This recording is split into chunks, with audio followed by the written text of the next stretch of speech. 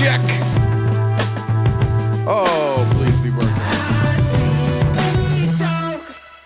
Good morning, everybody. Mohawk for Newsies Day. That would be sweet. That'd be sweet. I haven't cut my hair in a while. About every 3 or 4 weeks, I just buzz it all off. Is it working? Oh shit, we even got the TikTok chat included in the main chat today, so that's cool. No one checked on Mike. I don't know. You're supposed to do it. It's not my job to check on Mike every day. Free song. Baron, that's got to be your favorite song. We got to just get you a copy of it so you can play it on your own. Someday we'll play it at some point. I'm not muted. Someone cleaned house on that one. Yeah. Did somebody get this hat? Did anybody get this hat? This one I don't wear very often. I lose it all the time. It's really flimsy, and I wear it on hot days, and so I regularly lose this hat. So it's I think I've probably only worn it once or twice. And I had on a different hat this morning when I woke up furious about the Republicans in government, and so it's been a morning. Let me move a couple things around here real quick. Make sure get in the Discord with Jen. Pop in. Where is it? There we are. We forgot to check on this. Jen, good morning. Can you hear me? I can hear you. This is twice. I've already heard from you once today. This is great. Jen called and yelled at me today and said that she just calls every once in a while to tell me I'm a bitch and then hangs up. I can't hear you. That's weird. You can't hear me on Discord? Oh, shit. Let's check on Discord.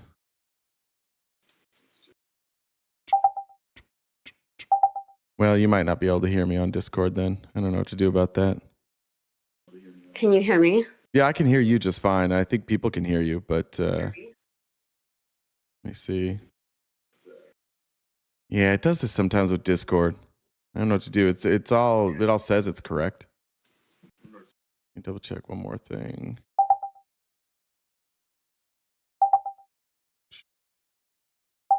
How about now? Does that make any difference? Even if I do a mic test, you guys can hear that. But Jen can't. All right. I don't know what to do about that. Jen, you'll just have to break in when you break in and I guess listen to me on the stream. Good morning, everybody. I was just listening to facts and I got distracted. So sorry for being like a minute or two late.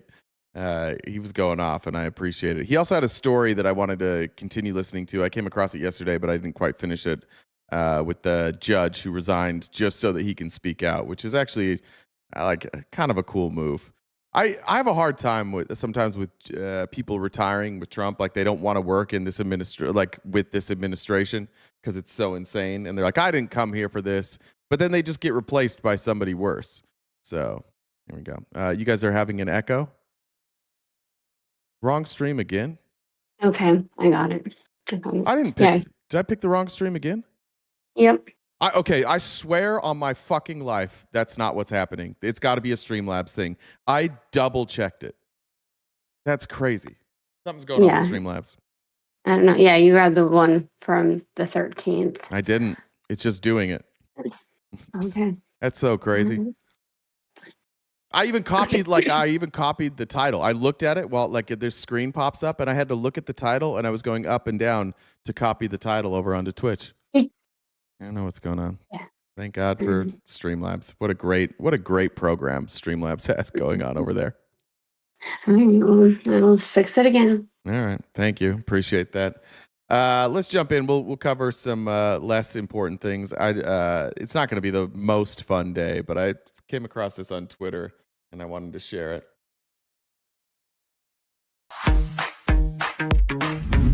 My principles are like my eyeliner, reapplied and rebranded every news cycle.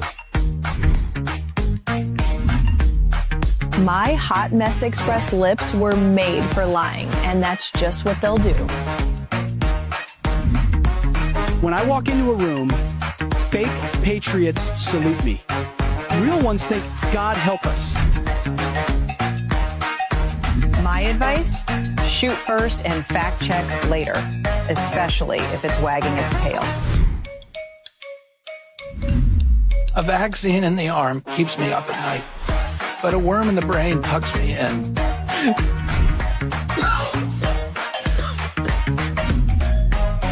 I genuinely never know where I'm looking, which makes hiding the Epstein files a breeze. Enigmas never age, and every day is a wonderful secret, except the Epstein list. I'm on every damn page. I'm looking forward to the next season of Real Housewives of the White House. Thanks, Shattuck Nation, for that one. That's AI generated, just in case you needed to know that, TikTok. Sometimes you guys I have to say that or I get in trouble. That's so good. Whoever made that is unbelievable. I don't watch any of those shows, so but it seems accurate. I think that was the right music for it. All right, let's look at some polling numbers. It seems like every day we've got record low polling numbers for Trump. Here's some new polling numbers from Harry Anton. President Trump is trying to sell the American folks aren't buying, and we can see it pretty simply here. Take a look here. This is consumer sentiment, the current conditions. Consumer sentiment can be the current conditions or it can be future expectations. We're looking at current conditions.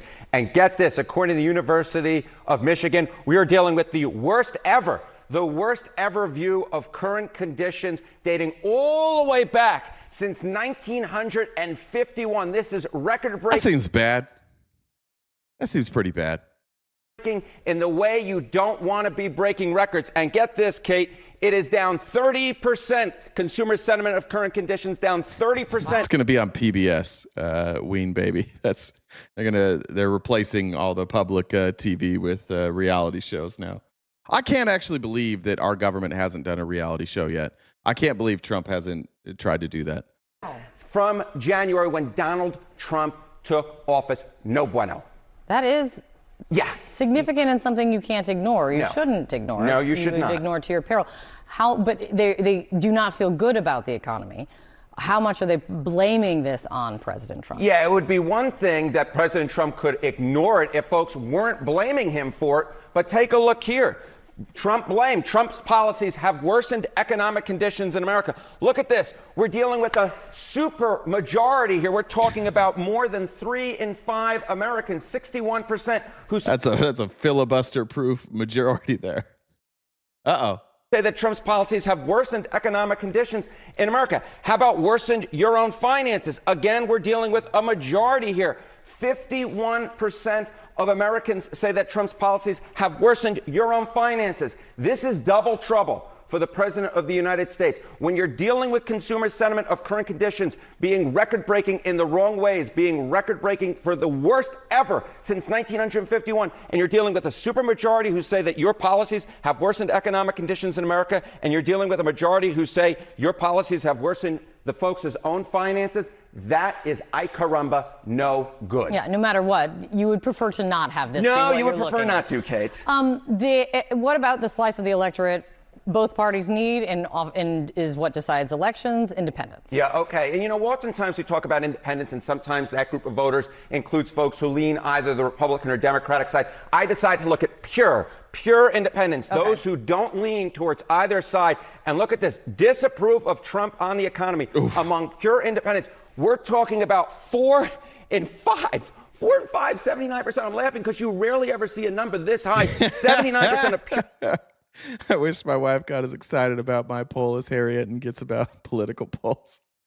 Pure independents disapprove of Trump on the economy. How about this? This is no outlier, Kate. This is no outlier because look at Marquette University, their law school. 76% of pure independents disapprove of Trump on the economy. When you put it all together with the approval ratings, it averages out to a net approval rating on the economy among pure independents of, get this, minus 58 points. That's so solid. Oy vey, as my mother used to say. This is the type of thing that is political nightmare fuel, and it is no wonder that a little bit less than a week ago, the Good to see you, Larry.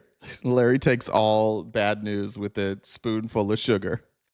Bad news is good news. That's how MAGA works.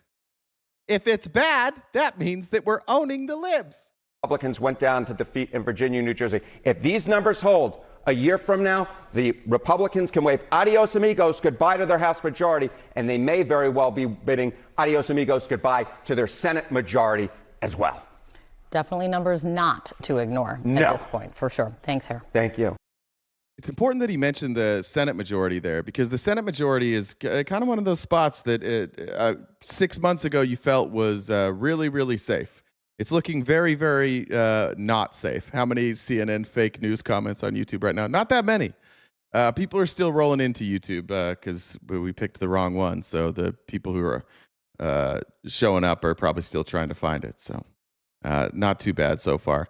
Quick check on MAGA here. Just seeing if everybody's doing all right. This is somebody that I followed for a while named Evan Kilgore. He's like he's kind of like a manosphere MAGA. He's one of the bros that thought it was cool to follow Donald Trump. He's not doing great.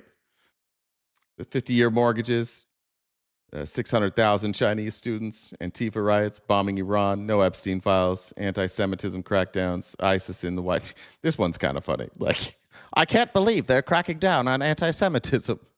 I thought we were going to get to do more of that. ISIS in the White House, inflation. MAGA's losing me, to be honest.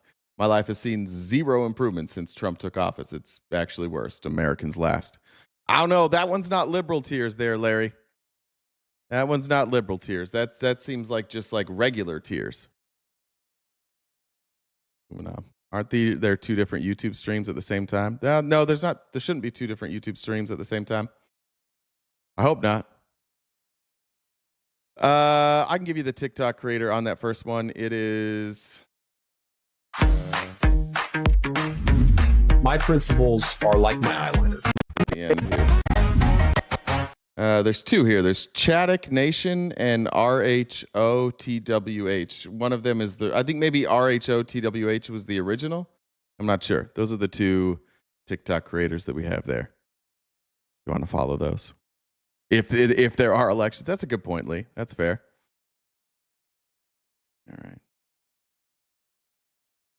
All right. A lot of you guys tagged me in that creator that was calling churches to see if they could get formula. And seems like that's the churches are onto it now. This is Married to a Lunatic on TikTok with a breakdown. I just thought, I didn't follow it that closely. Admittedly, I thought it was a cool story, but it felt like if I spent too much time on that, I wouldn't get time for other stuff. But I just wanted to show this video of the aftermath of at least 4 of these churches who she contacted. 4 churches have responded. 3 are going to really piss you off. 1 is probably going to bring you to tears. The 3 that are going to piss you off really just shows it's the church leaders that are the problem. I'm going to save the best for last and start with Germantown Baptist Church. This is the one where she called and they're like, yes, we have a benevolence program, but it's for active members only. Are you a member of the church? No. Sorry, we can't help your starving baby. For accountability, he calls the woman who called the office asking just for a small can of baby formula, calls her a folly, saying women are seductive, they know not what they do. Basically just blames her or his church failing to help a baby in need, and then says, I'm going to have my own social experiment. Raise your hand if a woman walked in right now and needed formula, if you'd be willing to help. And then 2 very interesting things are shown. First off, the woman filming this, thank goodness, because I wouldn't have believed it if I hadn't seen it with my own eyes. A total of like 6 hands get raised in his entire congregation. It then pans to the whole congregation and you see... I like seeing churches. I like seeing mega churches look like that. I'm a big fan of empty mega churches. That there's barely anyone in this church. Overlooking the fact that very few people who showed up for this service raised their hand willing to help a mother in need, was barely anyone in attendance to begin with. This was one of the mega churches. People are wondering if enough members of this congregation of Germantown Baptist Church saw what their church was unwilling to do and are simply no longer attending Sunday service. Brings me to Waverly Church of Tennessee, another church. I think that's a Wizard church, if I remember correctly.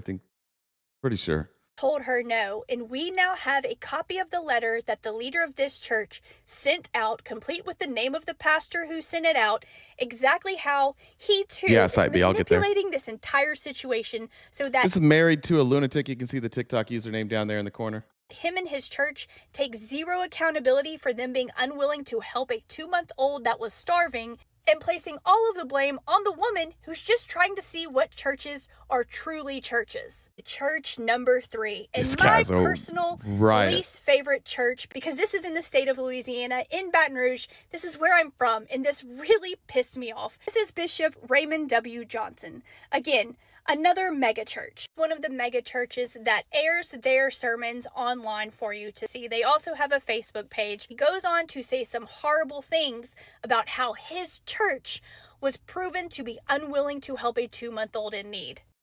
We had a little situation. Y'all know if it was up to me, I would have been unplugged social media. It's never good when somebody gets in trouble and their first response is, I hate social media. That just means like it keeps catching you. I'm guessing this isn't the first time that this pastor has had problems with social media. So there's another lady who's looking into this Germantown church and its non-existent EIN number and questionable renovations. Send that to me when you get it. Long time ago.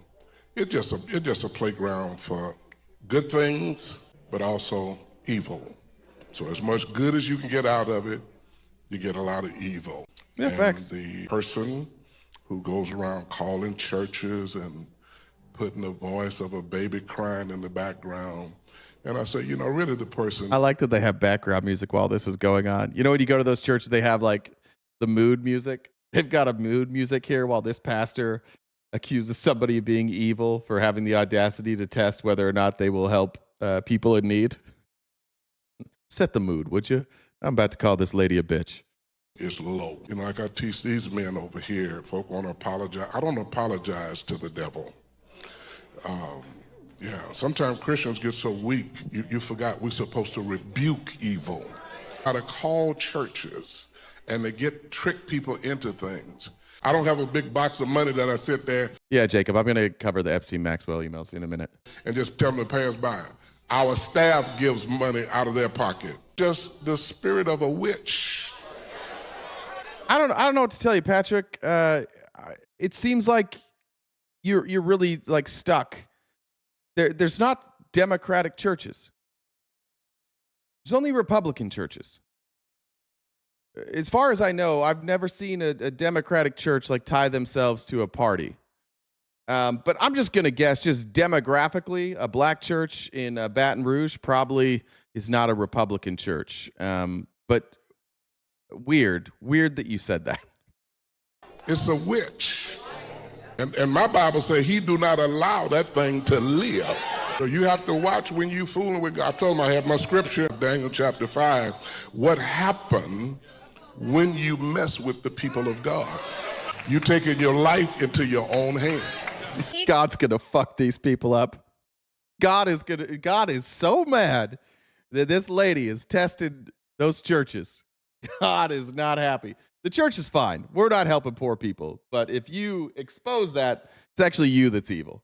Called this woman who showed that this church was unwilling to help a baby in need, calls her the devil, calls her a witch, not once, but twice, threatens her, calls her low, says he was strict, the church was strict, and that his entire congregation should rebuke this woman who just showed that his church was unwilling to help a mother in need. Now it's time to get your tissues out, because this is the best one out of the four churches who responded. I thank God for it, because I love ministry. I've always loved ministry. If you told me, that $95,000 would go into my church, a church that we take in about $22,000 or $23,000 a month, if you told me that $95,000 would flow in 6 or 7 days, I'd have said, you're crazy. Both if it did, I'd be shouting. Why is it strange? Why is it noticeable that the church did the right thing? Thank God for that. Because we're his people, and when we have the right to his name, so when our name is lifted up, his name is also lifted up. Why does this man's voice sound so familiar? This is the leader of the very small church that was not only willing to help out a starving child, he's the one who took out a pen and paper and said exactly what flavor formula do you need, because I'm going to take care of you and your child. When he was addressing this social experiment, you heard that right. His church has received over $90,000 in donations to thank him for being a truly godly person. And on top of that, his sermon was, why is it not normal for churches to help a hungry child in need. Genius behind this entire social experiment drove all the way to this small church to meet the man who was willing to help her and a starving 2-month-old, not asking if she was a member, if she had donated to the church, if she was even saved. He was simply willing to help her because she was a person in need. Benny said, good shout out there. Benny, our deconstruction community has helped multiple mothers in need too. Discord.gd/deconjct. Yeah, great work. And he was not going to let a child go hungry. So just like Raymond W. Johnson said in Baton Rouge, Louisiana, what happens when you mess with the people of God?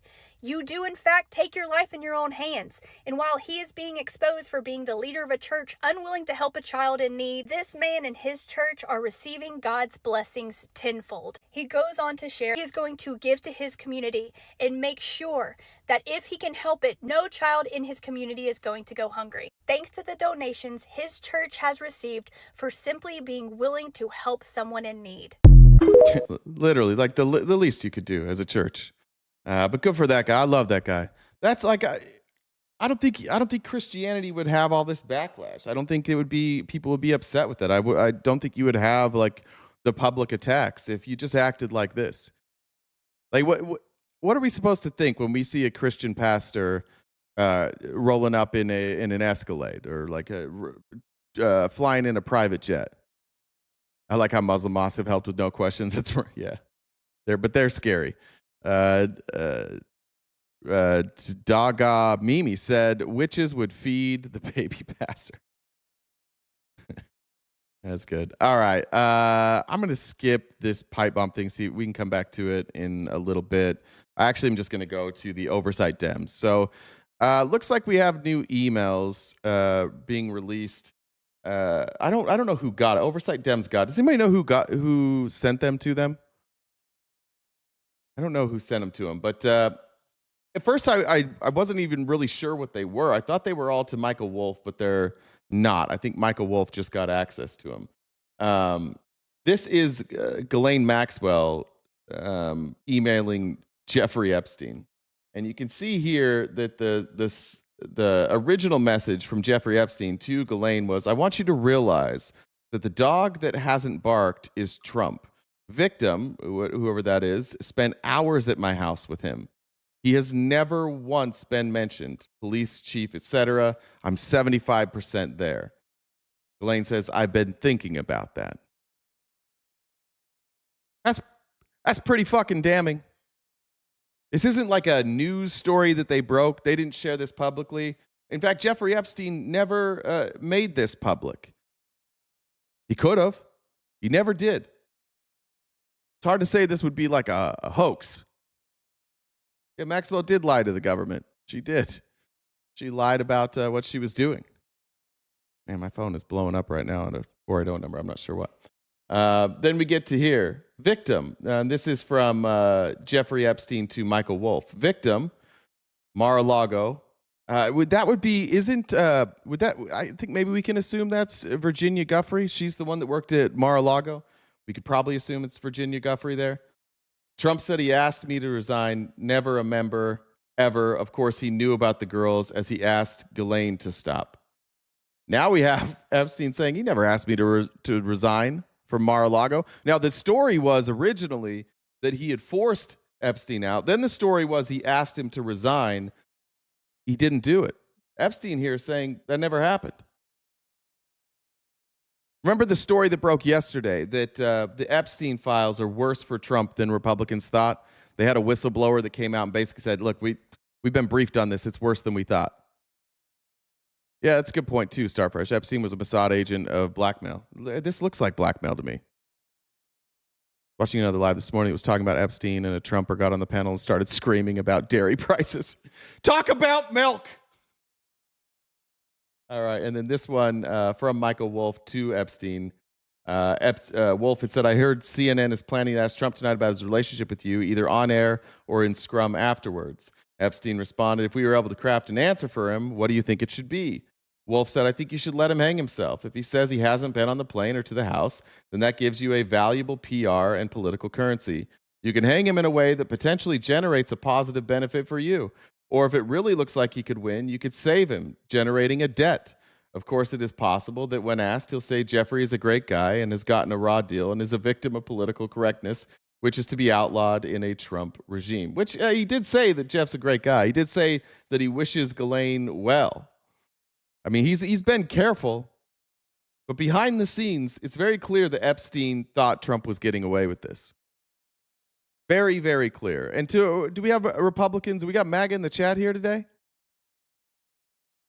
Danielle said, I'm pretty sure there were dozens of girls that Epstein found through Trump at Mar-a-Lago. Okay. The only one I know of is Virginia Guffrey. Do we have, where the cover-ups are usually worse than the crime? Oh, that's what we're doing. That's how we're spinning it now, too. Maybe. I don't know. I don't know if if Donald Trump was abusing children, I don't think that the cover-up is going to be worse than the crime. And it seems that Epstein is alluding here that Trump was involved.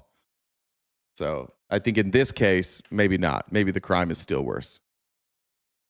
Mark Warren, Trump. Let's see. That one. Here is Liz Stein. She's an Epstein survivor. She was on, I think it might be MSNBC. That here's what she had to say. Long established that Trump and Epstein had a close friendship, but now we're seeing kind of a deeper dive into what that might have looked like. And I think that it's important for us to remember that there were many high-profile men that were friends with Epstein. And I anticipate that, we might see more information coming out also about them. It's still a little unclear what some of these emails mean. Epstein, again, writing in... I don't know that it's that unclear what they mean. I think it's pretty clear what they mean.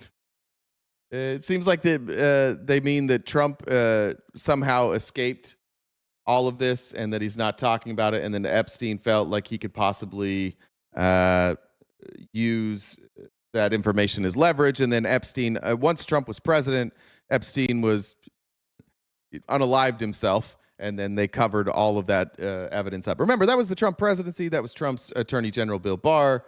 All of this stuff happened under Trump. I don't think if this was anybody but Donald Trump, I don't think a single MAGA person would think that this was like somehow a hoax to hurt Trump. If it was anybody but Trump, I think unanimously the country would be like, oh yeah, he's definitely guilty. But because you guys voted for him, because you had tied your name to him, and because you also believe that all these other things about him were lies, which aren't, you've just decided we don't care about this anymore. In 2011 to Maxwell, quote, I want you to realize that that dog that hasn't barked is Trump. And then Epstein refers to a victim that, quote, spent hours at my house with him. In a separate email with author Michael Wolff in 2019, Epstein tells Wolff that Donald Trump, quote, explicitly knew about... Ryan said, keep up the good work. Your YouTube short this morning was great, dude. Fuck these con artists. Jan 6 MAGA. Fuck nutters. Thank you. I wasn't ready for fuck nutters this early in the morning. The girls as he asked Ghislaine to stop. Is this new information to you? I don't think it's new information to any of us. I think that we have already seen that he may have had an idea of what Epstein was up to based on things that have already been released. His addition to the birthday book was telling. And I think that... Remember, with the birthday book, too, Trump said that's fake. It's a hoax. Pam Bondi said it was a hoax, I think. Caroline Levitt came out, oh, that's all. And then it came out, and they're like, oh, we're just not going to talk about that anymore. Turned out that was true, too. Everything Donald Trump has said about Epstein that was a hoax has turned out to be true. We talked about it before, but I thought that this strategy actually made a lot of sense by Senate Democrats. Until we get a vote on releasing the entirety of the files, they were just going to slowly leak out files. And that seems to work because they leak it. Then Trump goes on record with his team. They all call it a hoax. They say that it's fake. And then a week or two later comes out it wasn't a hoax. Like it death by 1,000 paper cuts. This is, we showed it earlier, but like this is chipping away at all of his support. Some people said like Trump doesn't intend to leave office. And I agree that there's like a scenario where Trump doesn't intend to leave office. But it requires at least some level of support. And the more you chip away at that support, the less likely it is that he'll be able to pull that off. Let me play this. This number has called me about 1 million times. I need to answer this. I'm going to let this video play. I need to answer this real quick. We're just seeing, like I said, we're seeing a deeper dive into what their friendship looked like. The president, of course, has consistently denied having any knowledge or involvement in Epstein's crimes. Liz, what do you want to hear from the president now?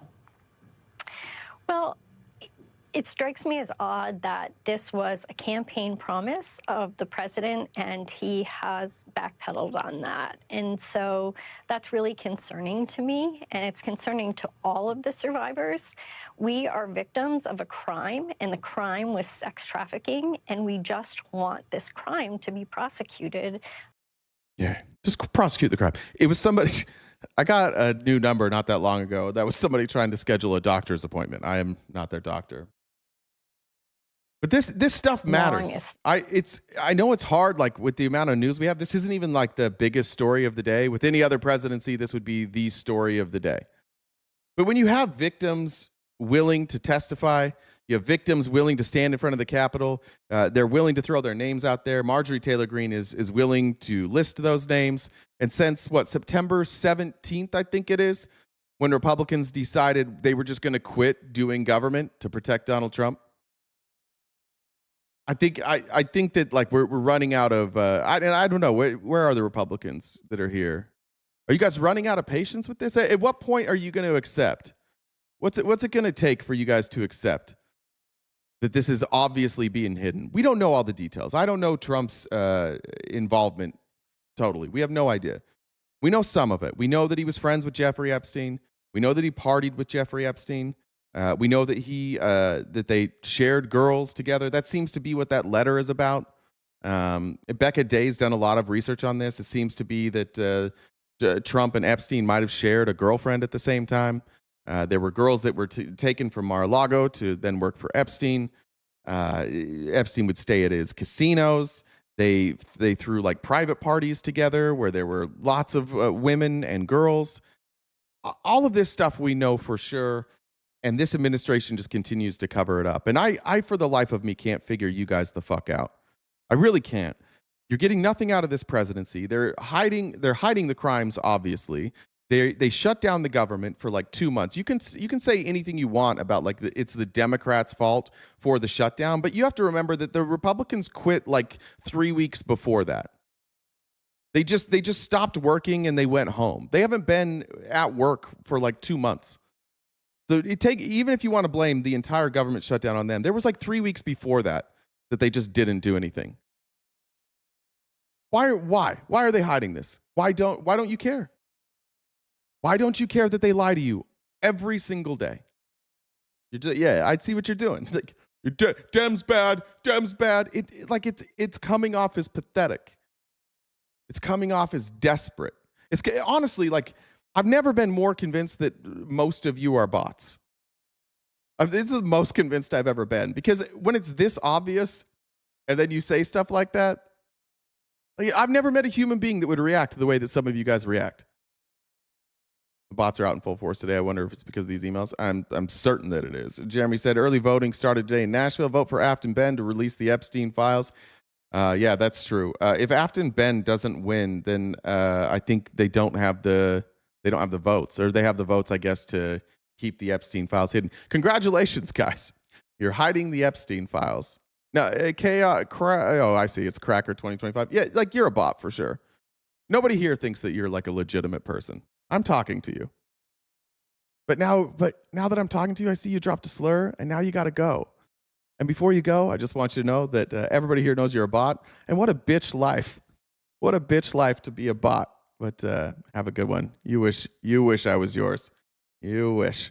All right. Can somebody get rid of that person? Let's go to the next part. Here's Anuska De Giorgio on Donald Trump, specifically in his connection to Epstein.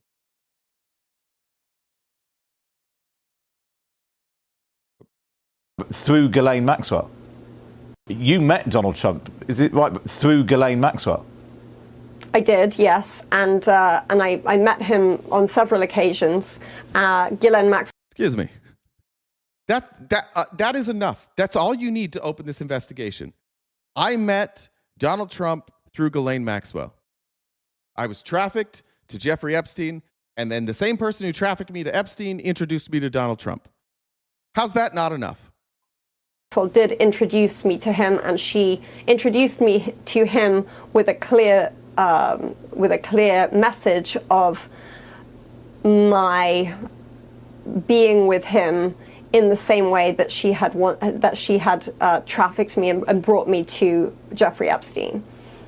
You met Donald Trump. One thing I love, though, about Republicans is that they don't change their views just to suit Donald Trump. Like, they're still going to call shit out. And that's what I love about the integrity of Republicans, especially people like Jack Posobiec and J.D. Vance. You can see them tweeting about this. They're furious. Jack Posobiec tweeted, "Are you paying attention yet? The DOJ and Ghislaine Maxwell's lawyers have made a deal that her little black book of contacts will never be made public." And J.D. Vance said, "What possible interest would the U.S. government have in keeping Epstein's clients secret?" Oh, if you're a journalist and you're not asking questions about this case, you should be ashamed of yourself. What purpose do you even serve? I'm sure there's a middle-class teenager somewhere who could use some harassing right now, but maybe try to do your job once in a while. Oh, that was in 2021, and now they've both shut the fuck up. Oh, I remember now. Journalism's only important when it's self-serving. Now that J.D. Vance works in the administration and Jack Posobiec has been hired to be a propagandist for the administration, let's see what Jack said today. Is he talking about this? Let's go through his tweets today. Mortgages. Okay. Poland. Look at all these good whites. Yeah, nothing on Epstein today. Weird. Poland. It's very important that we talk about Poland apparently today. Marxism. Yeah. That's weird. He should have some stuff on. Well, let's check J.D. Vance. He's probably talking about it. Let's see what J.D. Vance is saying today. He's probably talking about this. Retweeted something. Nothing today. Not a peep today. What about his other account? What about this account? He's probably talking about it on this one. Just yesterday, Happy Veterans Day. Okay, nothing there. All right.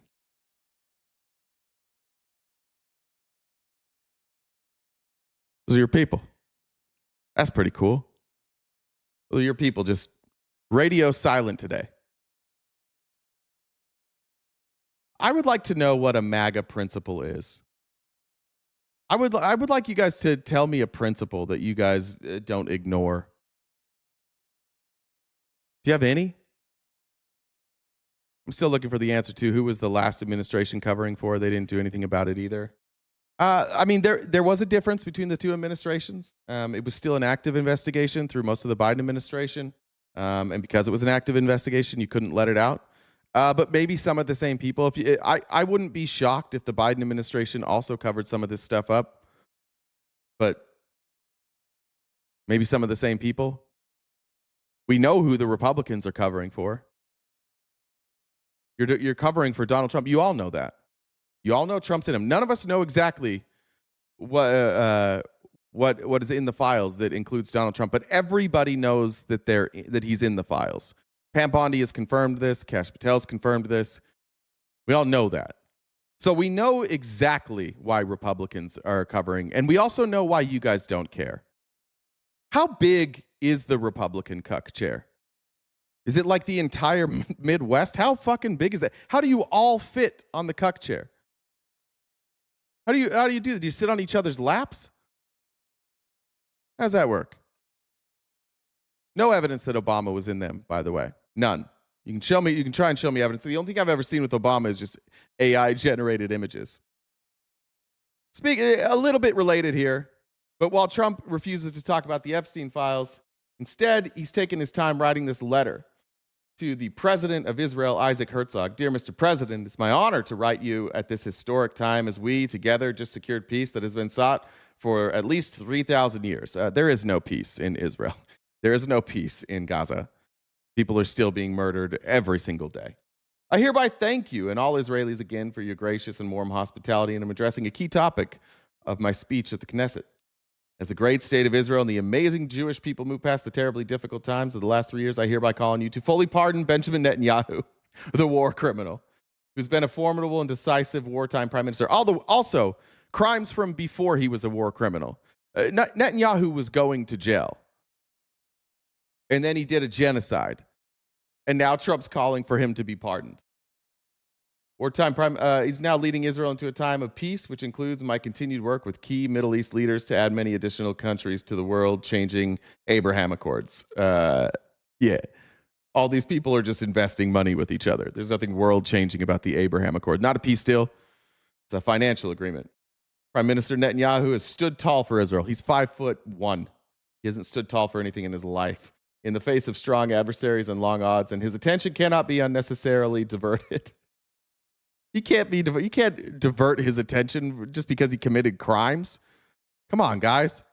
We don't do that. Presidents, prime ministers, they can't commit crimes. While I absolutely respect the independence of the Israeli justice system and its requirements, I believe that this case against Bibi, who has fought alongside me for a long time, including against the very tough adversary of Israel, Iran, is a political unjustified prosecution. Isaac, we've established a great relationship, one that I'm very thankful and honored by, and we agreed as soon as I was inaugurated in January that the focus had to be centered on finally bringing back the hostages and getting this peace agreement done. Now that we've achieved those unprecedented successes and are keeping Hamas in check, it is time to let Bibi unite Israel by pardoning him and ending that lawfare once and for all. I fully expect them to pardon him, by the way. And not because he didn't commit the crimes, but because he did the thing that some Israelis wanted, which was a genocide. They just loved that. Like, thanks. We can overlook these crimes since you allowed him to murder a bunch of Palestinians. So we're going to overlook that. I have no doubt that he's going to be pardoned. But just a reminder that on the day that the Epstein files came out, on the day we're going to cover a little bit now, where Republicans are just figuring out ways to directly pay themselves through non-clean continuing resolutions. That's what Donald Trump is doing for you, begging for a pardon for Benjamin Netanyahu. That's so cool. The people Biden pardoned had served years, some decades. Yeah, most of those were commutations. All right, I want to talk about this before we get into what the House is doing, because I think this is also a massive scandal. We talked about the 50-year mortgage idea that Trump brought up, and there's been some new reporting on that as to where that came from. Here is Caitlin Collins to explain. Politico reports tonight that the White House officials are furious with Bill Pulte. He's Trump's head of the Federal Housing Finance Agency, who put this idea in front of the president without telling others. The report, and in Politico tonight, says on Saturday evening, Pulte arrived at President Trump's Palm Beach Golf Club with a roughly 3x5 poster board in hand. A graphic of former President Franklin Roosevelt appeared below 30-year mortgage and one of Trump below 50-year mortgage. The headline was Great America. He brought pictures. You can laugh at CNN. We have the pictures. Before you discredit it with CNN. Go ahead, bingo card out. There's our first MAGA dipshit to go, ha ha ha ha, CNN. Like I'm going to believe that. I would never believe CNN. Ha ha ha ha ha. There's the first one of the day. Like, we actually have it. But they had to bring props. That's how you convince Trump. You just bring like a picture that you think he's going to like. American presidents. And Trump apparently bought into the idea right off the bat because roughly 10 minutes later, he posted that same image on Truth Social. Some of his biggest allies in the MAGA universe, though, are blasting this plan as unrealistic. It's proud of a poster board. You're like, let's fucking do it. Give me that poster board. Let me tweet this shit out. That includes Congresswoman Marjorie Taylor Greene, who wrote online that homebuyers would be, quote, in debt forever and in debt for life. Politico reports tonight. Yeah. Ty said, you think any House GOP will vote yes to release? Yeah, I still think the same people will vote yes to release. I know some people are saying Nancy Mace looks like she's softening, but I don't think she's doing that. I think she's just praising Trump while blaming everybody else for not releasing it because she's in a lot of trouble. She is being run out of the GOP currently, and she desperately needs Trump to back her. So I think I still think she'll vote for it. I don't think any of them have changed their votes. I'd be surprised if any of them changed their votes. Anyways, Scott Bessent then, this was in May, and this is where I started connecting some of these dots. Scott Bessent in May said this. Now, Bill Pulte, for anybody who doesn't know, is Trump's pick to run Fannie Mae and Freddie Mac, basically. That's his job. And there was can I expand this? Why can't I expand this? There are reports. Part of the plan, as Scott Bessent announced in May, was to privatize Fannie Mae and Freddie Mac. Here's that announcement. There are reports, including on Bloomberg, that there may be, if I can call it, privatization of Fannie Mae and Freddie Mac, something that's been talked about since I think they were nationalized, essentially, during the great financial crisis. I heard the president say, I'm going to ask Scott Bessent about this. So has he asked you, and where does that stand? It is a goal for this administration. Again, we're doing peace deals, tax deals, trade deals. So as we land some of those deals, then we will focus on that. But David, what I can tell you, we are doing. He used to be a little more confident, like substantially more confident. He's really stuttering a lot now as he's trying to explain why none of this shit is working. A great deal of a great deal of studying at Treasury, because the one requirement for this privatization is that they are privatized in such a way that mortgage spreads do not widen. And in fact, is there a way that we could make the spread between the risk-free rate and mortgages tighten as the Fannie and Freddie are privatized? That was exactly my question. So do you know the answer to the question? Is there a way to do that? Because most people are concerned that will drive up mortgage rates.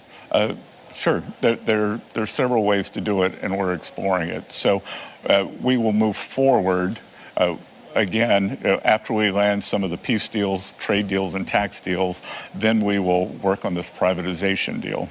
Now, many of you are probably familiar with Pulte Homes. It's one of the largest home building organizations in the country, a massive corporation. They build millions of homes. And Bill Pulte is the son of the founder. He used to sit on the board, and he doesn't sit on the board anymore, but he does own his own company. He runs a private equity firm that invests in home builders. Here's just some of the stuff that they invest in Pulte Capital. You can see that they generally invest in middle market companies and lower priority divisions of national companies in the following building product segments: specialty building products, countertops, HVAC, roofing, green, energy efficient, sustainable material companies, specialty drywall, flooring distribution, windows and doors, specialty truss manufacturing, specialty home builders. All of these sectors right now are struggling. They're struggling for a couple reasons. One of the reasons they're struggling is a lot of their material costs have gone up due to tariffs. The other reason they're struggling is that people aren't buying houses right now. Mortgage rates are high, and so they need a way to drive up the price drive up the earnings for the companies that they've invested in. The only way to do that is to get people to buy more homes. And if people can't buy homes and their credit ratings are slipping, what do? You go out as Fannie Mae and Freddie Mac and you pitch an idea that, hey, maybe we should just lower the credit rating. That's what we should do. Some people can't buy homes because their credit's too low. So let's just change that. Now, of course, their mortgage rate will be higher. And since their mortgage rate is going to be higher, they might not be able to afford these homes. So how can we make a home more affordable with higher rates? What if we take it from 30 years to 50 years? See how this works? You see why they're doing this? This is Pulte protecting himself and his family business. It's not for you. It's not for the American people. It's to solve a problem for himself. Cool, huh? That's pretty cool. The whole administration, they're just doing shit for themselves. Fuck the country. They don't care. They're just doing shit for themselves. How is this guy in charge when he has these obvious conflicts of interest? Because it's the Trump administration where we don't worry about that anymore. You'd also think that somebody like that there would be oversight. But here's what we also know about Bill Pulte. Wall Street Journal first reported, I got it from The Guardian because I don't subscribe to the Wall Street Journal. Did I say Wall Street Journal before? Ethics officials at Fannie Mae were removed from their jobs as they investigated whether a top Trump ally improperly accessed mortgage documents of Letitia James, the New York Attorney General, and other Democratic officials. Bill Pulte, a staunch Trump defender and the head of the Federal Housing Finance Agency, who oversees Fannie Mae, has accused James, Adam Schiff, a California senator, and Lisa Cook, a Federal Reserve governor, of mortgage fraud. All three have denied the accusations, and James was indicted on specious federal charges last month. Experts have raised questions about the three referrals and see them as thinly veiled efforts by Trump to target political rivals. But after Pulte made these referrals, former agency officials and experts told The Guardian they were highly unusual. Individualized mortgage data is highly sensitive and protected, and investigations into mortgage fraud are not typically handled by the FHFA Inspector General, an agency watchdog staffed with investigative agents. Ethics and internal investigation officials at Fannie Mae, the mortgage financing provider, had received internal complaints that senior officials had ordered employees to access the mortgage documents of James and the others. They passed on their investigation to the Inspector General's office, who subsequently forwarded it to the U.S. Attorney for the Eastern District of Virginia, who is Lindsay Halligan, the just recently appointed no-experience U.S. Attorney in Virginia. Halligan was pissed, unhappy to have been sent the information. She was just mad that people were even looking into this, which could become part of discovery that she'd be required to hand over to James's lawyers. Oh no, she said, you've now implicated me in what Pulte is doing by making me aware of this. Now, this is my job. I'm supposed to investigate this shit. But now that you've sent it to me, I'm mad because obviously I can't say no. Obviously, I'm here to just do what they're asking. So now I'm pissed off. Halligan told The Guardian on Tuesday evening the characterization was untrue and denied forwarding information to the White House. They're saying that it was forwarded to the White House. Then, about a dozen ethics and internal investigation staff from Fannie Mae were fired. The same people that raised the questions all got fired. And yeah, Michael, I have talked about the mortgage fraud by Big Tish. And guess what? Doesn't seem to be mortgage fraud. We looked into it. There doesn't seem to be anything there. Their big claim is that she used it as an investment property. But if you look at her financial records, somebody paid, like a family member paid her like once or twice to stay there. And it was basically the cost, it was for like a couple months, and it was a few $100s, which was essentially the cost of the expenses for like electricity. And then the rest of the time that person lived there, there's been no rent charged. The case, did it get thrown out? It's going to be thrown out. There's nothing there. But when people brought it up, that it was highly unusual, they got fired. No, not Dear Leader. Dear Leader is perfect. And everybody who accuses Dear Leader of something is the actual criminal. God damn, man, that cuck chair is massive. Whoever built the cuck chair, that might be the eighth wonder of the world. How'd you get so many MAGA into one cuck chair? Do all you guys take it out at once? Are you allowed to look at each other's? Or do you just have to keep eye contact on Trump and not pay attention to anything that's going on? Are you allowed to touch it at all?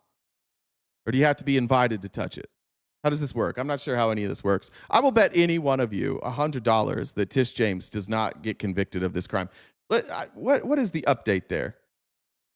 Let's see. Do we have any update?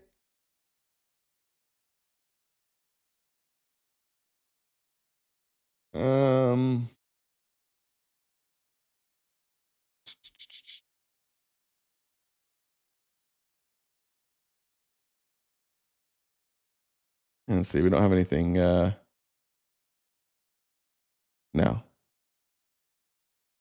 She's asked the federal judge to dismiss. I don't think we have a ruling.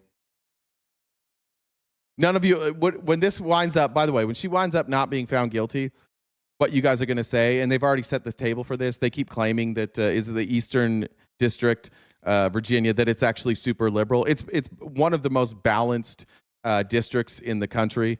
They're known for pushing through these cases quickly. When she's ultimately not found of a crime, what will happen is Caroline Leavitt will go in front of a microphone and go, "This is just another example of a biased Justice Department. How is it fair that Donald Trump got convicted and Letitia James didn't for the exact same crime?" And they'll ignore the fact that it's not the same crime. There was lots of evidence that Trump did it, no evidence that Letitia James did it. And then you guys will all just claim that the justice system is rigged.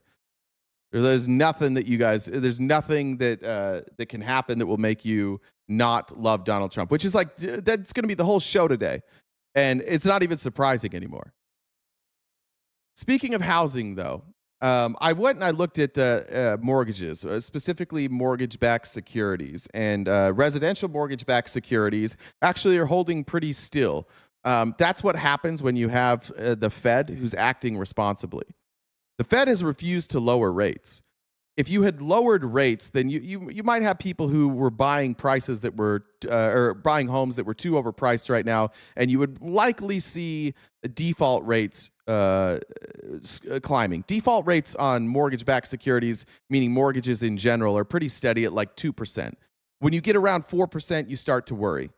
But there are delinquency rates that are very troubling within the real estate market, specifically commercial mortgage-backed securities, and this is frightening. It's also something that I thought of when I looked at this. You remember, like after COVID and the early parts of this Trump administration, there was this big battle. Elon was doing it. There's this massive battle for people to go back to work. They keep saying that if people who work from home aren't as productive, and it ruins the culture. And there was this big push by all these people to get people back to work. The reason I think for that is because people aren't renting. There are no tenants for commercial real estate. And during COVID, I have lots of friends who did this. People heavily invested in commercial real estate. What they saw like the commercial real estate bubble tank. And they all made massive bets that commercial real estate would tank during COVID, but then after COVID, it would spike again. So it was a good investment. But we're not seeing that. You can see here, these are the delinquency rates. This is from 2021 to 2020. I mean, this is a problem. The last time we saw delinquency rates was after the 2008 financial crisis. And as people were rebuilding, less and less people were purchasing commercial real estate. You saw a big problem. Look at the spike in delinquency in commercial mortgage-backed securities. So mortgage-backed securities, if you remember when we watched The Big Short, and if you didn't watch The Big Short with us, you can watch it now. If you remember, like if you've seen it, there's the Jenga scene where they build up the Jenga tower and they take pieces out and they're knocking off like the Bs and the double Bs, and eventually the whole thing collapses. Basically what that was, they were saying these securities, these mortgage-backed securities, aren't very good investments. And what caused the financial collapse in 2008 was a default rate, I think, of like 5%. We're at 11.8% on commercial real estate. 11.8%. That's a problem in and of itself. And all the economists are telling us right now that it's okay because residential mortgage-backed securities are stable at 2%. But we're about to get hit with the price increases from tariffs. We're about to hit the pass-through rate for a lot of these corporations with tariffs. If Trump doesn't end them soon, we're in a lot of trouble there. We're also having prices across the board, specifically healthcare. That's going to wipe people out. People are already struggling to pay their bills. So as more people struggle to pay their bills, we're going to see increased default rates on mortgages as well. That's why they're so desperate right now. That's why the Trump administration is begging Jerome Powell to lower the Fed rate. That's why they're going to install Kevin Hassett to lower that rate. Because these are all their donors. All these bankers are the ones that are paying Donald Trump. And they're doing everything they can to continue to prop this up as long as they possibly can. They think they're going to be able to get out of it. If you are a Trump fan, if you think that they have a good plan, just know that what this is going to take, and I'm going to lay this out, is massive investment, both from the federal government and from other countries. If you've been wondering, why is Trump going out with these trade deals and securing or trying to secure investment into a slush fund that he controls? It's because of this. It's because we have a lot of industries right now on the verge of crash, and they are not liquid. They have no cash right now. They need an injection of cash. You can lower the rates. That allows them to refinance some of their debt. That'll give them some cash. But more likely, you have a bunch of people who, no matter how much you lower the rates, they're still going to need cash. Our country, under this administration, has bet our entire future on AI. That's why they're pushing it so hard. They've decided that our entire future of our country is AI. If you took out the AI stocks, if you took out places like NVIDIA, did you know that we would be in a recession? Thanks for the sub. Anybody know that? I didn't know that. I learned that yesterday. I watched this video, and it's way too long to share here. I'll drop it in the Discord later. But if you took out these overinflated stocks, we would be in a recession. It's the only thing that's keeping us out of a recession right now. And they're running out of money. Michael Burry, the guy that is played by Christian Bale in the Big Short, has released where he's putting his money right now, and he's back to doing shorts. Now, Michael Burry's known for shorts. I will say this, he's not always right. Michael Burry has been wrong, but he usually gets it right when he's talking about overvalue, especially in this scenario. These are his short positions. He has just under $1 billion shorting Palantir. Oh, no, excuse me. Under $1 billion shorting Palantir. He's shorted NVIDIA with about $186 million. And then healthcare companies, Halliburton. Do you believe all movies? No, I don't believe all movies. That was a real story. They just made it a movie so that people could understand it. But Michael Burry is shorting, and this makes sense because neither NVIDIA nor Palantir have the revenue to justify their stock price, not even close.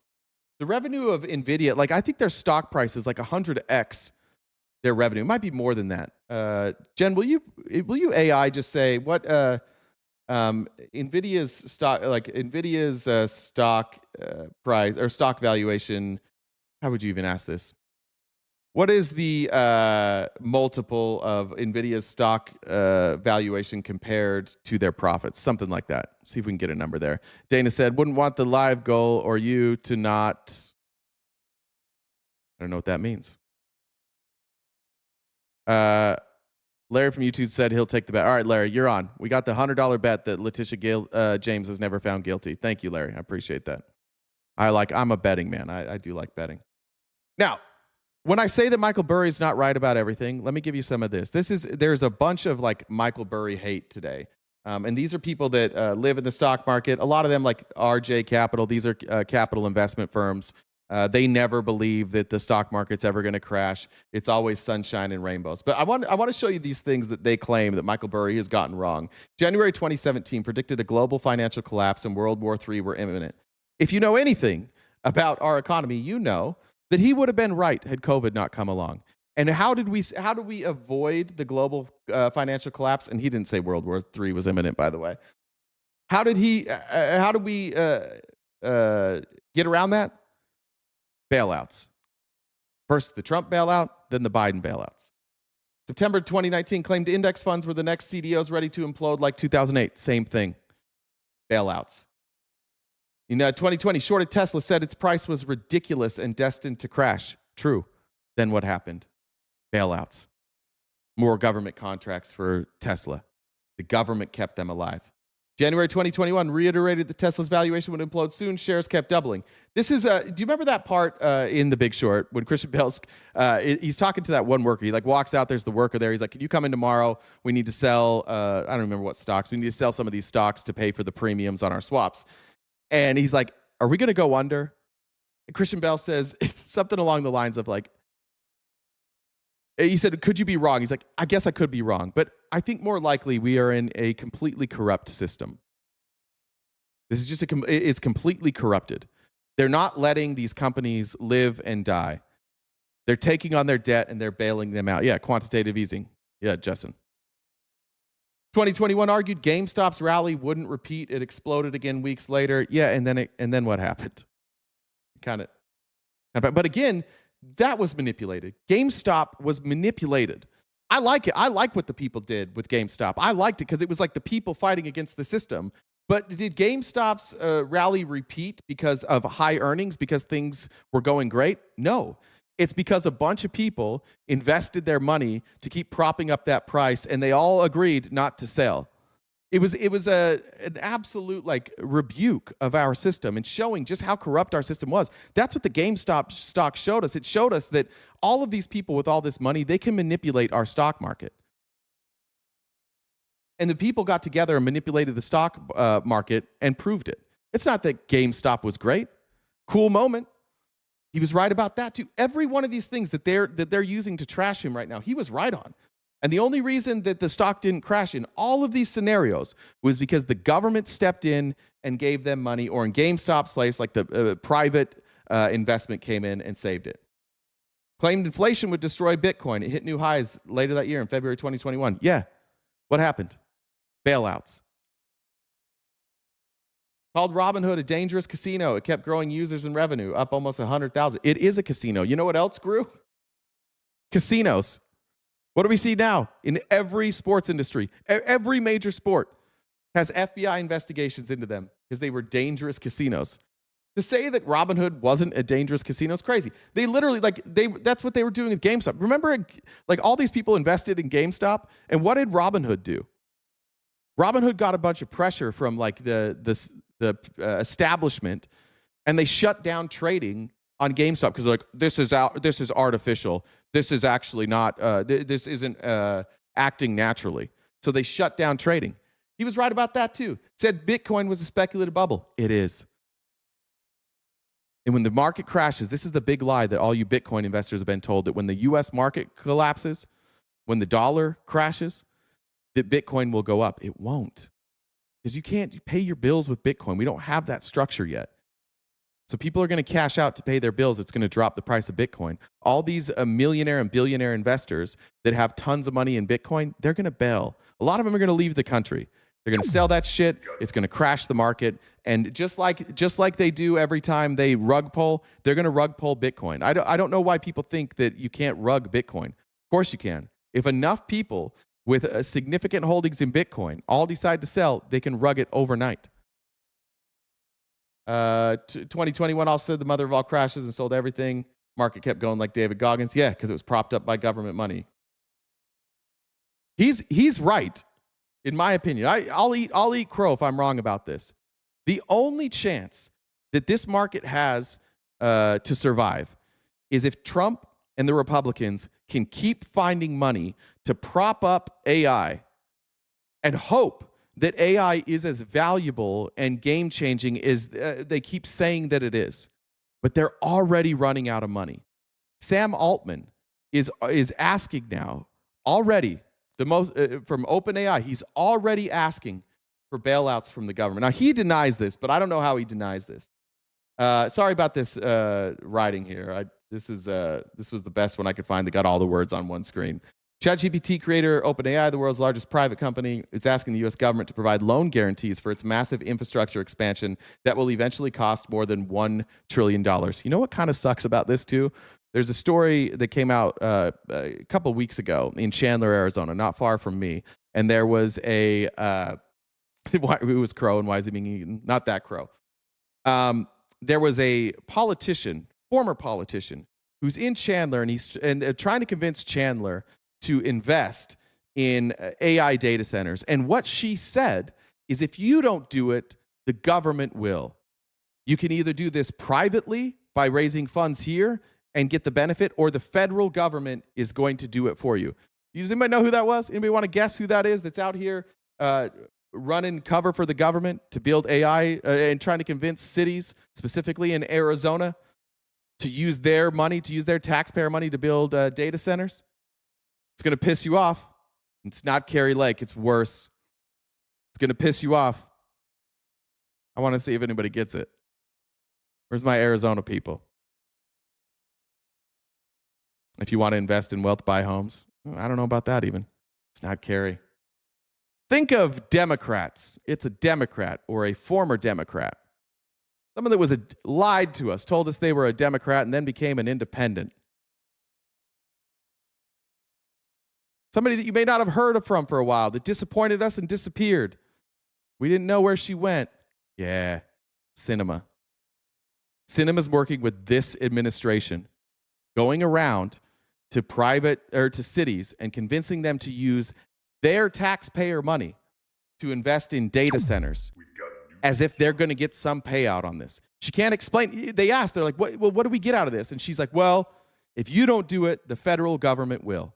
That was her legitimate argument.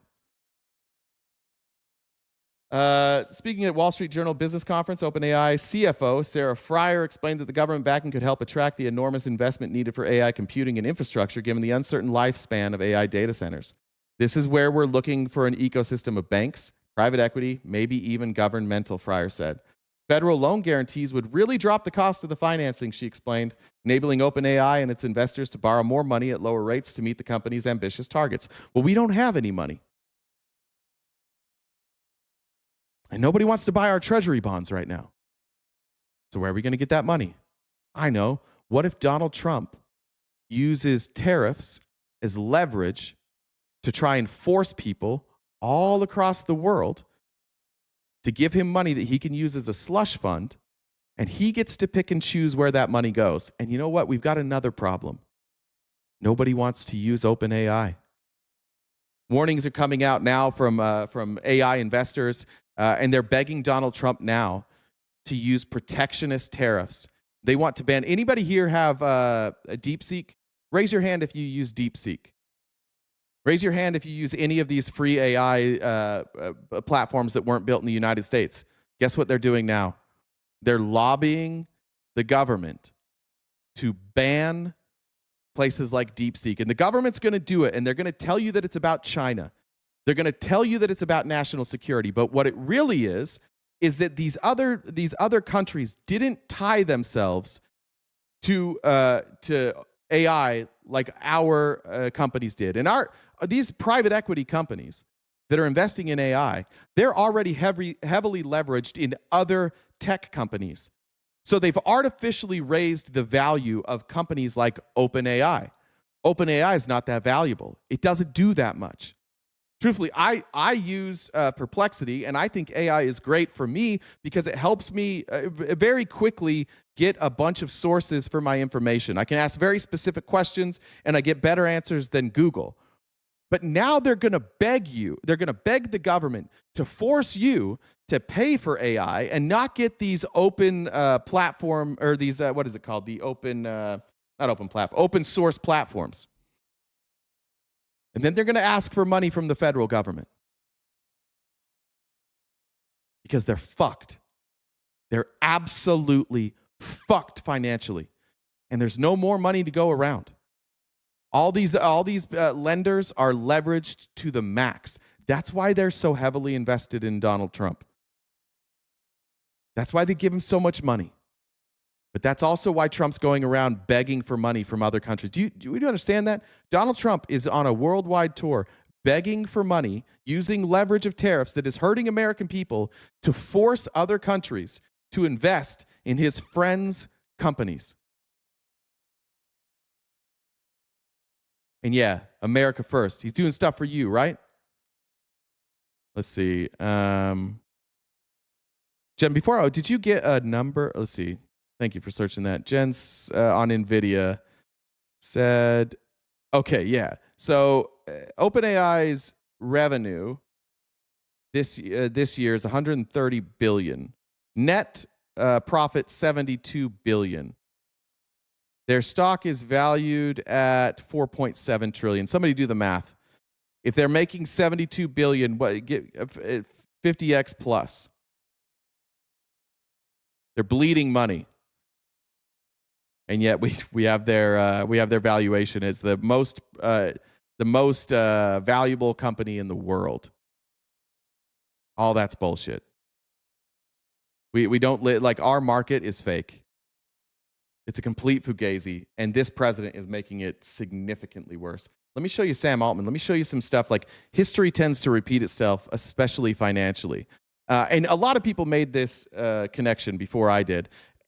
A reminder tonight, we are going to watch Newsies, and I'm going to get to some stuff that talks about Newsies and why that's important tonight for our members-only event. If you're not a member, make sure you're a paid member on YouTube, Twitch, or TikTok. You can watch that movie with us. But our next movie is going to be what's it called? I think it's called like The Smartest Men in the Room. Sam Altman sounds an awful lot like that. me show you a clip from the smartest men in the room first. The first. Now, this is a The first documentary about Enron. The first cracks in Skilling's public image appeared in a conference call with analysts in April 2001. And then Jeff Skilling took questions. And about midway through the session, there was a questioner who was sort of aggressively wondering out loud why it was that Enron, as a financial services company, in effect, could not release a balance sheet with its earnings statement like most financial institutions do. You're the only financial institution that can't produce a balance sheet or a cash flow statement with their earnings. Well, thank you very much. Wrong again, Lorena. And if you have to guess that, like, I live with my parents or live off my wife, which I'm not married, this is my job.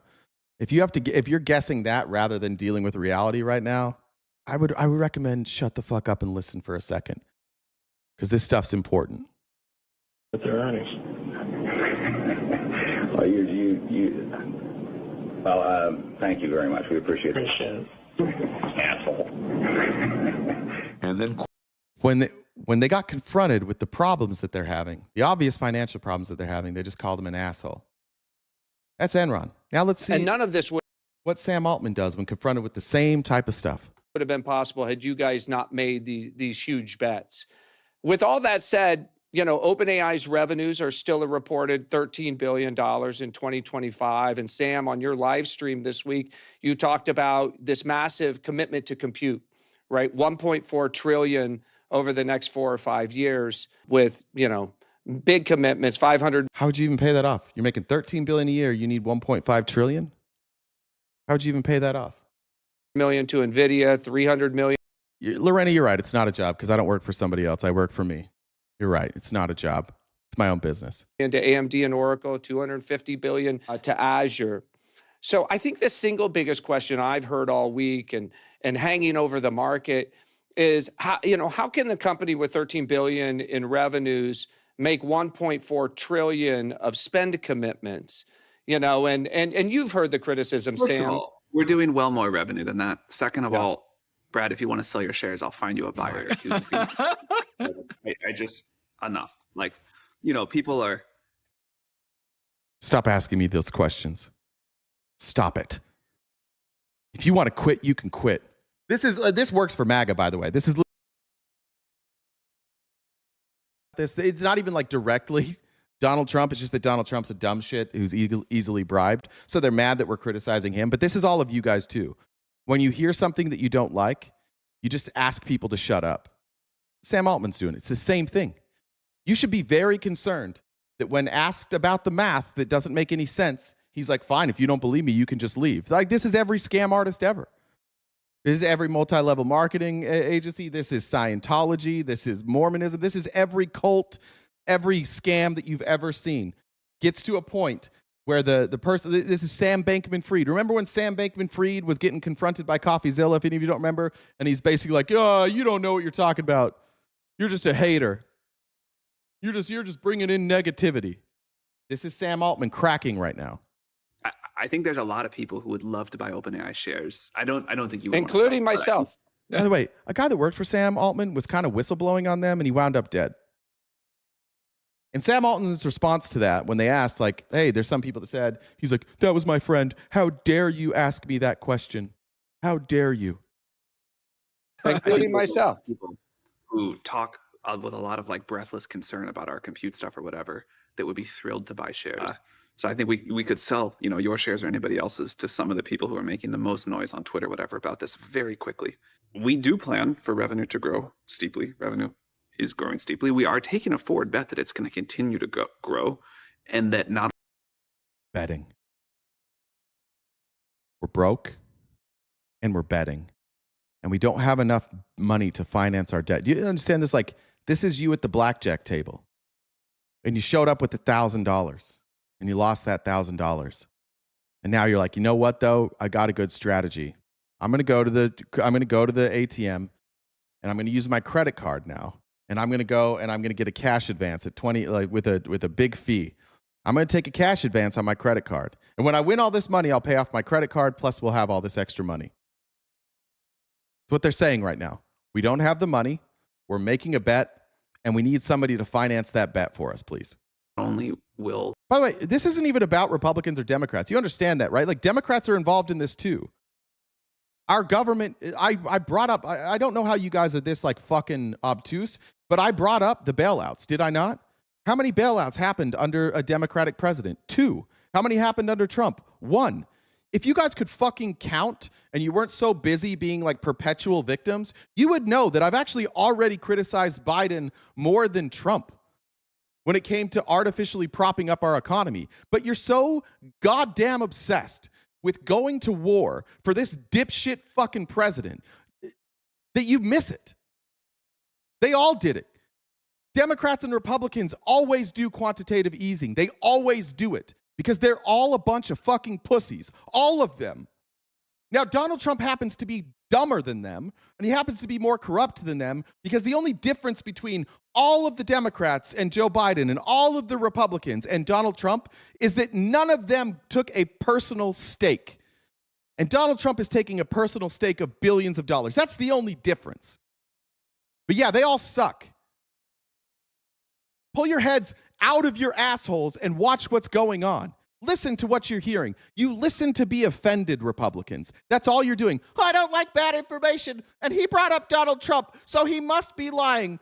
I want to talk about anything but this. You're not talking about the Democrats. I think maybe you're too fucking stupid to know that I'm not talking about Republicans. I'm talking about our government bailing out bitches like this. We have a completely fraudulent economy. The stock market is a goddamn Ponzi scheme, and Trump didn't start that.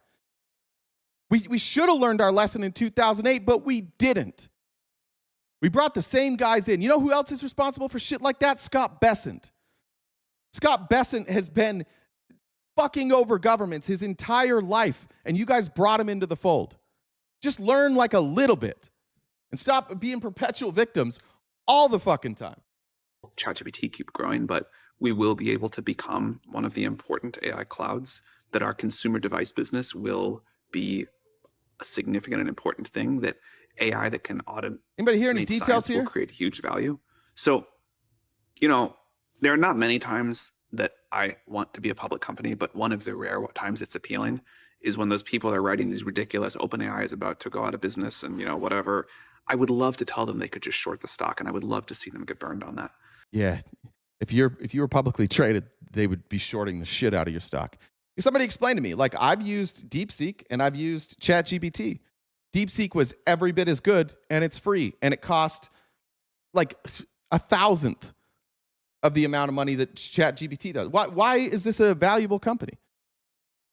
This is one of the least valuable companies you could imagine. Look at their debt to their income. If you had a debt to income ratio in your own personal life like this or your business, you'd be out of business. Why? Because you don't have daddy government to bail you out. Anybody out here that owns your own business, you'd be fucked if you ran a business like this. You don't get government bailouts. It's always, somebody said it's not Republican versus Democrat, it's rich versus us. That's true. And the sooner some of you guys figure out that you're not on the side of the rich, and I know that because you're here.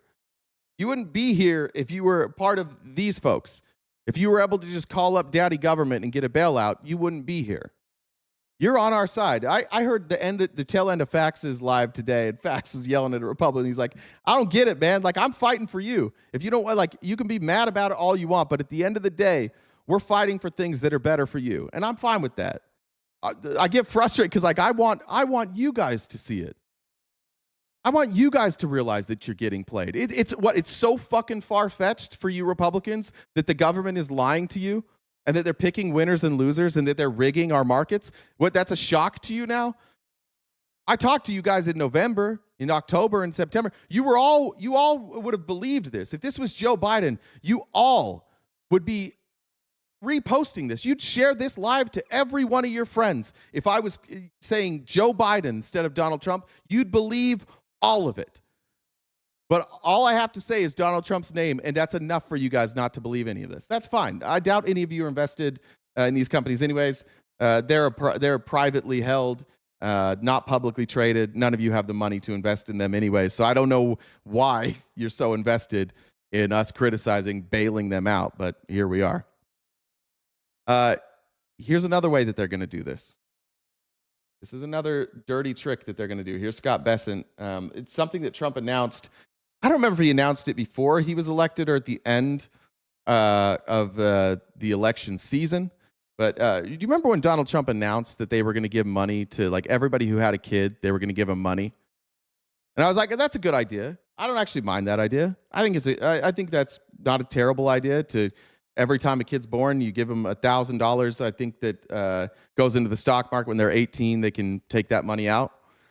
That's cool. It's also a way to artificially prop up the stock market. They get to determine where that money goes. So now the federal government's taking out their own loans. The federal government now is saying we're going to take out even more debt to prop up these companies. Here's Scott Bessent to explain it. The president's thrown out, and I'll just tell you what he said to make it shorter. He said, hey, I'm thinking about $2,000 stimulus checks coming from the tariffs to everybody and 50-year mortgages. First off, on the $2,000 stimulus checks, isn't that like paying? Here's some dark money in honor of Stick. Thank you, just a number. And I missed that from FOD earlier. I don't even know if Jen got it, but what did you say earlier? What he said, holy shit, it's almost like you knew it was coming. Yeah. All you have to do is open your eyes. You get to see this stuff coming. And by the way, guys, don't donate just to piss off Stick. Don't donate just to piss off these people in the chat who think that everybody here is a broke bitch. Whatever you do, don't do that. Using your overdraft to pay off your credit cards? Or isn't it like, taking money from a credit card and paying off your bills? Yes. Do you think that that's the most financially responsible thing to do? Well, there are a lot of options. They're talking about the tariffs right now, the $2,000 tariff checks, which are never coming. And Scott Bessent has admitted it's not going to be a check. You might get like a subsidy, or you might get like a tax credit.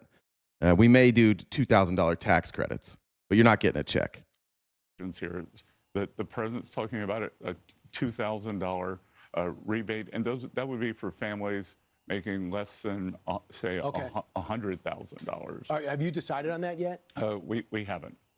It's in discussion. But the other thing to think about, Brian, is that what we did with the tax bill is actually financing the president's no tax and tips over time. Social Security and the big refunds you're going to see are a result of that. So that's another payment to the American people. And then the other thing you're going to see.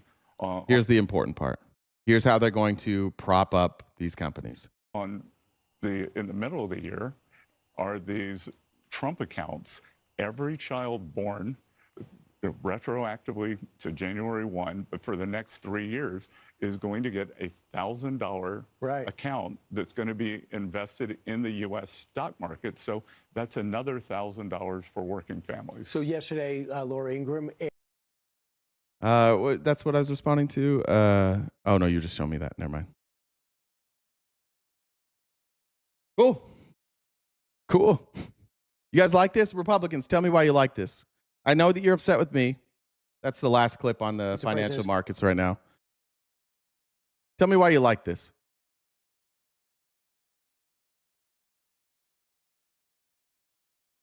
Most Republicans don't care as long as women aren't allowed to have abortions and others are marginalized. Yeah. The 2K is definitely a distraction. That's true. They're not getting that. But that's all. And it's for their base. It's not for everybody else. It's just so their base can talk about something besides the reality, which is tough. Amy said, I thought printing money was inflationary. No. Only when Democrats do it. Tariffs pulled in over 10 times what we spent on the wall, the ones Biden kept up. You must not be responding to me. I'm not talking about the wall. I'm not sure what you're talking about. Yeah, I don't know. I don't know if Bessent believes that stuff. I don't know or not. All right, let's get to the even more corruption here. First of all, the Republicans showed back up to do their job after their 2-month break, and they were greeted gloriously by Congresswoman Yasemin Ansari. I believe this was in the Rules Committee. Somebody can correct me if I'm wrong there. I think this was in the Rules Committee. Welcome back from your 8 weeks. This is only coming out of my left headphone, so if you're not hearing it, either take out your headphones or play it in your left headphone. Of taxpayer-funded vacation. It's good to see you, and I hope I'm going to interrupt you. Republicans. I'm going to interrupt you, please. I am sick and tired of hearing you all say We had an 8-week vacation. That's exactly what I happened. worked every day. I don't know about you, but I don't want to worked hear every single another day as soul well. We all say worked every that. single day, and that's exactly what happened with Speaker Mike Johnson. You're recognized. Republicans are the biggest thin-skinned pussies you'll ever see. Every time they get a little bit of criticism, how dare you talk to me like that? Oh, how dare you? I hope that you all enjoyed yourselves while American families looked at their letters from their health insurance companies, terrified that their insurance premiums were going to double or triple while the House was out of session for 53 days. That is unacceptable, Madam Chair. Now, we are back here to vote on a terrible partisan spending bill that will deepen a healthcare crisis that you did create. By first stripping away Medicaid from 15 million people, that is a fact. I'm sorry that you deny that fact, but that is a fact of the matter in the bill. And by refusing now to extend the Affordable Care Act, healthcare premium subsidies that keep coverage affordable for. Jerry says towards the Stick Meltdown Fund. Christina, also thank you for donating to the Stick Meltdown Fund. American families. And you also did all of this while engineering the most unprecedented transfer of wealth from the working class and poor Americans to the wealthiest people in this country. That is another fact.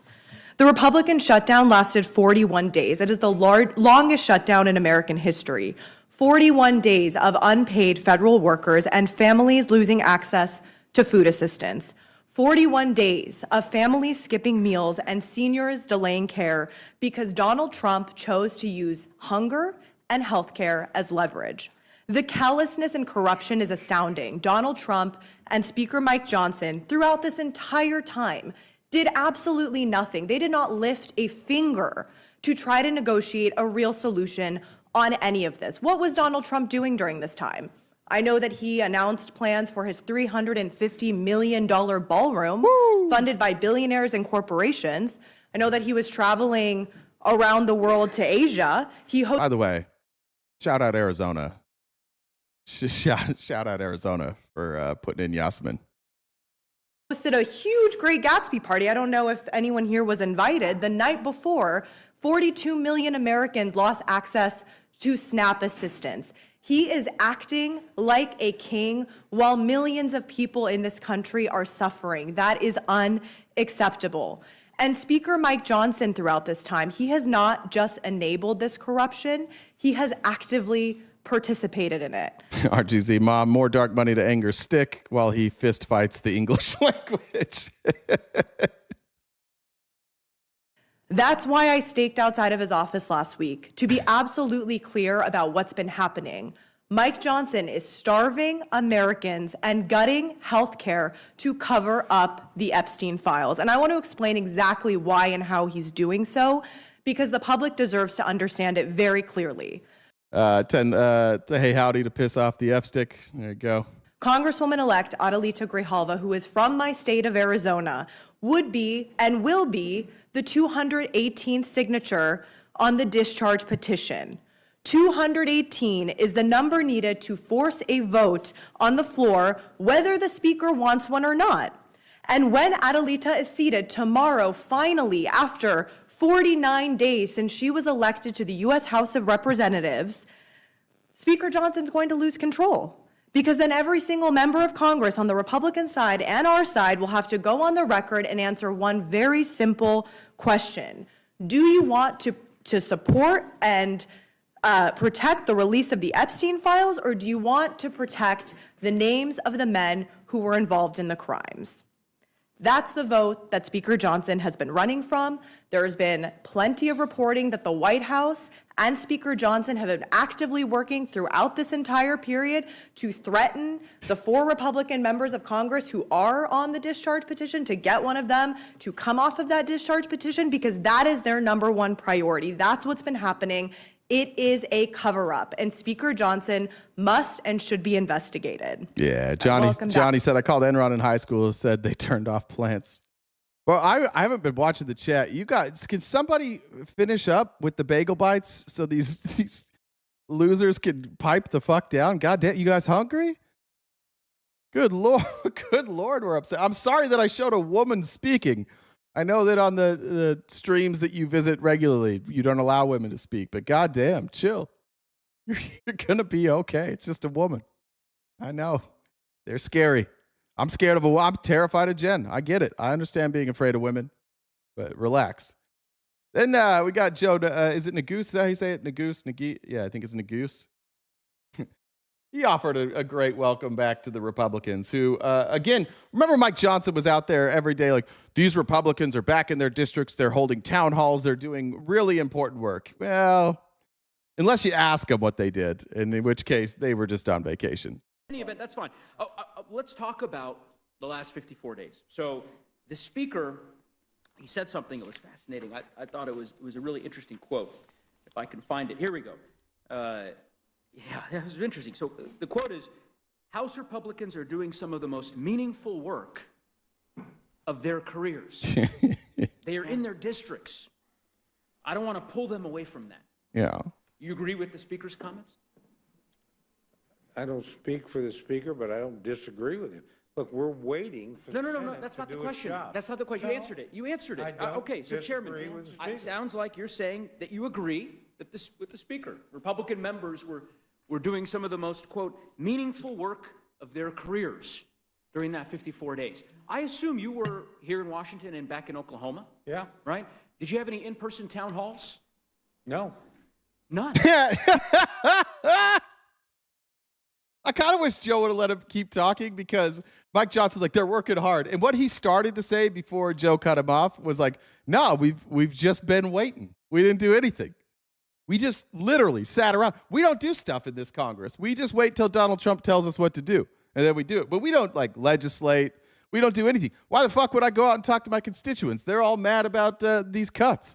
Why would I talk to them? They all want to know about the Epstein files. I'm not going to go out there. They're going to ask me about health insurance, and they're going to ask me about the Epstein files. I don't have a plan for health insurance, and my plan on the Epstein files is to wait until Daddy tells us what to do.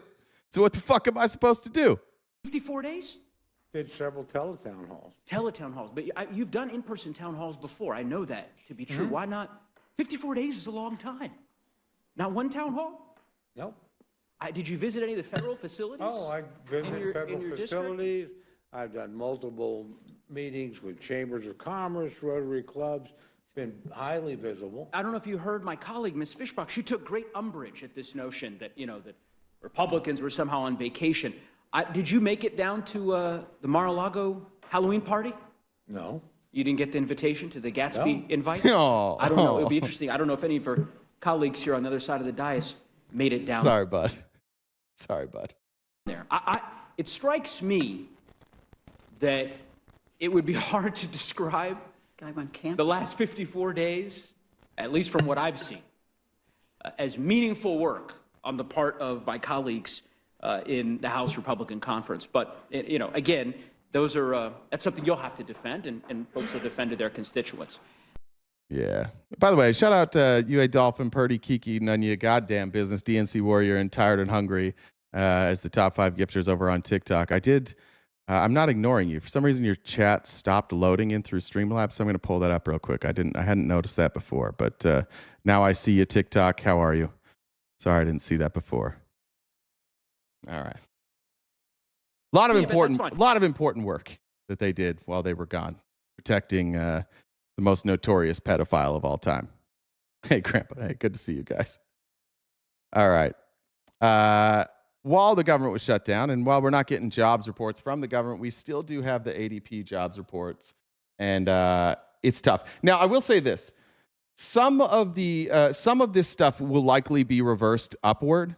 We're looking at private payrolls, but a government shutdown can affect private payrolls. If you have a private company that has like a government contract, it's possible that they weren't paying people because of the government shutdown. So I don't know if it's likely. This number will be revised anyways. It could go down or up, but there's going to be at least some of this that is going to not necessarily be revised, but it will self-correct itself as the government opens up, because there are private companies who rely on government contracts that they're not being paid out right now.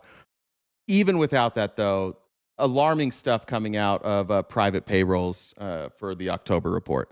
So we have the ADP saying that jobs fell. Johnny said, not shaming, but the stuttering shows lying BS. Sometimes lying can show that you're not really sure. Could be collecting your thoughts. I don't know. Sometimes people just have stutters. But yeah, I do think sometimes, Johnny, and you can usually tell. You could usually tell. If they're stuttering and trying to change the subject, generally speaking, that's somebody who's lying. An average of 11,250 on a weekly basis in the 4 weeks up to October 25, John. Now, on a headline basis, taking that at face value, it suggests it certainly leans against the labour market stabilisation idea. It probably does capture some of those headlines. When he says labour stabilisation idea, Scott Bessent has been going out and saying that the labour market is stabilising. It's not. We're continuing to see a precipitous decline. And the stuff that you could maybe ascribe to that, you could ascribe that potentially to undocumented immigrants, but those wouldn't show up on payroll because they're not. These corporations aren't like listing pay for undocumented immigrants. You could say some of it might be tariff related. I know that people in warehousing, for example, people in construction, you've got a lot of layoffs there. But what you can't say is that like this is all because of illegal immigration, and I've seen that from a lot of Republicans trying to explain this away. I don't know how you would even factor that in, unless they were hiring people illegally that had fake socials, and then those people got deported and they were taken off the payroll. You'd have to show me some pretty convincing evidence that this was due to deportation. We've been seeing on big high-profile companies making job cuts across the country. There are some caveats with this data set. Number one, it's new, so all the economists are getting used to it and working out what trends they can extrapolate from it. And then secondly, of course, some are cautioning that maybe the government shut down the federal... This is obviously the value of the dollar as this report came out, crashed again. So remember, the price of our dollar right now is important, especially when we're doing currency exchanges with places like Argentina. Weirdly, Scott Bessent keeps saying that we made money off that Argentina currency swap. There's no way that we've made money off of that. Like, I've watched their currency. It continues to plummet, and our currency is plummeting. And we have not made money off of that. He's lying. He thinks we're going to make money eventually, and maybe we will. But they're lying about that. Soup says, this is my secret account. Here's the dollar I owe you. Thank you, Soup. Workers, layoffs might be complicating this figure, and you might see a rebound as we go forward in the weeks and months ahead. But right here, right now, this ADP figure suggesting that the weak labour market story remains intact. And how does that stack up with the other data points that we've had outside of the official data over the past few weeks? Well, we're getting mixed data points. We did have an interesting read on small business this morning, John, seeing a dip in their confidence, which is quite interesting, talking about declining sales and demand there. And, of course, small business are the biggest employers in the country, so that's one to keep an eye on. As you know, we're kind of flying a little bit blind on the jobs market side of things, plucking what we can from state level and plucking what we can from private sector. We have had one official read on the CPI since the government went into shutdown, and that suggested the inflation story was perhaps, at least it wasn't worsening. It's certainly well above the Fed's target, but maybe not worsening, all of which suggests that the Fed are in a position to, it's a wide open decision as to what to do in December, whether to cut or not. It all comes down to how do you weight inflation versus jobs. And from here in the weeks ahead up to that meeting, what he's talking about is the Fed has to choose on the rate. Like they're choosing, is this stable enough to lower the rates? And if you lower the rates, will that cause a stimulating effect, or will that exacerbate it? And that's the decision that the Fed is going to have to figure out, which is a really difficult job right now because the messaging and also like the policy coming out of this White House is incoherent. It's really fucking hard for the Fed right now to guess or predict the future because they don't even know. Like Trump just in one day he sees a cardboard cutout about 50-year mortgages, and he's like, we're doing it. And now the Fed has to take that into account. Like, are they actually going to pass this? We should probably wait until we see if they're going to pass that, because like, what are the effects going to be if we have these 50-year mortgages now? That's the real, like, Donald Trump criticizes the Fed a lot, but he'd make their job a hell of a lot easier if any of his fiscal policy was coherent. A lot will depend on what official data do we get, what time period will it... Stick, this is Bloomberg. How many more times are you going to be wrong, Stick? by the way. It says Bloomberg right there. Why are you saying CNN? It says fucking Bloomberg. Come on, bud. Be better than this. Cover, and of course then there'll be a debate over the quality of that data. So I'd say, John, it's all about what numbers we get in the weeks ahead in terms of getting a good handle on where the economy is actually at right now. All right, so that's where we're at. We're in limbo. Every economic indicator is trending in the wrong direction. I can't figure out what Scott Bessent's saying. I want the economy to recover. I would rather be wrong and have the economy recover. I think that there's a lot of people that we all care about that are hurting right now. And they are this type of stress also just like makes quality of life worse. It makes people's work worse. I have like a little bit of jealousy towards MAGA and people who don't understand any of this stuff because they just like go along with their life as if everything's fine, and then one day it'll hit them, but they didn't have to deal with the trepidation of everything leading up to it. I think that that's not necessarily the worst way to live your life when it's out of control, but that's. As an ADHD person who this is my job, we don't really have that option. I can't figure out what the fuck Scott Bessent is saying their plan is. It doesn't seem to make any sense to anybody. I can't find anybody that can even make sense of what he's saying. I've tried like right-wing economists, and basically what every right-wing economist is saying is like, no, it'll probably work. It's never been tried before, but it'll probably work. But they can't even tell us like what's going to work. Somebody explain to me how tariffs are going to fix this. Scott Bessent seems to think that in the middle of next year, the tariffs, as they kick in, are going to drive up wages, which will make up for the inflation that we've been feeling since tariffs were introduced. I see no evidence of that. It sounds like he's just winging it. Sounds like a hope and a prayer. And it's important to remember that Scott Bessent made a lot of money with George Soros, but once Scott Bessent went on his own and didn't work for George Soros anymore, he's been a pretty shitty investor. He doesn't have a great grasp on how the economy operates. He makes a lot of really, really bad bets, and he seems like he's making some bad bets now. Christina said, this is for Jen, taking her time to help connect my Discord this weekend. I appreciate it very much. Jen is a sweet, sweet angel. I need to get a drink anyways. Jen, do you want to do some announcements while I get a drink real quick if you're here? And I don't know if you want to respond to Dolphin here. You saying weird shit. I want to come and cover for you while you get a drink, you weirdo. Go get your beverage. No, I haven't. Go ahead. Anyways, so we've got about typically like an hour and a half, a little more than an hour and a half left of the show. We do this each day, Monday through Friday, from 8:30 to noon Pacific time. This time change is fucking me up with I have my whole spiel that I go through, and having to say different times is fucking me up. It's not going well for me. You gotta lobby your state, get rid of daylight savings. You got to do it. Didn't we vote on that? I don't know. I could have swore that was supposed to go away a while ago. What happened with that whole thing? I'll look it up while you do announcements. You think in California you feel like you voted? No, I thought it was nationally. Oh. I could have sworn. Maybe I'm misunderstanding or misremember. Anyways, we do have a members only event, like Jay mentioned earlier. We're going to be watching Newsies. So if you haven't, if you're a paid member on any of the platforms, TikTok, Twitch, or YouTube, one of the paid members, you can join us for that. It's going to be hosted in Discord. So if you're not in the Discord already, raise your hand. If you DM any mod, they can get you a link to join the Discord. And you also have to link your Discord to whatever platform, Twitch or YouTube, so you can join us for that screening later on. If you guys disagree with RTP, I know there's a lot of you on YouTube. You guys can actually come up and have a conversation. So how you do that is the Venmo username is my Discord. You can send me a message on Discord, and we can bring you up and have a conversation. Except for maybe you, it's Jackie, because you say that you're not a furry, so you don't have Discord.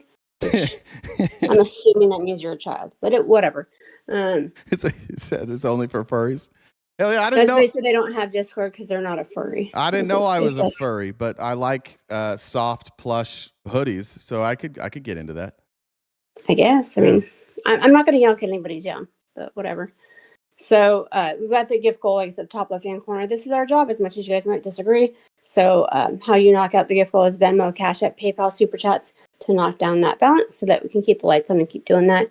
Check out the link tree in the bio. We're on most social media platforms. We've got merch, Jay's on Cameo. We upload these episodes to Spotify. Every day a doctor would go to the same bar and order a chestnut daiquiri. Chestnut daiquiri? Mm-hmm. One day the bartender ran out of chestnut and used hickory instead. The doctor came in, sipped it, and exclaimed, "Ew, what is this?"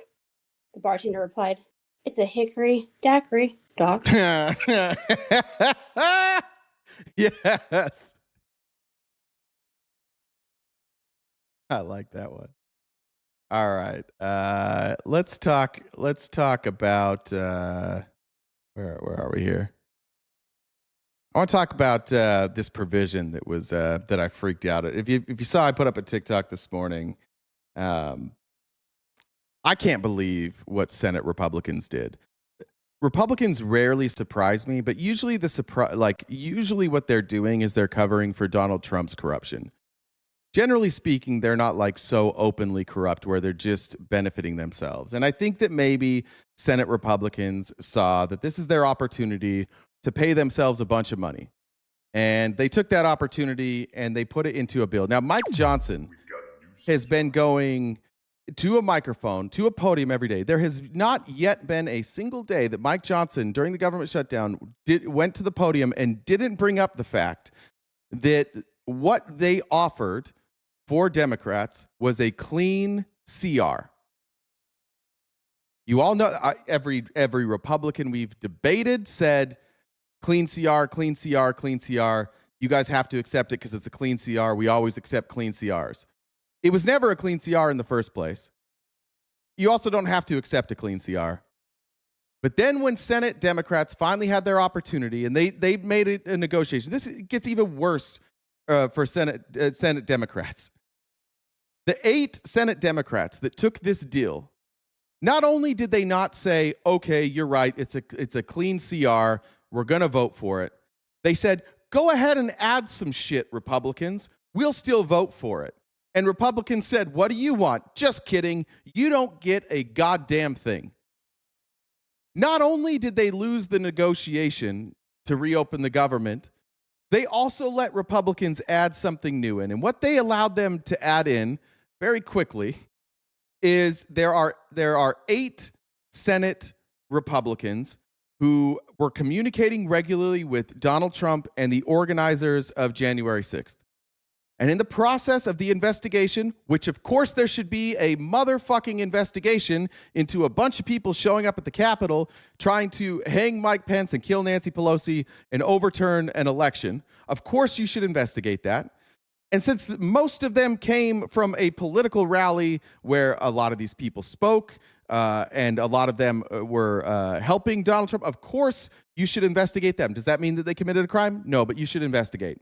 So the FBI, through warrants, went to a judge and got warrants approved to subpoena their phone records, who they called, who they text, both their government phones and their personal phones, both their government emails and their personal emails. It was all done lawfully. And so Republicans snuck in a provision that said, because the federal government did this, and we're just saying that it was unlawful. It's not. We're just saying it is. We get $500,000 for every line that you subpoenaed. So that's if we have 3 emails and 3 phones, then that's 1.5 million on the phones and 1.5 million on the emails. And that's just going to be paid by the taxpayer. They just snuck that in. And the Democrats voted for those 8 Democrats, voted for it, pushed it through, and now it's in the House. And what's even more pathetic is every Republican knows this, and they're complaining about it. Perhaps the person who was loudest about it was Representative Austin Scott, Republican. I don't remember where he's from. Does anybody know where Austin Scott is from? It might say when it pulls up his name. I don't remember where he's from. Here's Austin Scott to talk about it. I was very excited about. This also is just coming out of my left ear, so if you're having audio problems, either take out your headphones or listen through your left ear. Shalia said House Dems released the Epstein files. What? Oh, emails. Yeah, we covered that earlier. Sorry, I read it as files. Burned Out Medic said, let's stick. No, I said he was a whiny little bitch. There you go, Stick. Here's Austin Scott. Coming back to Washington, D.C. to vote to open the government back up.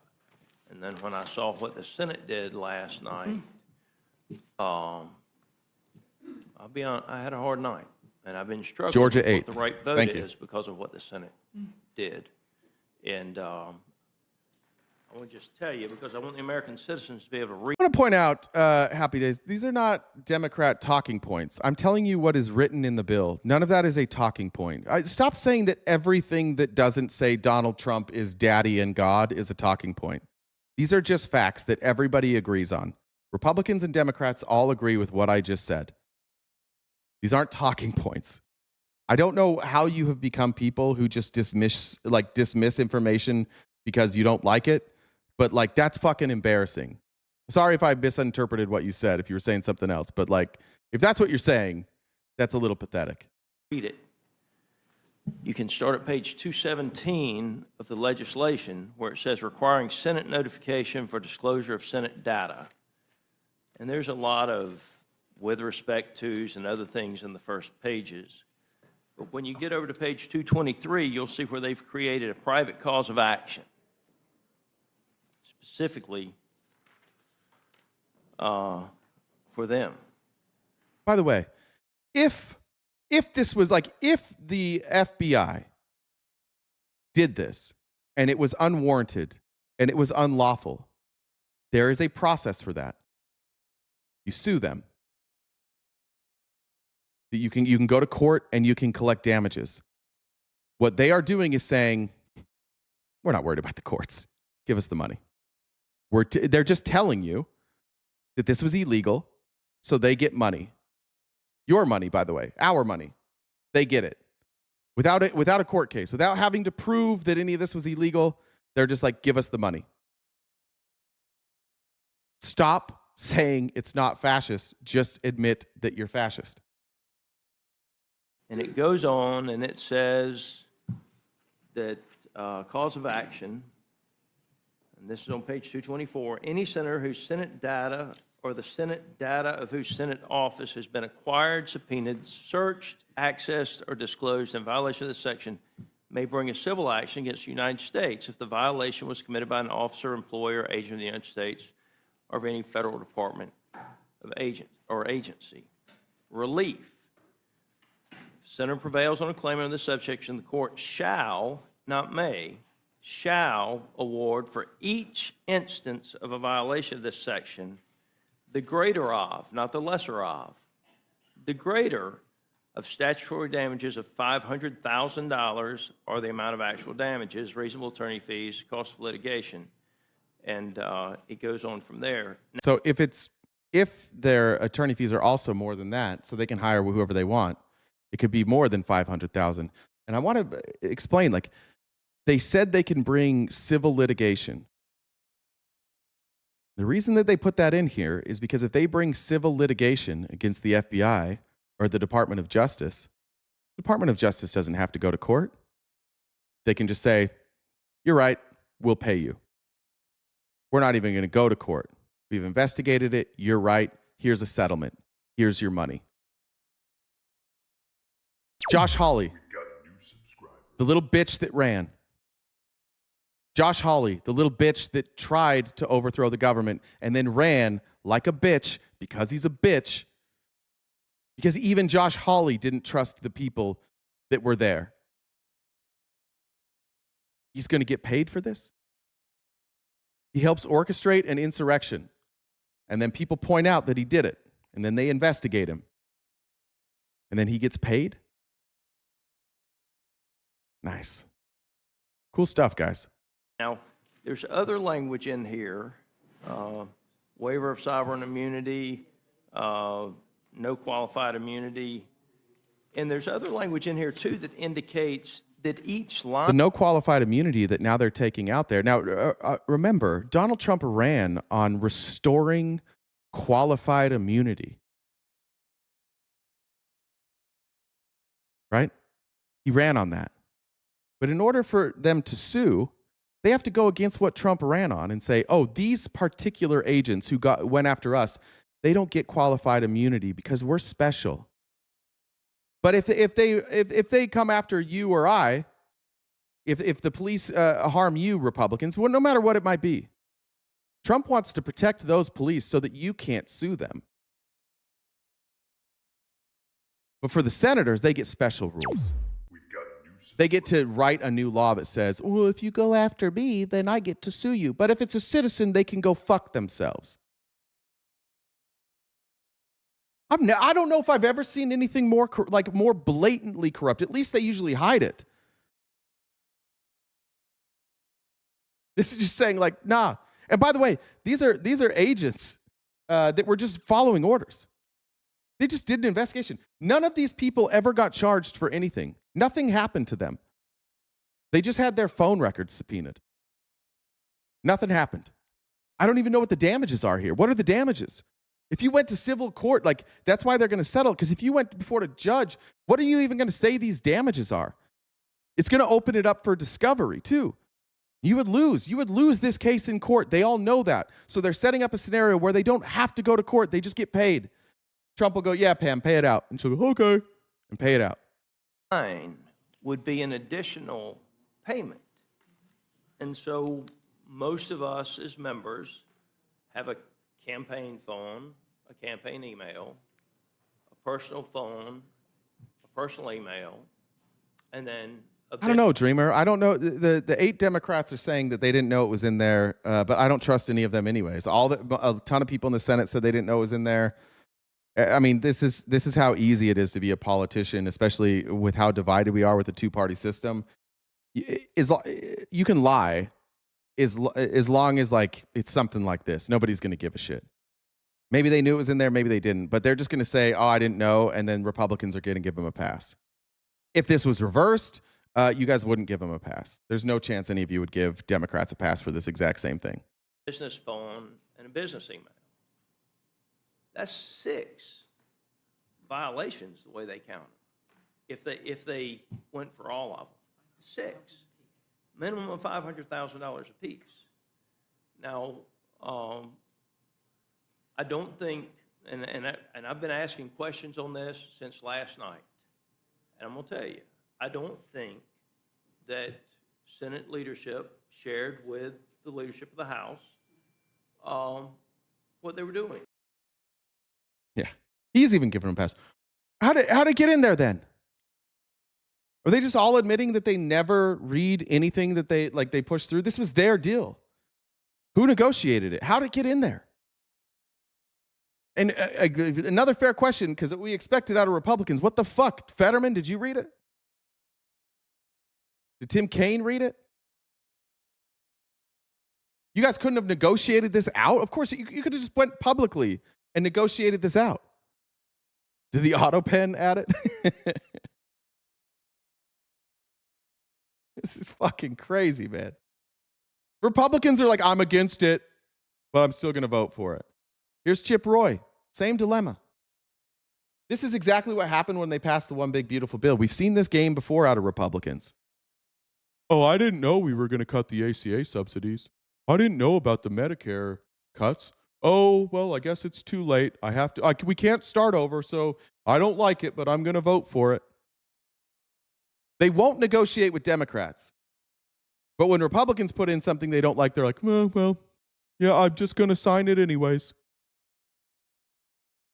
Is there anybody on your side of the aisle outside of Thomas Massie with any principles at all?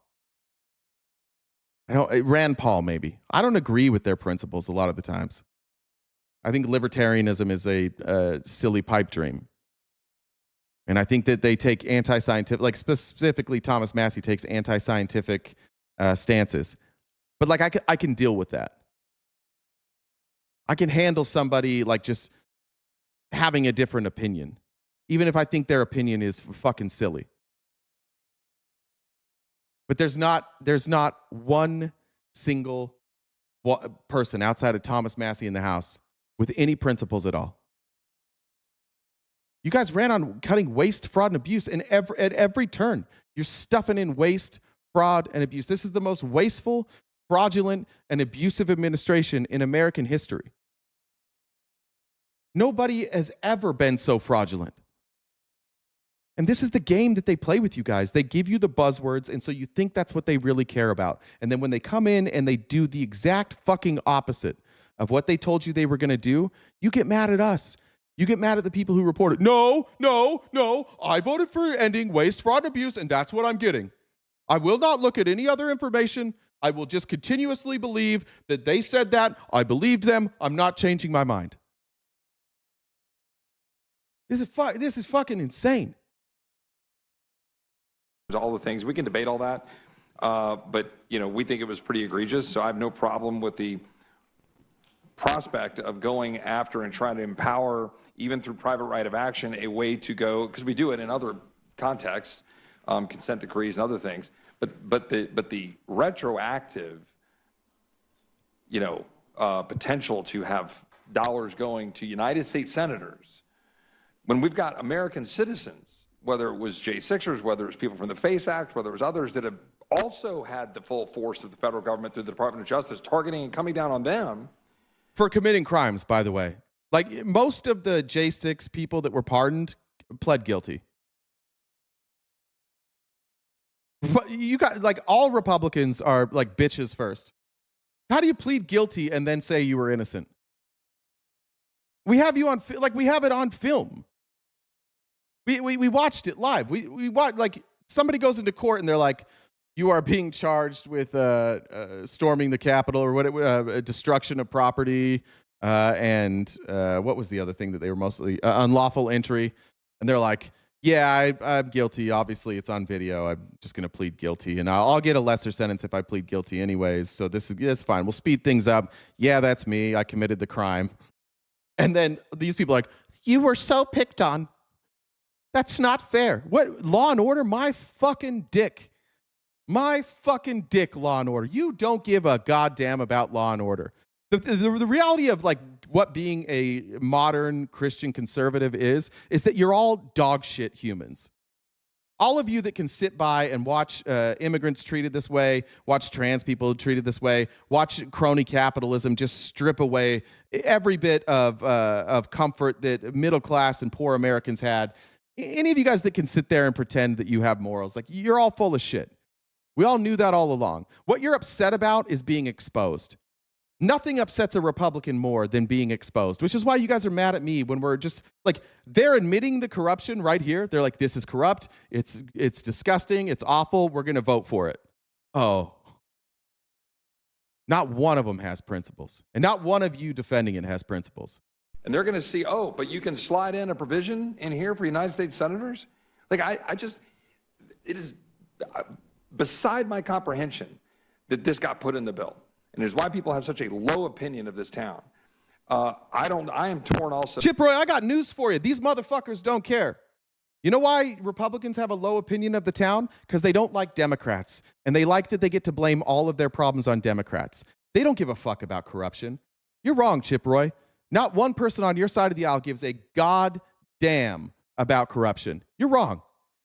What they don't like is that the corruption's exposed on your side. They only like exposing corruption on one side of the aisle. And I don't want to hear anything from the Republicans here today. I don't want to hear a fucking word from any of you.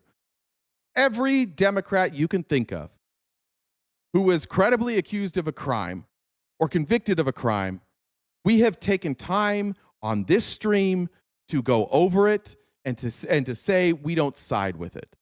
Every time. I can't think of a single Democrat who's gone down. Fuck, I got shit last week, and I'm going to get shit right now for even bringing up the name Jay Jones. I wouldn't have voted for Jay Jones. I don't like what Jay Jones did. I don't think he deserves to be in office, and I know that there's people on my side of the aisle that disagree with that. But we'll say it.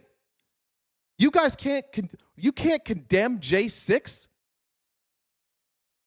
and then you guys will talk about Jay Jones all fucking day. One of the arguments from my side of the aisle when they get upset with me is, this is bullshit. We have to play by different rules. Yeah, we do. Yeah, we do have to play by different rules, and that fucking sucks. But I'm not willing to be like you. I'm not willing to be like Republicans. I'm not willing to say, well, that's just the game, so we're all going to be corrupt, evil motherfuckers. Some of you are, some of you aren't. But 100% of Republicans, MAGA Republicans, are comfortable with any crime. Murder, fine. Stealing, fine. Raiding the government coffers, fine. Unless it's a Democrat. In which case, it's Jay Jones, right? That's his name? Cuomo, yeah. Cuomo can go fuck himself. We ran Cuomo out. We run people out of our party. You don't. None of you care. The gentleman from Georgia, because we... And one more time, the worst part about the whole thing is you're corrupt for no fucking reason other than to be dick riders, because you're also not getting anything out of this. All you're getting is that you don't have to admit that your side is corrupt, and that's enough for you. If we never say it, if we never admit it, it does not exist. We need to fund the government, and we need to get this passed. And I'm trying to figure out what we can do to force the Senate's hand to say you're going to repeal this provision and fix it without amending it here to then delay the funding of government, which we want to proceed to go move forward with. How fucking long does it take? Take out the segment, take out the part that gets them paid, send it back to the Senate votes on it. You could do this in 20 minutes. They're acting like this is like, oh, we can't undo this process. What do you mean you can't undo this process? Send it back, take that part out, take it out on your side, send it to them, they'll approve it, you pass it. They're all acting like you can't fix this problem in 15 minutes. You absolutely could. This is not something that is difficult to undo. So now they're even lying about that. I'm mad, but fuck, we can't fix it. The government might be shut down for another 15 minutes. We can't have that, so fuck it. I guess we're just going to let them get paid. But that provision needs to get fixed. And we need to find a way as a body to get it fixed as soon as possible. And I'm continuing explore the options tonight. I yield back to the gentleman from Georgia. Mr. Scott, would you yield? I just want to point out it's $500,000, and the way it's written, it is a minimum of $500,000. It is per line. It is and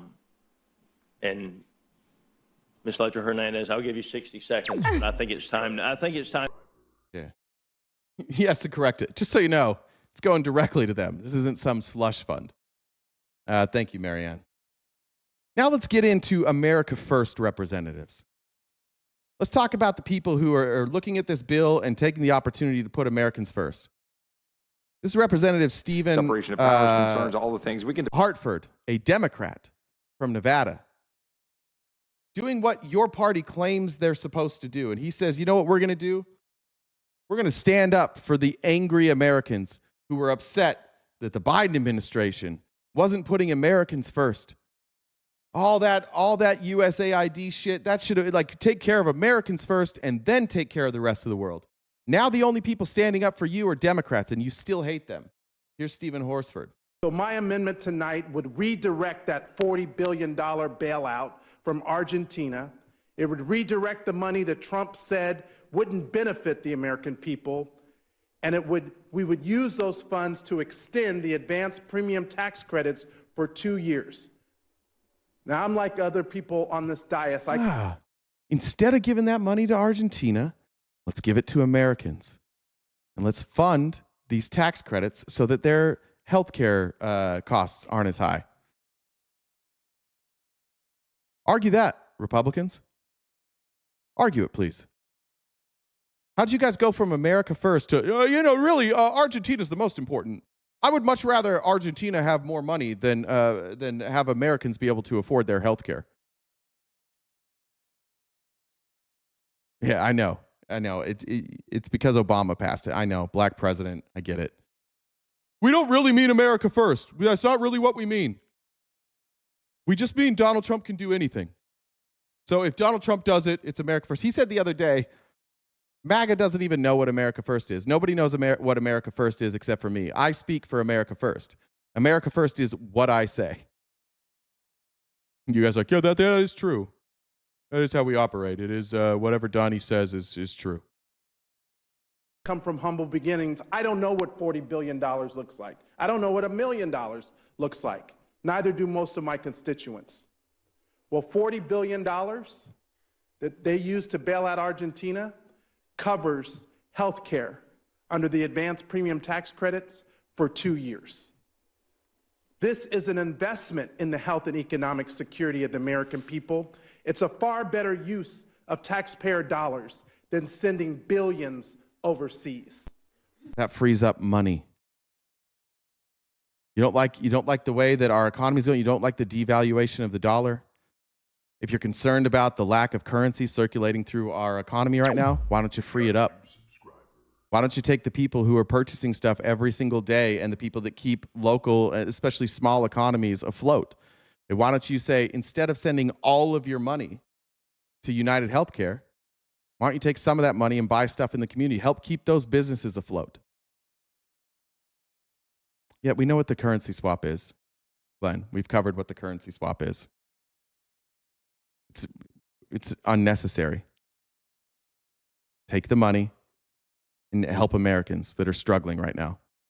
You're the America First Party. Do you see how quickly you guys will change from America First if it's somebody from the other side that asks for it? I know it's another black man, so we just discredit it. I get it. Healthcare is tied to Obama. Healthcare bad, so we're not gonna help people. Let's just give it to Argentina instead. We're gonna lose that money probably, by the way. Thank you for the gifted subs. I don't know who sent out the gifted subs. Whoever sent out the gifted subs, thank you guys so much. What's Congress's argument there? Why would they send that money to Argentina instead? Well, Congress didn't appropriate that money. Like he said, it's a currency swap. It's basically a line of credit. And they're going to have to use it because their currency is crashing. And so is ours. So far, it's a bad deal. Time will tell if we make money off that or not. I was Shane. Shane, Jesus Christ, man. Thank you, Shane. That was extremely generous. I appreciate that. Shane just sent 50 gifted subs. I hope some of you that get those gifted subs can join us tonight for our movie night where we're going to watch Newsies. And we're going to get into Newsies here in a minute and why it was so impactful, other than the fact that you get to hear Christian Bale sing. Get to that in just a minute. Obviously, Republicans voted against that. Obviously, they're not going to vote to expand the credits, which they could have done. Obviously, they're not going to do that. Then we go into the Rules Committee. And the Rules Committee had this opportunity. Remember, these folks in the Rules Committee, these are the ones that are upset about these credits. This right here, you'll see this is Chip Roy. We just heard how upset Chip Roy was. This is Austin Scott right here. We just heard how upset Austin Scott was. We hate this amendment. This is bullshit. This doesn't make any sense. Why are we doing this? Now they get an opportunity to vote to cut that out of the bill. And what do you think they did?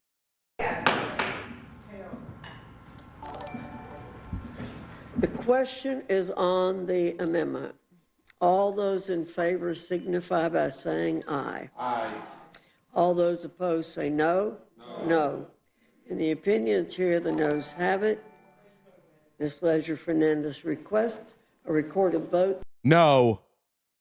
We hate this. Are you going to vote for it? Yeah. Oh. Very principled stance there by the Republicans. They could have cut it out. They could send it back. It would take 15 minutes. They won't do it. They're all full of shit.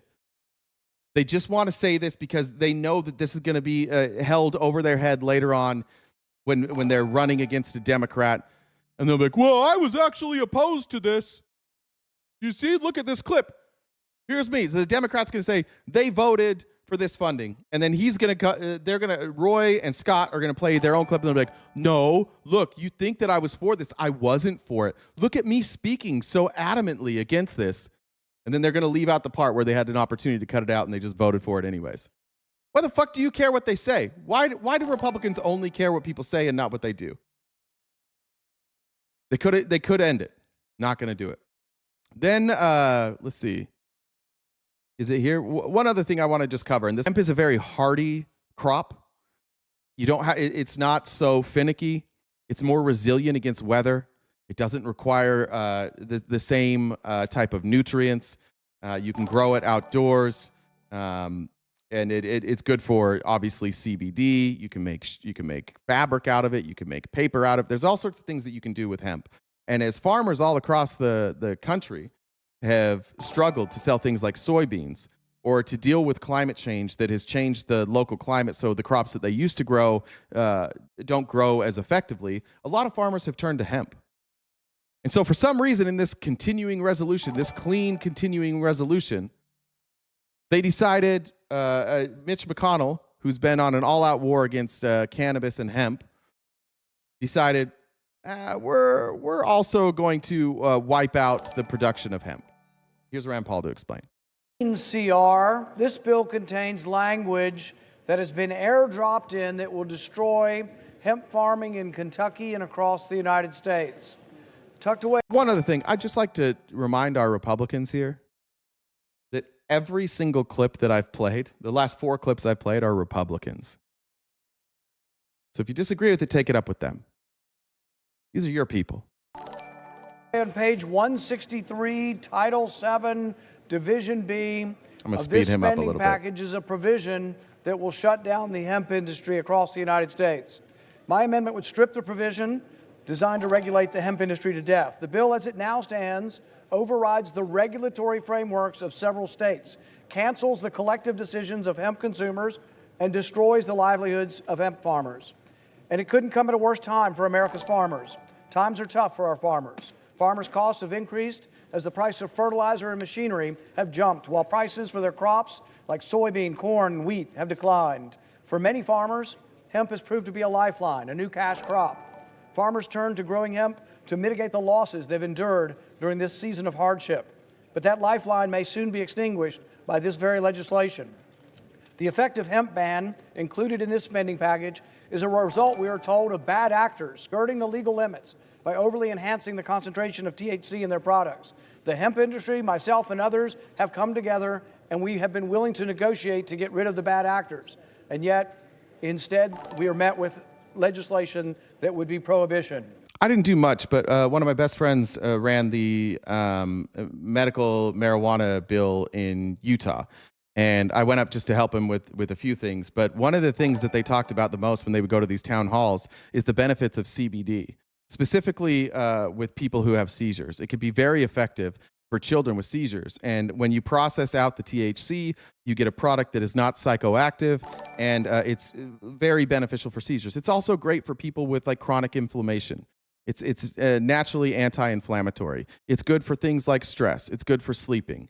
There's all sorts of benefits to CBD, and it's hard to study because the federal government has refused to decriminalize it, or not, reschedule it. But it's been great, and it's great for local economies. Those of you who live in a state where you can't get legal marijuana, you can go get things like Delta 8, and you can get some of the benefits there of the anti-inflammatory product, and a little bit of psychoactive properties as well. Good for melanoma. Members of the industry, myself and others who are advocates of this, have been willing to get rid of synthetic cannabinoids. We've been willing to compromise at every turn, but we're met with the numbers in this bill which will eradicate the hemp industry. For the last several weeks, we've offered proposals with the goal of creating an environment in which the hemp industry could thrive and sell products. And we've been met with those who want to prohibit the industry from continuing. This bill's per-serving THC content limit would make illegal any hemp product that contains more than 0.4 milligrams. That would be nearly 100% of the existing market. The numbers put forward in this bill will eliminate 100% of the hemp products in our country. That amounts to an effective ban because the limit is so low that the products intended to manage pain or anxiety will lose their effect.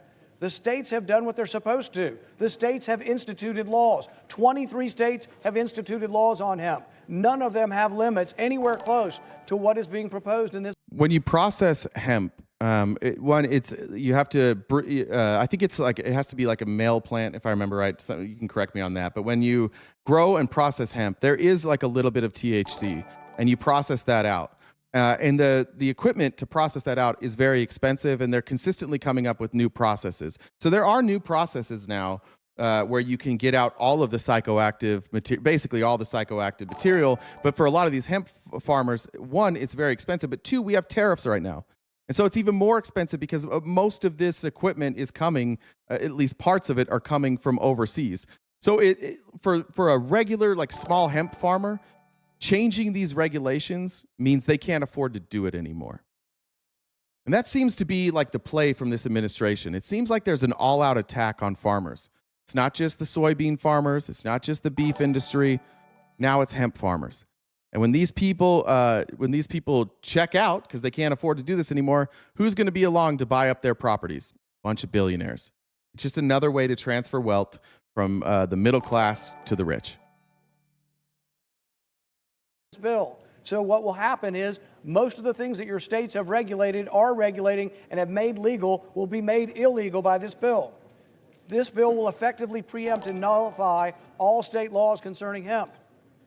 Currently, Maine limits THC to 3 milligrams per serving. That will be overruled. My home state limits THC to 5 milligrams in beverages. That will be overruled. Minnesota, Utah, Louisiana also have 5 milligrams per serving. Alabama and Georgia have 10 milligrams. Tennessee has 15 milligrams. The bill before us nullifies all these state. Female plant for it to be hemp. Thank you, Spartacus. And then less than 3% by weight. Thank you.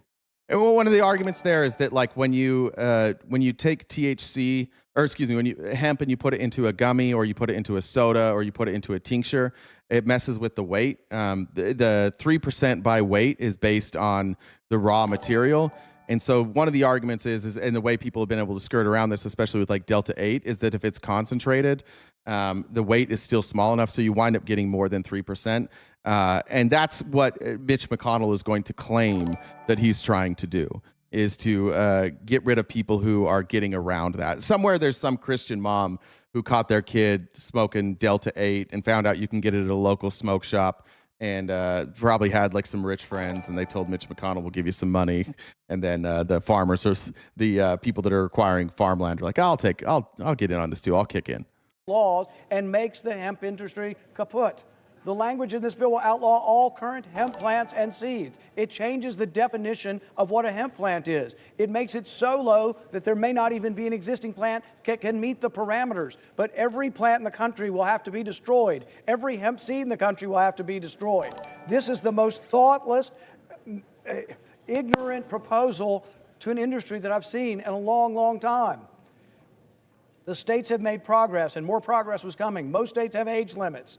It was going to be legal to grow your own hemp in a few years. Stick. This would change that. Because now you're going to add all these administrative costs and regulation. That was their other fear.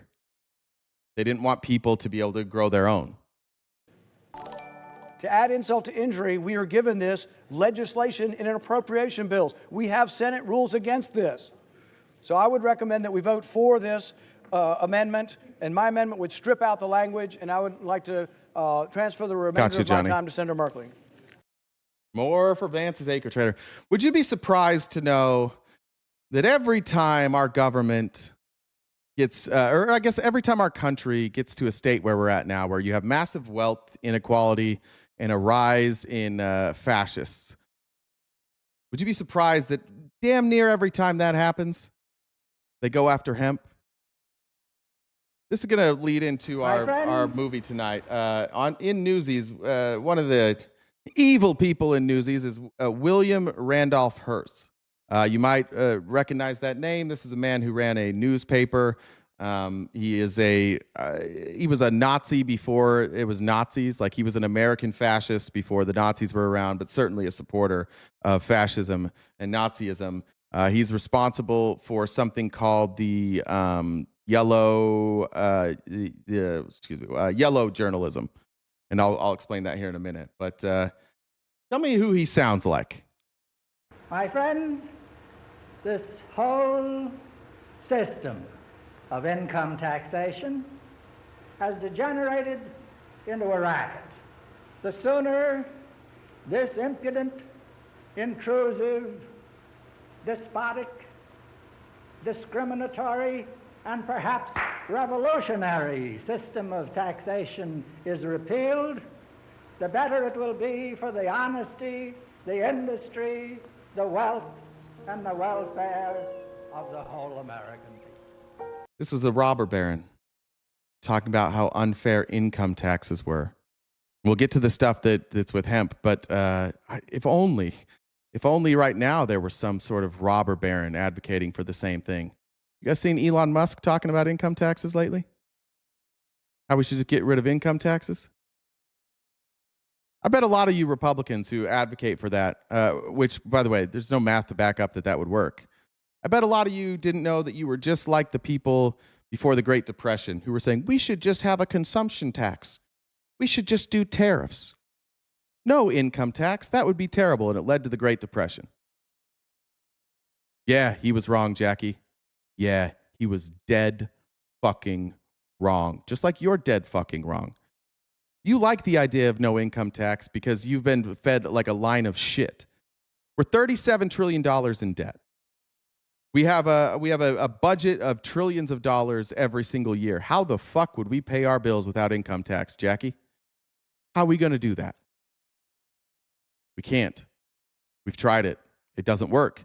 But all the people who were alive when we tried it and it failed and it led to the Great Depression, all of those people are dead now. But luckily, we never stopped breeding morons. So Jackie and her friends are here. They're like, oh, I don't know anything about history. This has never been tried. I don't want to look back at the late 1800s, early 1900s and see how this worked out. No income tax. Yo, I'm bad-mouthing the fuck out of you people. Make no bones about it, Josh. If you're new to this stream, I fucking bad-mouth you dumb bitches all the time. Don't say dumb shit. We won't make fun of you. Let's get rid of the income tax. Doesn't work. It's never worked. And then one thing that to connect now, this Nazi, this fascist, he sounded a lot like the Republicans today, and he went after hemp. And I saw somebody in here earlier like, so they're going after degenerate Delta 8 and Delta 9. That's for degenerates. What's wrong with that? Well, we've done this one too. We've banned hemp before by scaring people with degeneracy. It was called reefer madness, and it started with William Pulitzer and William Randolph Hearst. Here's the type of shit that they put out. This is an actual video that your grandparents high school boys and girls are used to watch in school.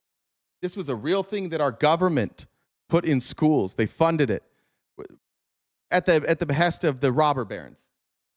Your parents, depending on how old you are, your parents or grandparents watched this in school.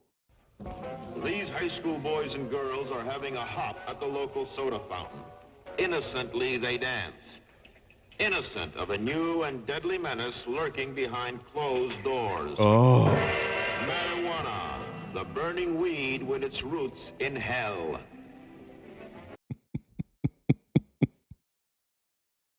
I think the roots are in the soil. Or if you do hydroponics, as far as I know, the roots go into the soil or the hydroponics, and not hell. But in this film, you will see the ease with which this vicious plant can be grown in your neighbor's yard, rolled into harmless-looking cigarettes, hidden in an innocent shoe. Ironically, they weren't against cigarettes, which kill people. They look harmless like cigarettes. Remember how safe cigarettes are? These aren't like those safe cigarettes. These ones are harmful. They make you happy. Or watch case. If you want a good smoke, try one of these. You will meet Bill, who once took pride in his strong will as he takes the first step toward enslavement. Of course, if you're afraid.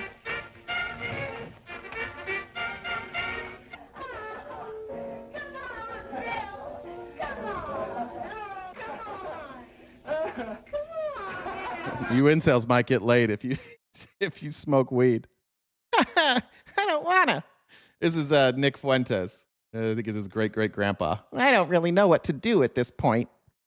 Usually I just hate women. Destroying reefer, they find a moment's pleasure. Oh no. Oh no. People will be happy and have sex? How will we deal with that? Oh no. But at a terrible price. Debauchery, violence, murder,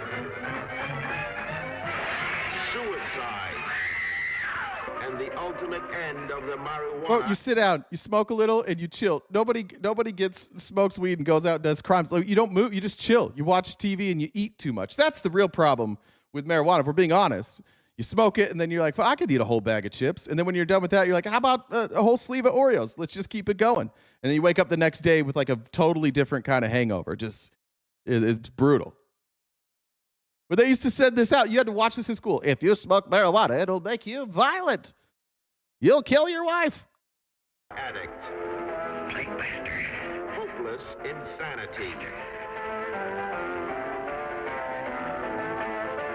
Oh, no. She's listening to music. She's playing music and enjoying herself. And look at this dirty motherfucker also smiling and listening to music. Yeah, it makes music better. Makes everything better. You ever listen to music when you're high? Watched a comedy special? Had sex? Eating pizza? It makes everything better. See this important bill now, before it is too late.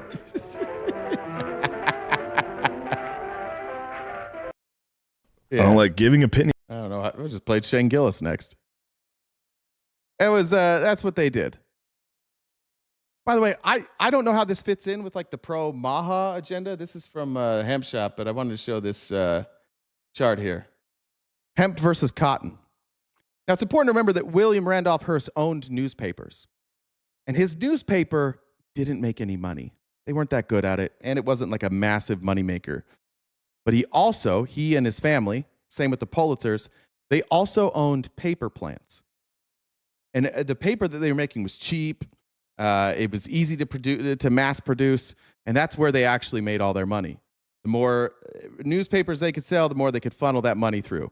They also, because they owned cotton, I guess, well, this is the late 1900s, yeah. So they owned cotton farms.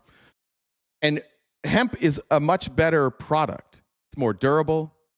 It lasts longer. It makes clothing that doesn't disintegrate.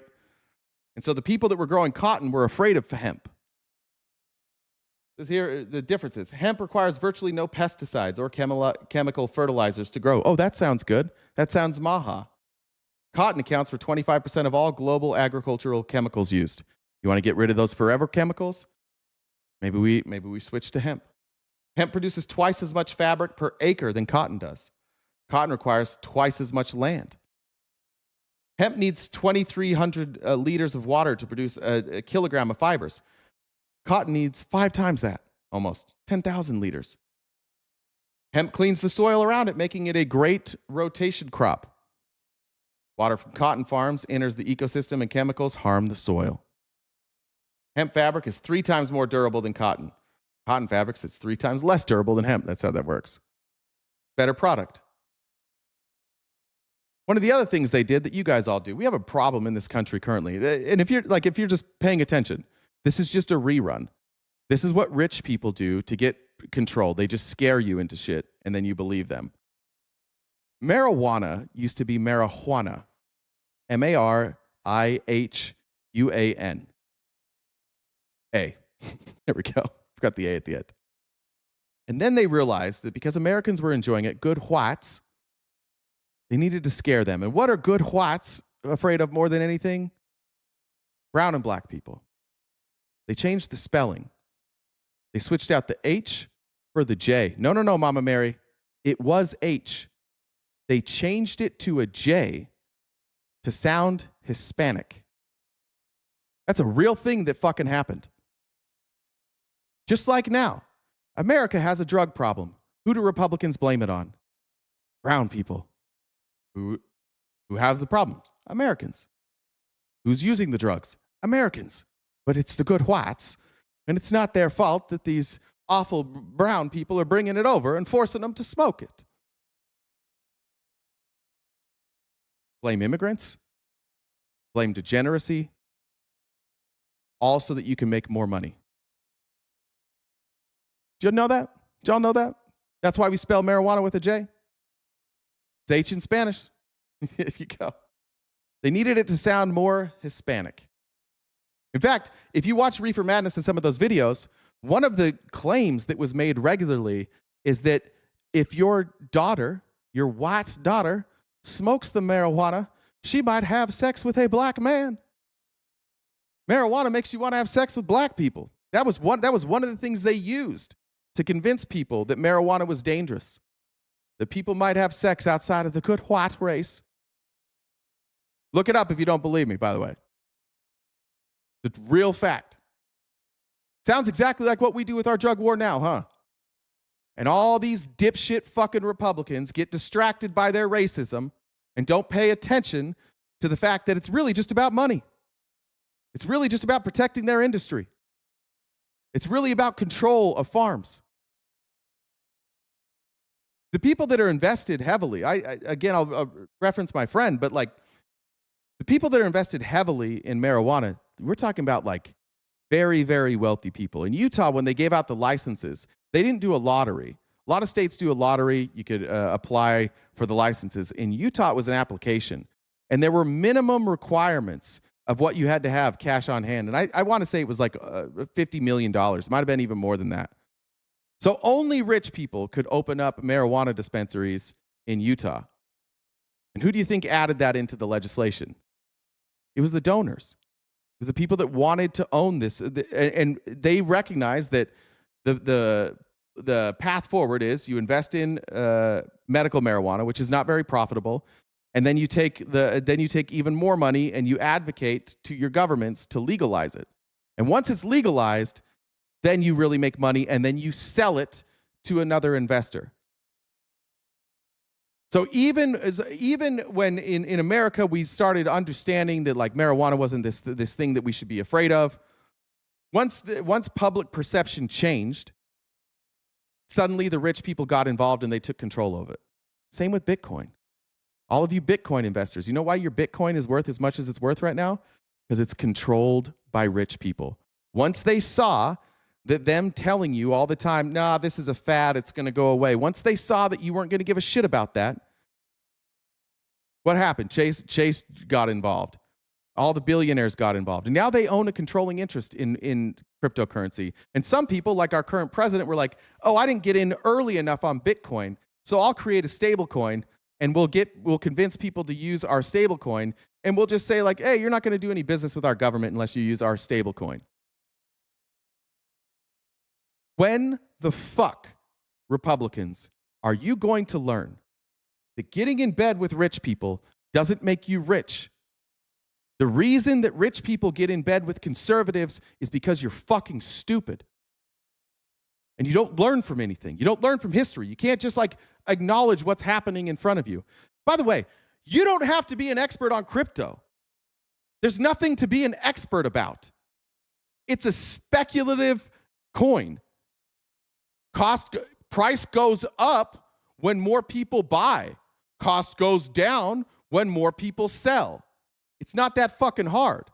It's just that you guys are so goddamn dumb that you think it's like that it's hard to figure out, and that you got to pay somebody to figure out. Oh, this guy's a genius. Look how much he's made in crypto. No, he has money, and he learned that there's a bunch of people like you who will never take the time to understand this, who are dumb enough to invest in shit coins on the off chance that maybe, just maybe, you'll hit it rich. It's the same reason rich people don't play the lottery.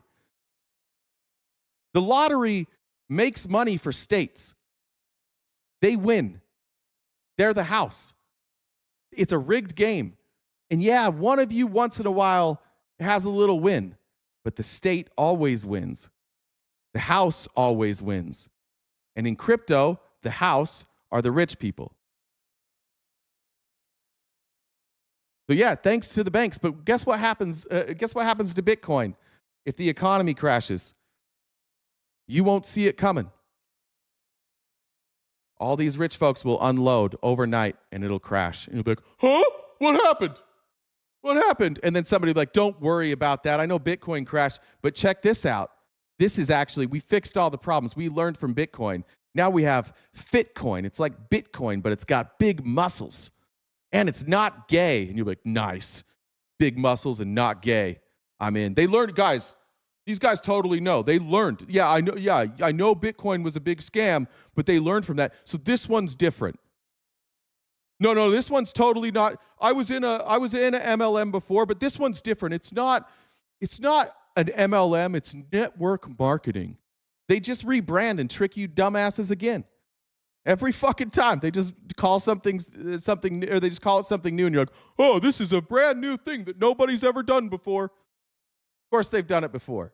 They're doing it to you right now. I'm telling you, you don't have to be smart to understand that Bitcoin is just speculation. It's nothing. If a lot of people believe in Bitcoin, it's worth money. If people don't believe in Bitcoin, it isn't worth dick. It's not backed by anything. Keep going. In fact, the U.S., at one point, we were all in on hemp before the rich people got involved. We used to print our currency on hemp. You know how flimsy our currency is? You ever pull like a $20 bill out of your wallet and it just like the corner catches and it rips the whole fucking thing in half? And you're like, God damn it. Now I got a ripped in half 20. Some people won't take it. Well, we used to make it out of hemp because it was more durable, which means that we had to print less currency. That's what it used to look like. You know what this is? These are hemp farmers. That was a $10 bill in 1914.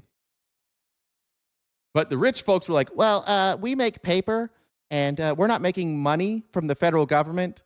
And so we're going to get you guys to outlaw hemp because, again, brown people and it's going to make you want to have sex. And so now we have like shitty paper currency that doesn't last as long, which costs us more money because we have to replace it. I don't know why you guys get upset. The craziest thing about watching the chat in the Republican is what they're upset about is me saying things that are true. And they don't have any comeback for that. So they're like, this guy thinks he knows everything. You just fact check me. Do you guys not know about this? Do you not know about the internet? Fact check a single thing that I said and then just in the chat correct me. This is why they target you. This is why rich people target dumbass red states. It's because you guys don't question anything. Oh, he also is afraid of brown people? Okay. Oh, and he's rich?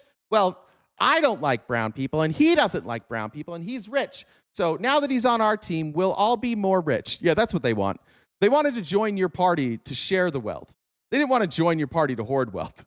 They're done hoarding wealth. They did that for the first part of their life. But now that they're in their 50s and 60s, now they're like, I want to teach everybody else how to be rich. That's what I want to do. I want to share the wealth with all of them. How are we going to do it? Well, you know what we could do? Hear me out. Now, I made Elon Musk, I made $500 billion with this tax policy. It works. It works. We have taxes, and I got rich. But what if we didn't pay taxes? Then you guys would be rich too. Yeah, do you see the comments? Like, it's just insulting me. Not one of you. Not one of you. Bet I won't debate live. Come up. See that Venmo username there? JenDub1. If you message Jen on Discord, I can bring you up live. I beg you to come up and correct any of these facts. I'm begging any of you to come up with anything. I want pushback. I hope I'm wrong. I would love to be wrong on all this. I'm having a conversation with myself. No, you're here, dipshit. I'm talking to you. What are you talking about? I'm talking to all you guys. I found this guy on accident. His name's Brett Pike. There's now this movement on... Oh, go ahead. What's up, Jen? Hey. Just want to remind everybody about our gift goal. We've got about a little more than a half hour left of our regular scheduled show. I'll go over. Okay. Well, still, I mean, we're a ways away from hitting that number. So Venmo, Cash App, PayPal, Super Chats, all to knock down that remaining balance. This is our job. We do this to keep the lights on. So if you guys could help us out with that, that would be awesome. If we all, with everybody here, we all send $1. Join the dollar train and knock it out in no time. So somebody mentioned, it's interesting. I don't know what side you're on there, Cody. It's interesting that you bring up Grant Cardone. Because Grant Cardone has abandoned, like he made his fortune on real estate and he's abandoned it now. He's telling people not to buy real estate now. He's saying just get crypto. Why? Because it's way easier for him. All he has to do is make hype videos for crypto and he makes money. He doesn't have to invest. He just needs you guys to do it for him. It's interesting that you brought up Grant Cardone. In fact, he was on the outline today. I'll show you. It's weird that you brought that up. Let me move this over here. Well, I'll show you later. I'll probably do Grant Cardone tomorrow. This guy named Brett Pike. There's a resurgence on William Randolph Hearst. And there is this effort now, because William Randolph Hearst was like He was a hero, and then everybody figured out that he was just a robber baron and he was a disgusting racist. But now that we have robber barons again and disgusting racists that are leading our country, there's a movement by the Nazis to try and revisit William Randolph Hearst and paint him as a positive figure for this country. There's a guy named Brett Pike. I don't know his political leanings. I looked through his timeline. He's very, very pro-Trump. I'm guessing he's also very pro-Nazi because he's now trying to revisit history and rewrite history and paint this Nazi as the good guy. Have you ever wondered why we're taught that William Randolph Hearst was this uniquely evil man when we all know the rest of the media? Anytime you have that music, if you have to add that music, you're probably not making a good point. Media is made up of liars? Is it because he was one of the fiercest opponents of communism that he was a major supporter of Joseph McCarthy? Or is it Nazi Joseph McCarthy? Who were the fierce opposers of communism during that time? The Nazis? Yeah. Yep. Why aren't you saying Nazi, bud? Why aren't you saying fascist? You're talking about fascists right now. because he took on Woodrow Wilson, that Hearst was vehemently opposed to America joining World War I, that he opposed the League of Nations and later the United Nations, and his papers warned about the danger of global governance, that he stood in defiance of the Espionage Act and opposed the Federal Reserve? Or is it because... Yeah, he hated when the government took his control. Because he had all the control. The robber barons had all the control. You know the reason that the government had to take control? Because we had a Great Depression. And the government realized that the richest people in this country could not be trusted to put the best interests of our country at the forefront. That they would let the entire country go down the tubes before they would do the right thing. After this, by the way, the reason that he was painted as such a bad guy is because all of these people, Joseph McCarthy, William Randolph Hearst, they were so rejected that conservatives in this country didn't regain power for like 60 years. They had to wait until all of these people died before conservatives got power again. And that's where we're at now. Like, we got a bunch of dipshit conservatives here just trying to like replay history like we don't have history books. That's why they were taught that they were evil, because they were. They destroyed our country. And yeah, you could be like, oh, he opposed World War I. Yeah, I know he opposed World War I. Why? Because it was going to cost money and it was going to lose him control. That's why. Because he was against America joining World War II, or that he called FDR? Yeah, because he didn't want to fight against the Nazis. He was a Nazi. He thought the Nazis were the good guys. He didn't want us to go fight the Nazis. Belinda, thank you for the super chat. Amy said, thanks for your education.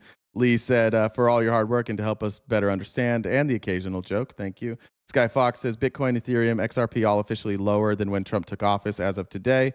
I haven't looked at those markets. I've heard it's down. I haven't looked. Jen said, thank you. Danielle said, Nixon ignored and dismissed the 1972 federal report, which recommended decriminalizing cannabis and found cannabis to be relatively harmless. Yeah, he buried that report. A communist carrying out a Marxist agenda. Yet all we learn in school is he was bad because yellow journalism, as they don't teach our children about the CIA bribing media, or that was in 1975, though. That had nothing to do with him. The CIA has been run by these same people, conservatives. It's been infiltrated by Nazis forever, white nationalists. The CIA, like, they're the same as William Randolph Hearst. These are people that want power, that don't want government oversight. He's just like the CIA. 6 corporations control everything on television. And how many... William Randolph Hearst, and this is crazy, William Randolph Hearst and William Pulitzer controlled all of the media. All of it. Why are you acting like the very things that you're talking about weren't what they wanted? Currently, we have an administration who is having their biggest donor buy up all of the media. 80% of our media is going to be owned by one guy. It's crazy. You can hear this stuff. You're like, oh, I agree with that. And then when Trump does it, you're like, oh, it's probably not what he's doing. No, it's different because we're the good guys, remember? Nah, you're the same. This is who you were all along. This is all you. This is all you type of people. No way I just said the CIA responsible for the liberalization of most of the Western world are Nazis. No, I didn't say that. I didn't say that at all. and how many members of the American media belong to international groups. And this is why I write books on the history of fake news and how This guy writes children's books for who? Anybody want to guess? He has a whole curriculum. This Nazi runs the curriculum for PragerU. Yeah, there you go, Rasta Ranch. This is what they're teaching in homeschool now. He has a whole homeschool program teaching people that the Nazis were actually the good guys. Guys, why are we so hard on American Nazis? They were the good guys. Remember? They didn't want to fight Hitler. I didn't know who this guy was till this morning. I had to look him up.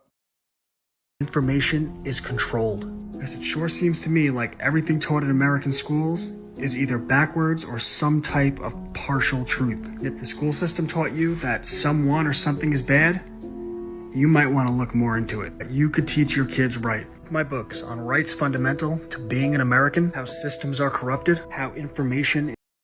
Look at this: free speech, social media censorship, and the First Amendment. No president has ever attacked free speech more openly and violently than Donald Trump. Is controlled, how the banking system was conquered, and so much more. ClassicalLearner.com. Classical learner? Have you ever wondered why we're told? Because teach your kid to be a Nazi was already taken. Anybody that calls themselves a classical liberal is probably just a Nazi. It's just a rebrand. All of this is a rebrand. That's what we're pointing out here, is that we've done all of this before. And now they're trying to rewrite history, because if people learn history and they learn about William Randolph Hearst, they're going to find out that William Randolph Hearst was a robber baron Nazi. And they don't want that out there because they're robber baron Nazis. So they've got to rewrite history. Actually, he was the good guy. He was just a racist, power-hungry psychopath. Let's go here. To get through all those. Let's go. Here. All right. He mentioned yellow journalism. There were two newspapers that ran yellow journalism. There was a thing called Yellow Kid. It was like a comic, and it was a way to push their ideology through cartoons, and in a way that was palatable. Exactly what that dude Brett Pike is doing. Like literally exactly what he's doing. In fact, let me go back to his books real quick. They even kind of look similar. That's not it. That's not the video.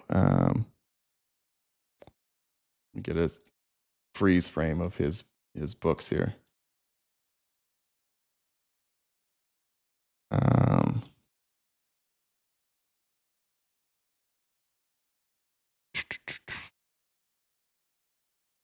It would look like this.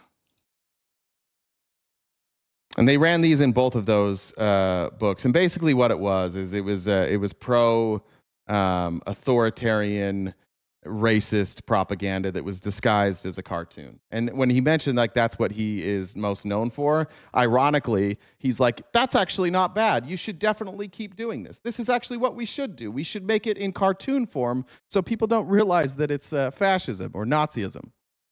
I think someone showed up to my door trying to sell something like this. I think you asked Restless Dreamer if he was from Utah. I'm guessing that who you're thinking of in Utah used to be a friend of mine. In fact, one of the things that people might do someday, if anybody ever wants to go after me, is that if you looked into my political donations, you would find out that I donated to this man. His name's Connor Boyack, and he runs when I was a libertarian, he runs a think tank called the Libertas Institute in Utah, and he creates children's books. They're called the Tuttle Twins. Those might be the ones you're thinking of in Utah. And Connor was somebody who, now looking back, I've realized that he also was just a fascist, hiding behind libertarianism. And so that might be what you're thinking of. I do think they might have door-to-door sales for his books. Go here. So anyways, the Yellow Kid and the Yellow Journalism, they put that in both of those two papers, which again, they were bleeding money for, but both William Randolph Hearst and William Pulitzer printed the papers too, and that's really how they made most of their money. So there we go. That's what, when we watch Newsies tonight, Newsies is the story of the newspaper boys, the ones that sold the newspaper out on the streets, going on strike against William Randolph Hearst. So that's the connection we have to the movie tonight. Again, that's at 5 p.m. Pacific Standard Time. Make sure you're a paid subscriber here on YouTube, TikTok, or Twitch, and then join the Discord, and you can watch that with us tonight. Leanne said, what did the beach say to the ocean? Nothing. It just waved. Megan, thank you for the super chat. Okay said, I finally have a few bucks. Appreciate you, RTP, Jen, and Mods. Thank you. And thanks for thinking of us. And Ainsley joined the dollar train. Thank you. Heather said, keep telling these MAGAs the truth. Ortiz said, go Chiefs. Party Kiki said, helping you for helping me. Thank you. I don't know if I missed some here. Guy said, DNC Warrior, great show today. Thank you very much, Guy. Jamar said, I'm not a fan of turkey bacon, and I'm not a fan of MAGA, so that means MAGA is turkey bacon. That's MAGA math. Thanks, Izzy, Jen, for joining the dollar train. Peter said, thanks for what you do, and especially how you do it. Amy said, we should add both the 1936 and 2005 Reefer Madness movies to movie nights. I didn't know there was a 2005 one. Okay, I got to watch that. We can probably add that to movie nights. Okay. Let me find where we were at here. Where did it go? Sorry, I keep losing my spot here. There we are.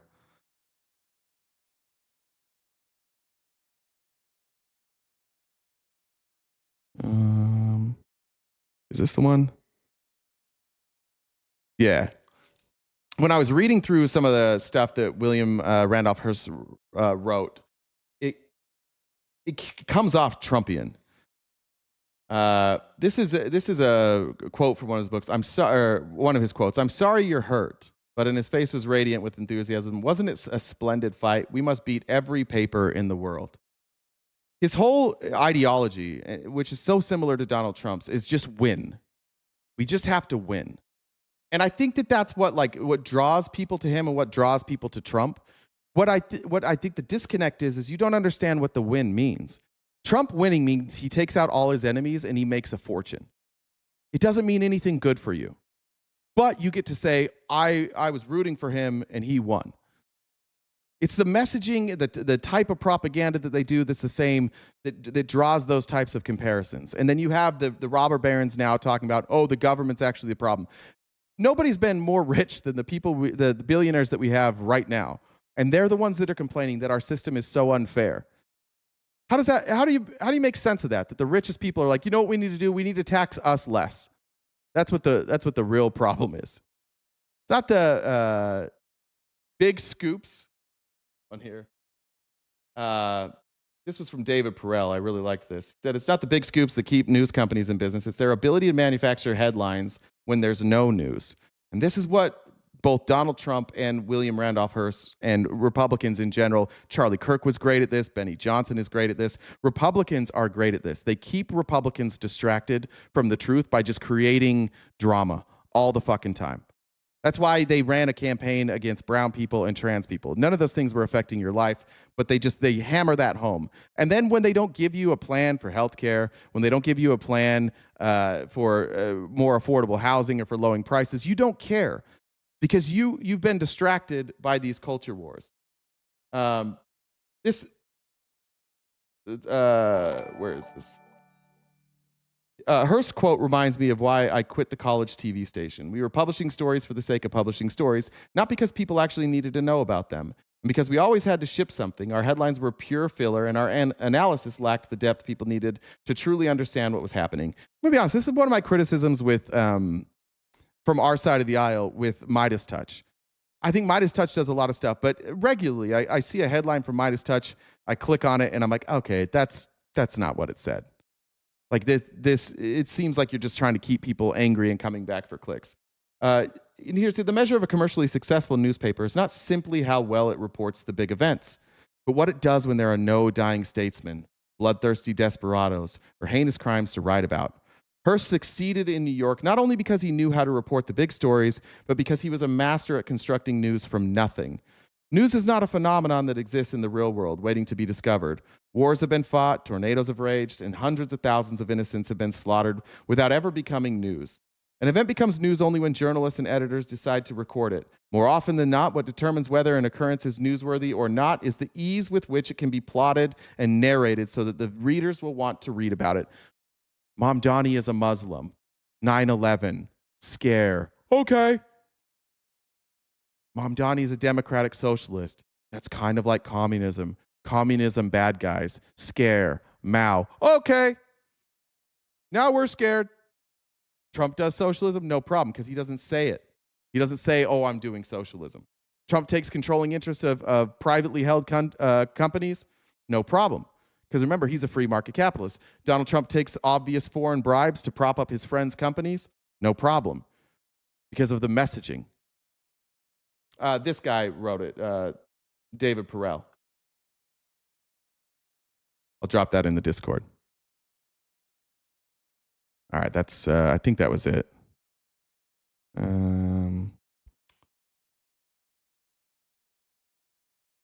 Just a couple quotes here. We'll finish up. From William Randolph Hearst, a quote in the 1930s. He said, marijuana makes fiends of boys in 30 days. New York Times headline, state finds many children are addicted to weed. Harry Anslinger, who's often more credited with the attacks on marijuana, trigger warning, it's racist. Reefer makes darkies think they're as good as white men. These are the people, by the way, that they're saying like history is telling us are the bad guys. If you watch the whole thing of Reefer Madness, like the whole plot of that is that the guy smokes marijuana and then kills his entire family with an axe. Newspaper headline from 1933, marijuana, the devil's weed with roots in hell. I think we covered that with the Reefer Madness. And now we have more psychos doing the same thing. Alex Karp is a good example at Palantir. Alex Karp won't admit that he's a Nazi, but he's Nazi adjacent. And Alex Karp, the fucking weirdo with all this money, whose sole goal is to create a company that can spy on all of you all the time and manipulate the government. That's his goal. He wants government contracts. They can now take, you've seen it with ICE, they can literally take their phone, scan your face, and know everything there is to know about you. And that's thanks to Palantir. And Palantir recognizes that historically that hasn't been very popular. But how can you be popular when you're promoting spyware that the government gets to control? How do you make that popular? I know, you fight a social war. And this guy, this alpha male, Alex Karp, he's going to tell you all about the social war. This is why people like him. And I'll also say both parties, and again, let me just go to the party where I have more credibility, like the way in which... First of all, Lance Armstrong, did you fucking bike here?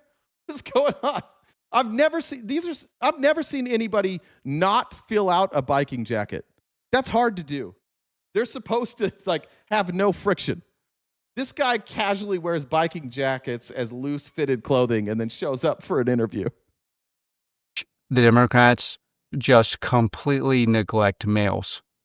Like, there is nothing wrong, and it's admirable to be a somewhat to high testosterone male.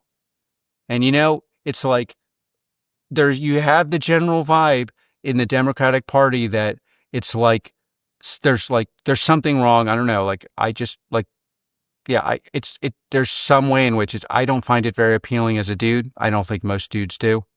It's a huge problem, and you can't address it. And yeah, guys, we're the bros. We're the bros, just like you. Don't worry about us spying on you. Don't worry about us getting all the government contracts. Don't worry about a police state. We're the bros. We're with you. Let me find this clip here. I forgot to add it to the timeline, but let me show you some peak alpha behavior from Alex Karp. And that's all it takes, by the way. Like, Republicans, if Republicans, if you're in the chat, raise your hand if you think Palantir is a cool company. Thumbs down. Well, only Republicans here. I just want to hear from Republicans right now. Actually, maybe I didn't save this. I'll be able to find it. I think it's the first thing you find when you look up Alex Karp right now. Yeah. Okay. He took a break from an interview to do some alpha shit.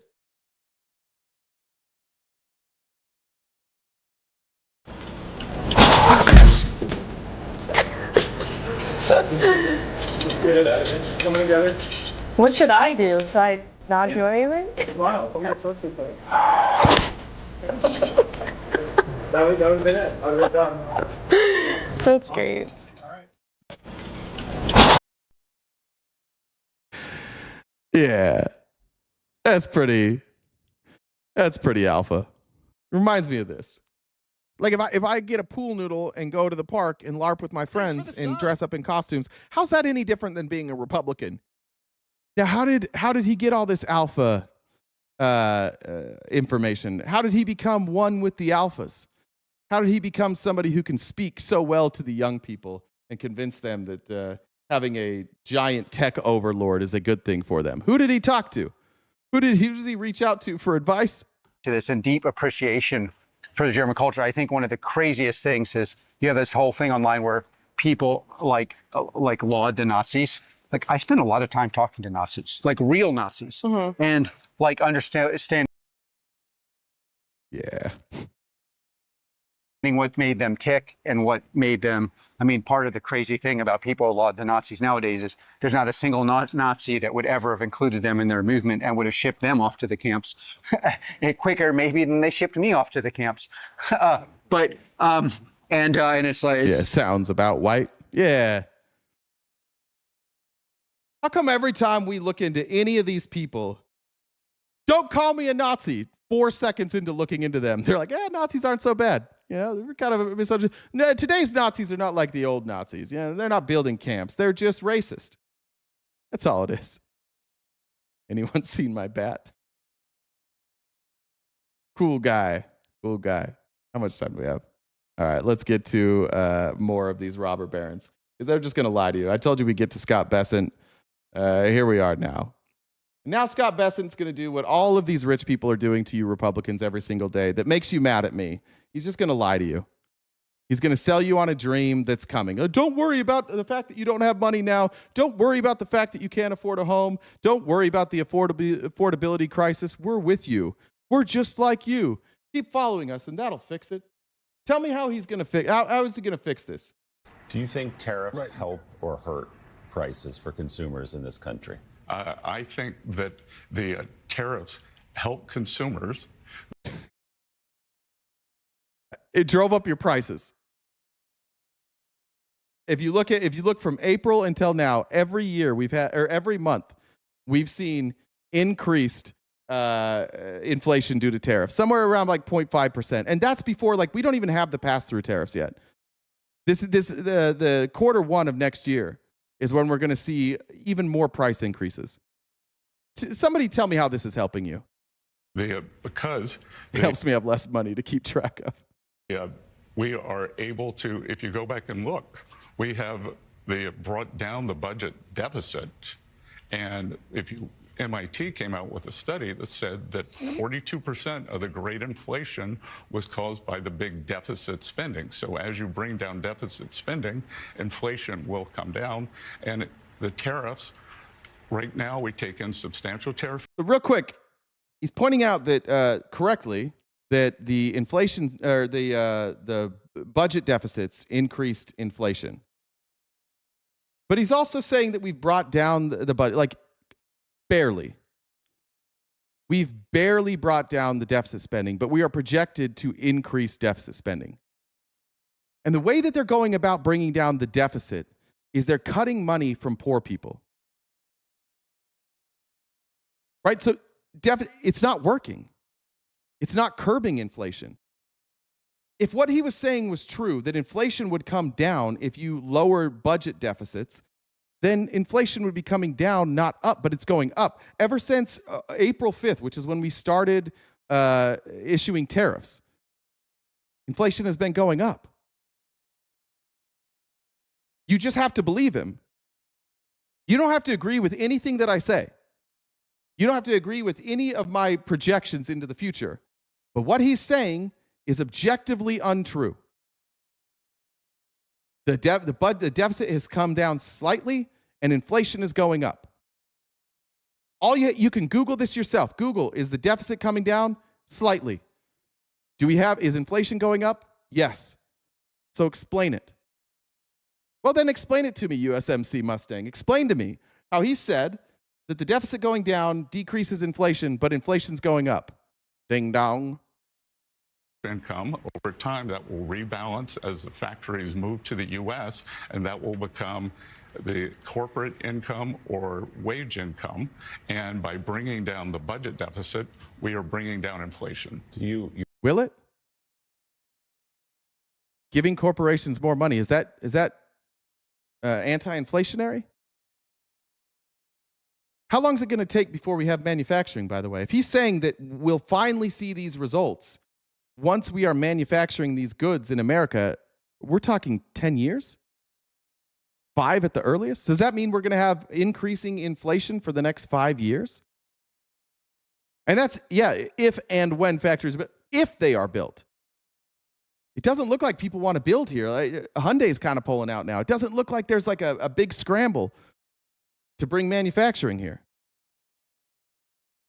You're an incredibly well-respected financial mind, have been for many years. It's why you got the job, because so many people respect the way you think about the economy and money. Do you, as a rule, though, even going back to your career in finance, believe that tariffs are a tax on consumers? Do they cost consumers money? I do not believe that tariffs are a tax on consumers. Joe's got one.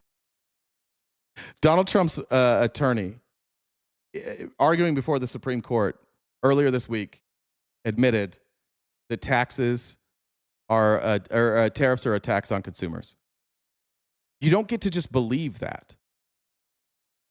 That's like saying, I don't believe in the sun. No, it's there. It's a tax. You're taking money. You're taking money from American consumers that is going to the government. What is, if that's not a tax? What is it? When they go, when their attorneys go in front of courts, they all tell you a different story than what you hear. Why is it that Trump's attorneys always tell a different story than Trump tells? You guys are in it. Like, I don't know if you're married, but like if you're married and your wife wants to cheat, she's got a good gig going, because all she has to do is tell you that she's not, and that she loves Donald Trump. She'll probably just go with it. Read some comments here. Tiger Lady said, for educating all the MAGA bots. Haley said, is it a sing-along movie night? We can sing along, but it'll be muted. Natalie said, go Broncos. Thank you, Ainsley. I'll update that total here in a second. Amy said during that Alex Karp video, why does this remind me of cheap porn? That's some weird porn you're watching there. Now on the affordability. Now remember, Donald Trump said day one, we're going to take care of this. Day one, it's month 11. They haven't taken care of affordability. What are they doing instead? They're just going to keep blaming Biden. But just, you tell me, like, what's the plan here? How are we going to make things more affordable? You admit that, yeah, cost of living is still expensive in this country, but there's things in motion that you believe are going to move us in the other direction. It's like turning the Titanic, right? It takes time to get these things going. Yeah, well, it's also, if the house got burned down, you got to rebuild, starting with the foundation, Rob. We came in, we inherited a... What's the foundation they rebuilt? Somebody, because guys, I'm dumb. Remember, what's the foundation that they built? What's the foundation that's being rebuilt? Is tariffs the foundation that we rebuilt on? I'm trying to think of it. I can't think of a foundational aspect of our economy that's changed other than tariffs, but we're still taxing, so it's not like we've replaced tax income with tariff income.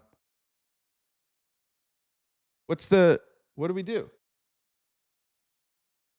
Sounds like he's just complaining, but could you tell us what you did to rebuild this? It's also, if the house got burned down, you got to rebuild. Oh, the East Wing. Oh, that's what he said. Yeah, the real problem with our economy is we didn't have a ballroom. And that fucking East Wing was really the problem. Now that we're going to have a ballroom, which everybody wanted, that'll fix it. Starting with the foundation, Rob. 1776 is the foundation. I fucking love that. That version of MAGA, I fucking love. I love the MAGA version that, like, they don't really know a lot and they just say things like that. The foundation is Jesus. The foundation's the Constitution. I love it. I actually don't mind you guys. You do make me happy. What happened to all those people that were going to call in, though, by the way, and correct me? Jen, did they not show up? Where they went? Rob. Nope. We came in, we inherited a mess. We have brought the inflation down. Nope. It's the same as when you entered office. You brought it down. It was trending down. But as soon as you implemented your policies in April, inflation started going right back up. It was weird. When Biden's policies were still in place, the first 3 or 4 months of the presidency, inflation kept coming down. And then as soon as Trump reversed all those and did his own, inflation started going back up again. Explain how that worked. Trump said there's no inflation, so you're on. Good point. I forgot that Trump said there's no inflation. My bad. And Rob, there are two ways for curing affordability. There's bringing inflation down, because some of the prices we are going to be able to bring down. So energy prices. When? Gasoline. Down quite a bit. 4-year low. Yeah. 4-year low. No, year over year, it's down 1 cent. Last year, the average price of gas in this country at the same time was $3.09. Today, it's $3.08. I don't know how often you fill up your car, but I hope you're doing it 3 times a day if you're going to try and make that savings be massive for you. It's down 1 cent. Well, mortgage rates, when the president was January 20th, when the president came in, 30-year mortgage, 7.08. Yesterday, 6.22. Yeah. That's a huge move. It's a big difference. If we can get mortgage rates down to the 5s, that will help home owners. A weird argument they keep having. We don't control the mortgage rates. They don't know what they're doing. But then when they're lowered, then they take credit for it. Ownership quite a bit. Yeah. So I think the president is just frustrated by the narrative, because I can tell you he doesn't like that people won't just believe him. People keep pointing out that things are getting more expensive, and Trump is really frustrated with that. He throws those temper tantrums. That's why we have to come on TV every day and pretend that things are going well, so that he watches us and he's like, oh, things are going well. Trump doesn't know. He's a dipshit. He literally just watches them and he's like, oh, they're saying that it's good, so it's good. Every day he is working for the American people. We have nonstop, all hands on deck meetings on this. Here he is again. Now over on, that was on Newsmax. I mean, he's making the rounds. Notice that Trump, they never talked to Trump about this because Trump can't explain any of this in detail. He tried with Laura Ingraham and that went poorly. But now he's in a more friendly place. I guess probably the same amount of friendly with Fox News. Let's see if he has some answers here.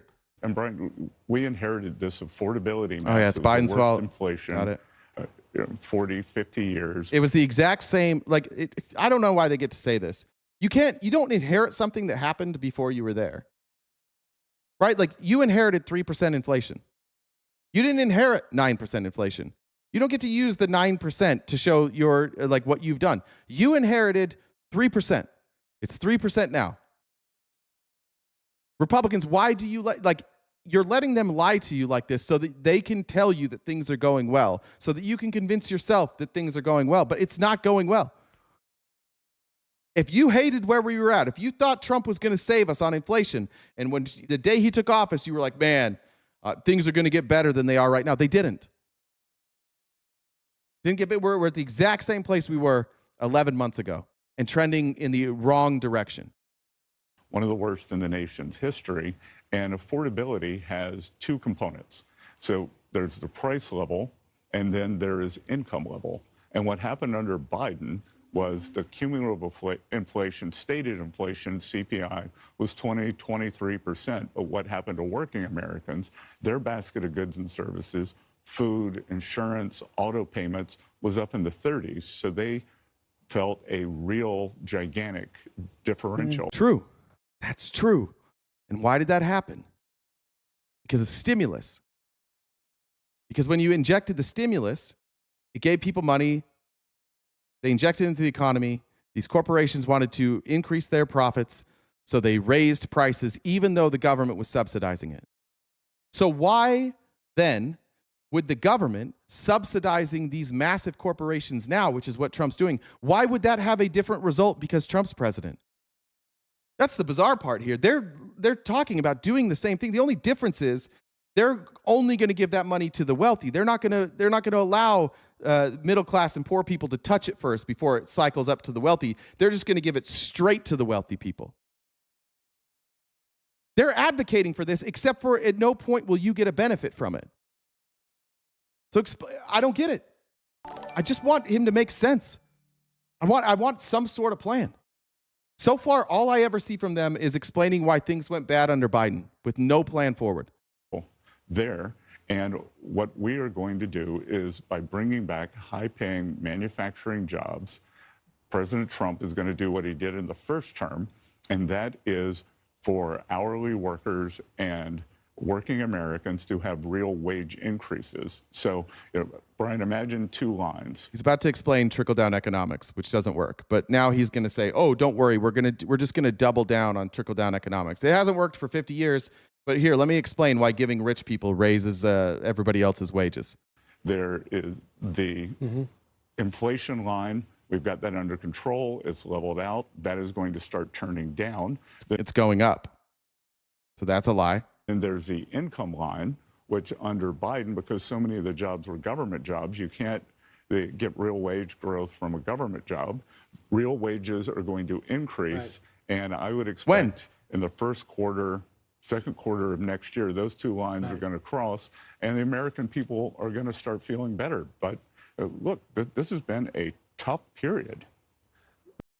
I mean, real wages are fairly stagnant. Quarter one was 373. It's 376 now. We're expecting basically flat growth. If what he says is true, great, but it's not there yet. So Republicans, you're just believing that it's going to work eventually. We've seen these policies for decades. They don't work. This isn't anything new. Justin Wolfers, who's one of the most respected economists on both sides of the aisle, he thinks that Trump and this administration are losing touch with reality. And I mean, he's smarter than I am, but I think he's right. Like my little dumb brain, all you MAGA folks, I'll side with you. I'm not an expert. By the way, Scott Bessent also isn't an expert. He's not an economist. He's an investor. This guy studies the economy. It seems like what they're saying doesn't make any fucking sense to me.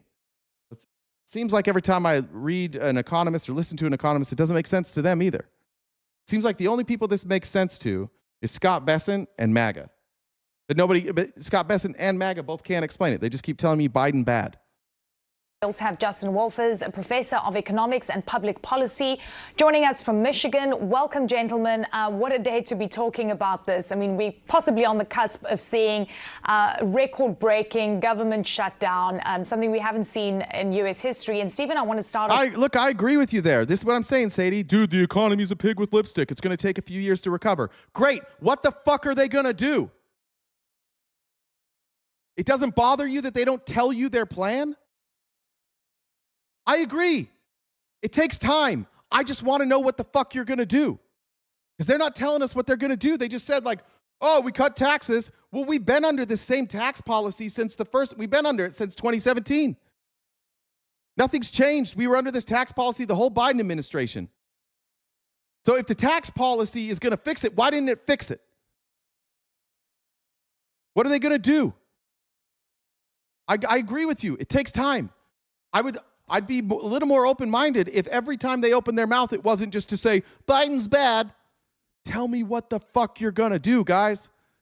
With you, because as Kevin says, it's a win in some ways, but again, the big challenge for President Trump is going to be healthcare, and that's a headache that is going to come very quickly. Give me a sense of how he's going to tackle this and the messaging we've heard thus far, whether he's already allayed fears of what's to come.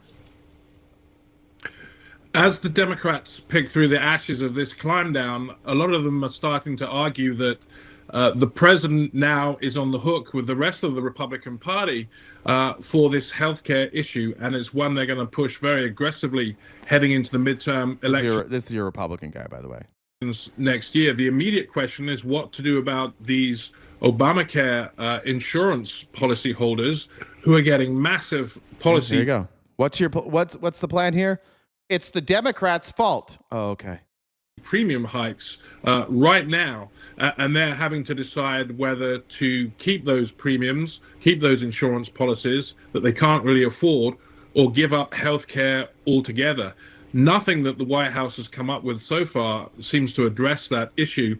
In fact, if you look across the span of... What's your health care plan, guys? Are they going to give you a health care plan? There's no economic plan. There's no health care plan. It's just bad. When are you guys going to get one? President Trump's 2 White House terms. It's a story of repeated promises of great, beautiful, affordable. This is my favorite thing. Nothing like Democrats criticizing red states for being poor when, according to the left, according to left-wing ideology, the poor are poor because they're exploited by the rich. Yep.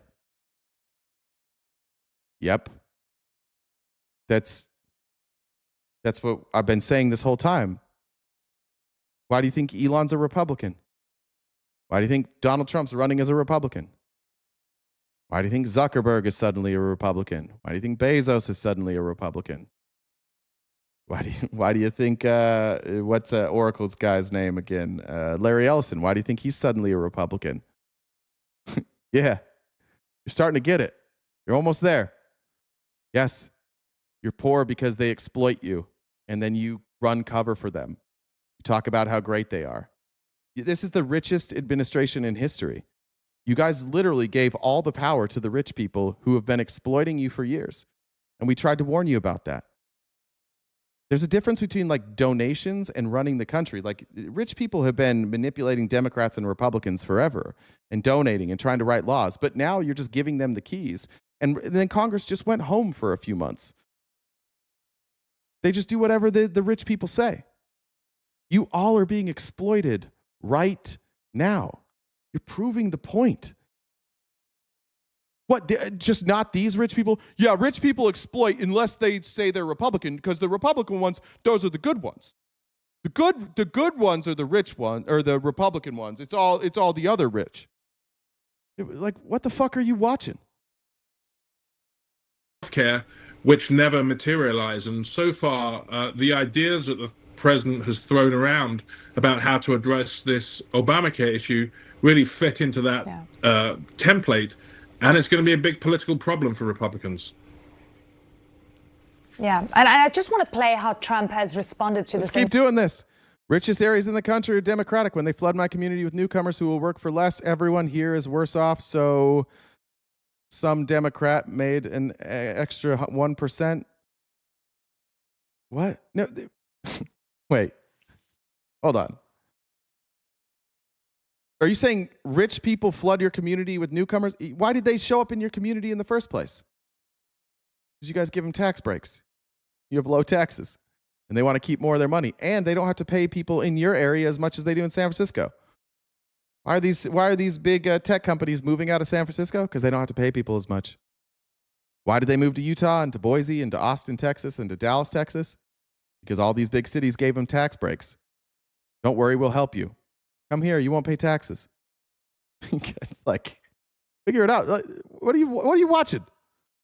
It was just, I don't know why they came here. I don't know. I have no idea why they came here, but it's the Democrats. They left a Democrat state and moved to a Republican state to pay people less. And that's Democrats' fault. Got it. Your entire ideology as a Republican, as MAGA, is just no matter what the problem is, blame somebody else. No accountability, no understanding. It's just always Democrats' fault. Anxiety that people are feeling. Take a listen.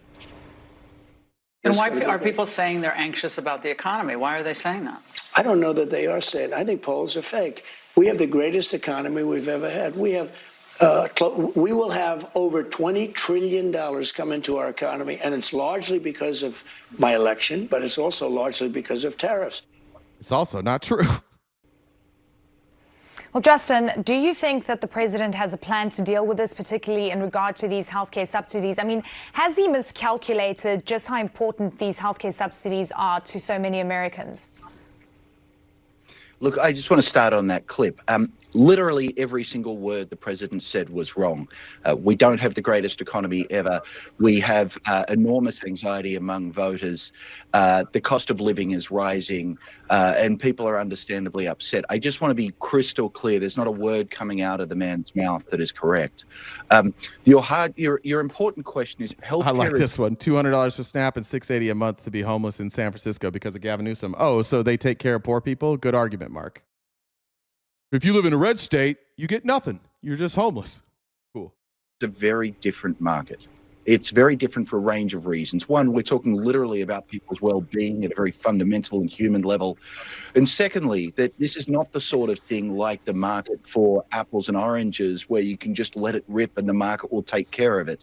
Markets don't deliver healthcare or health insurance in useful ways, which is by every government around the world. All right, USMC, let's do this. He said the richest group of billionaires are leftists who fund the Antifa, Communist Party, as socialists for America. Jesus Christ, you're mixing a lot of things. For America, Code Blue, and all the worst types of people in the world. All right, let's see. Who are the richest people in America? Let's see. Pull this list up for you. Elon Musk. Is he donating to the left or the right? Right. Larry Ellison, left or right? Right. Mark Zuckerberg, left or right? Right. Got it. Jeff Bezos, left or right? Right. Larry Page, left or right? Right. Yeah, they're all giving Trump money now. Oh, that's weird. How come the 5 richest people in America are all in Trump's pocket now? Good try, bud. You're the one that's been telling me I was stupid the whole live, right? You're the one that says I don't know anything the whole live. You're 0 for a fucking lifetime, man. Like your whole ideology is just catchphrases and just believing whatever the fuck you want to believe. Just Google one thing, one goddamn time. Do you guys not? You're on the internet. You've got access to it. Look it up. No person ever has given the amount of money that Elon Musk gave in the last election. Ever. That's never happened. And what did he get out of it? Billions of dollars in contracts. You can't see that? Involved. President Trump has promised us a healthcare plan in 2 weeks now for 10 years. Not a single person I mentioned is right wing. Well, I don't know what their political ideologies are, but I can tell you where their money's going, and it's going to Trump. So whatever you want to say, I don't think Trump's right wing either. I just think he's at least not in the way that you guys think you are. But they're giving their money. Yeah, but so they're not right wing. They just give all their money to Trump. What fucking difference does that make? You just said that the richest people fund all those organizations. None of those people fund the organizations you're talking about. So suck my balls, man. I don't know what to tell you. In a row, he simply failed to take the idea seriously. And the problem is it's a very serious issue for Americans, and they're noticing. That you know of. Yeah, well, they could be secretly doing it. That's the thing. We know that they're giving to Trump, but that's how we know that they're actually funding the dark groups, because we don't know that they're funding the dark groups. So that's why we believe it. We don't believe the stuff that factually we can prove, only these hypotheticals. Good God, you guys are broken. You're so fucking broken. Yeah, I mean, it's a really good point.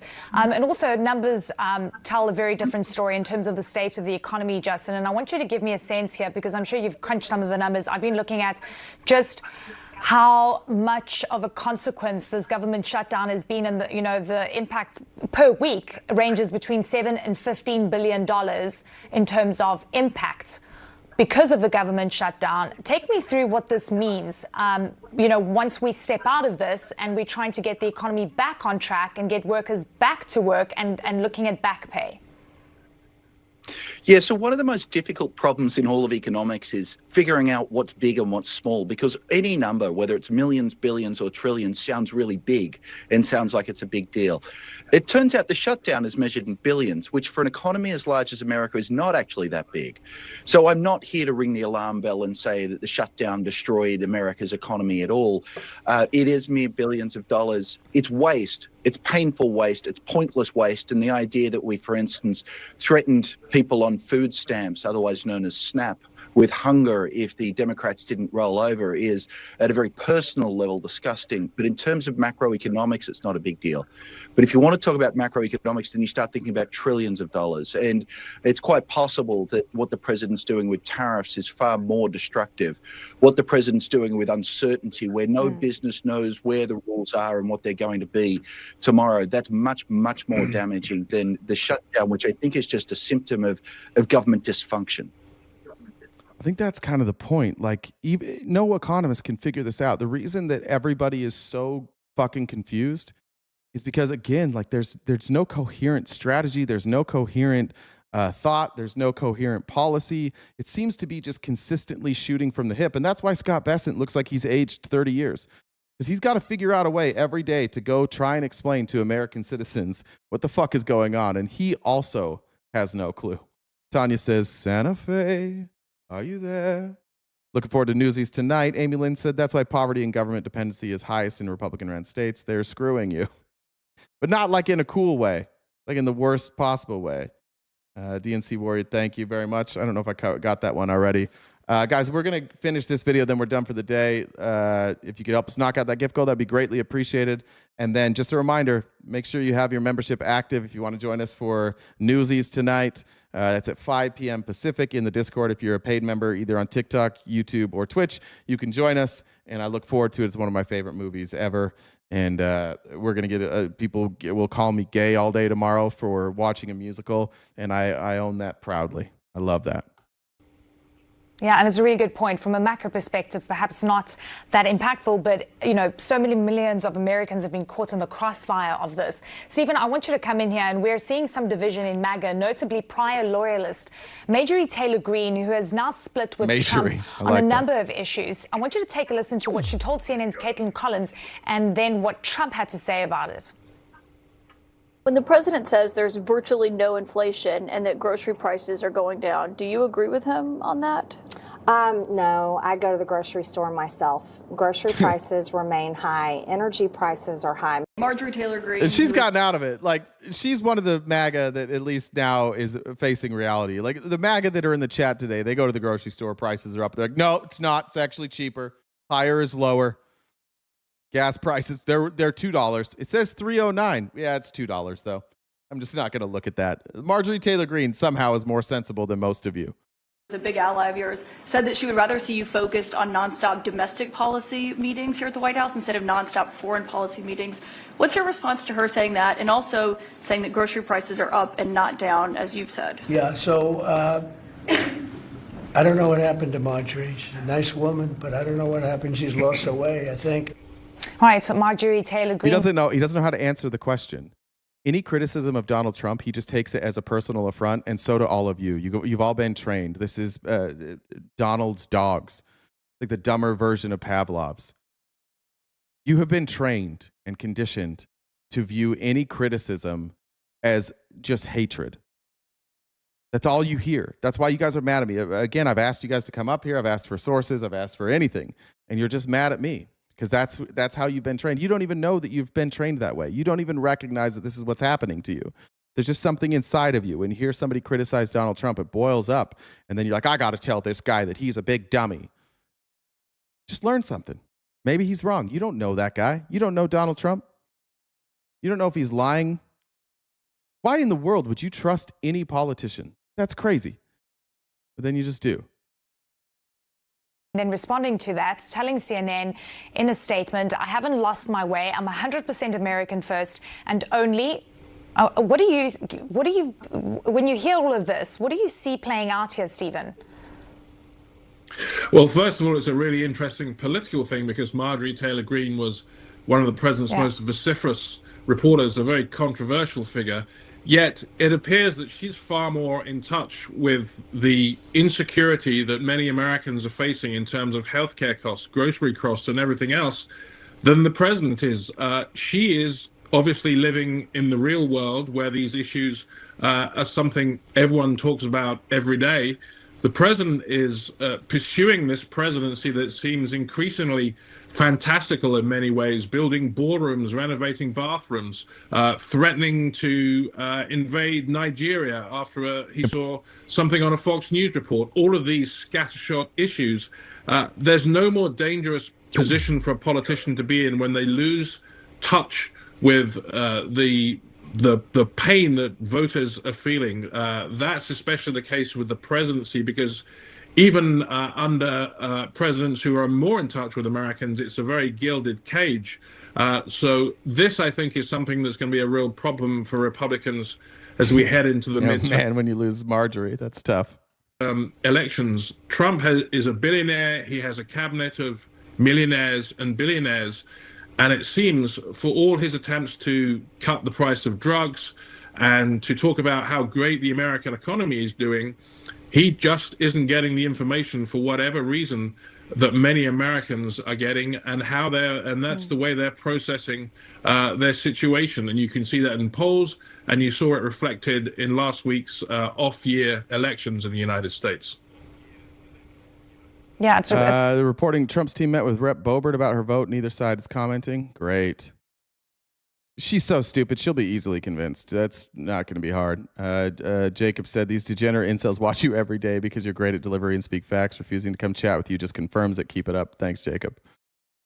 It's an important point you make. And Justin, I want you to give me sort of an understanding of whether you think President Trump and the Trump administration is sort of losing touch with what the American experience is, because, you know, they keep saying, well, inflation is not that bad and, you know, prices have gone down, and the numbers and the data say something completely different. I mean, ADP numbers came out for the week of October 25th, showing that job creation was down more than 11,000 on average per week.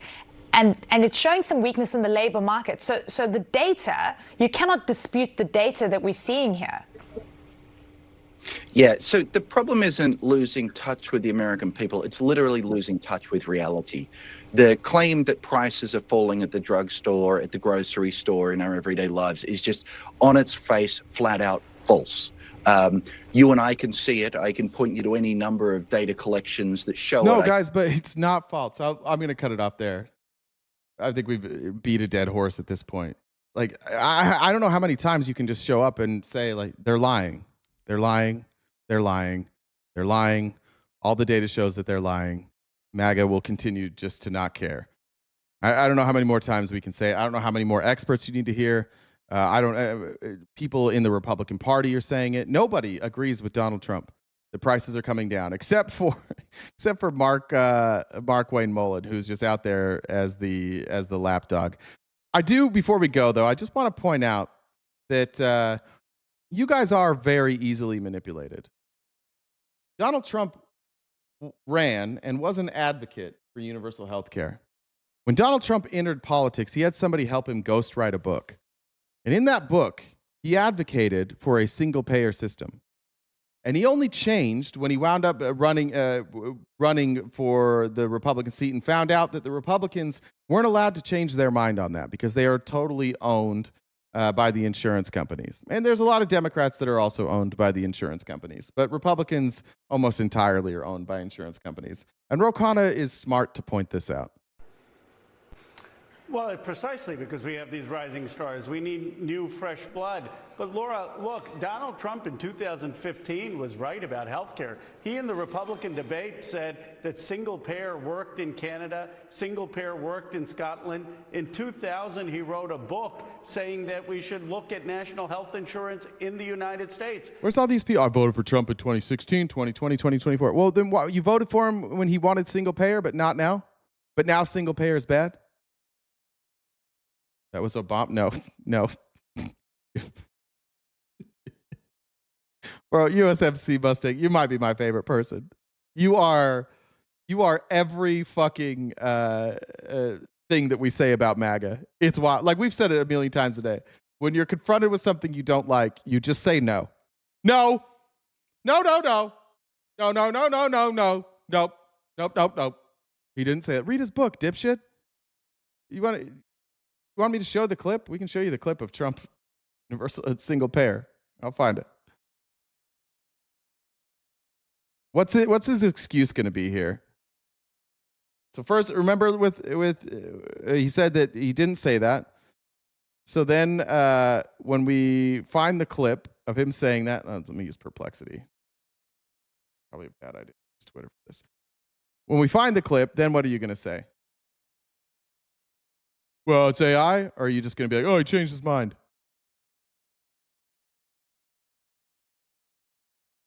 I took it out of context?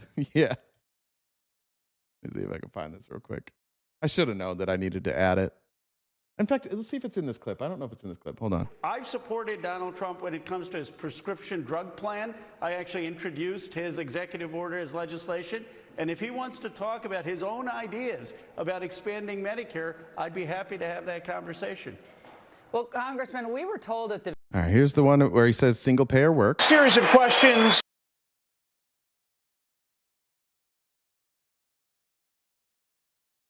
Deals with Obamacare and the role of the federal government.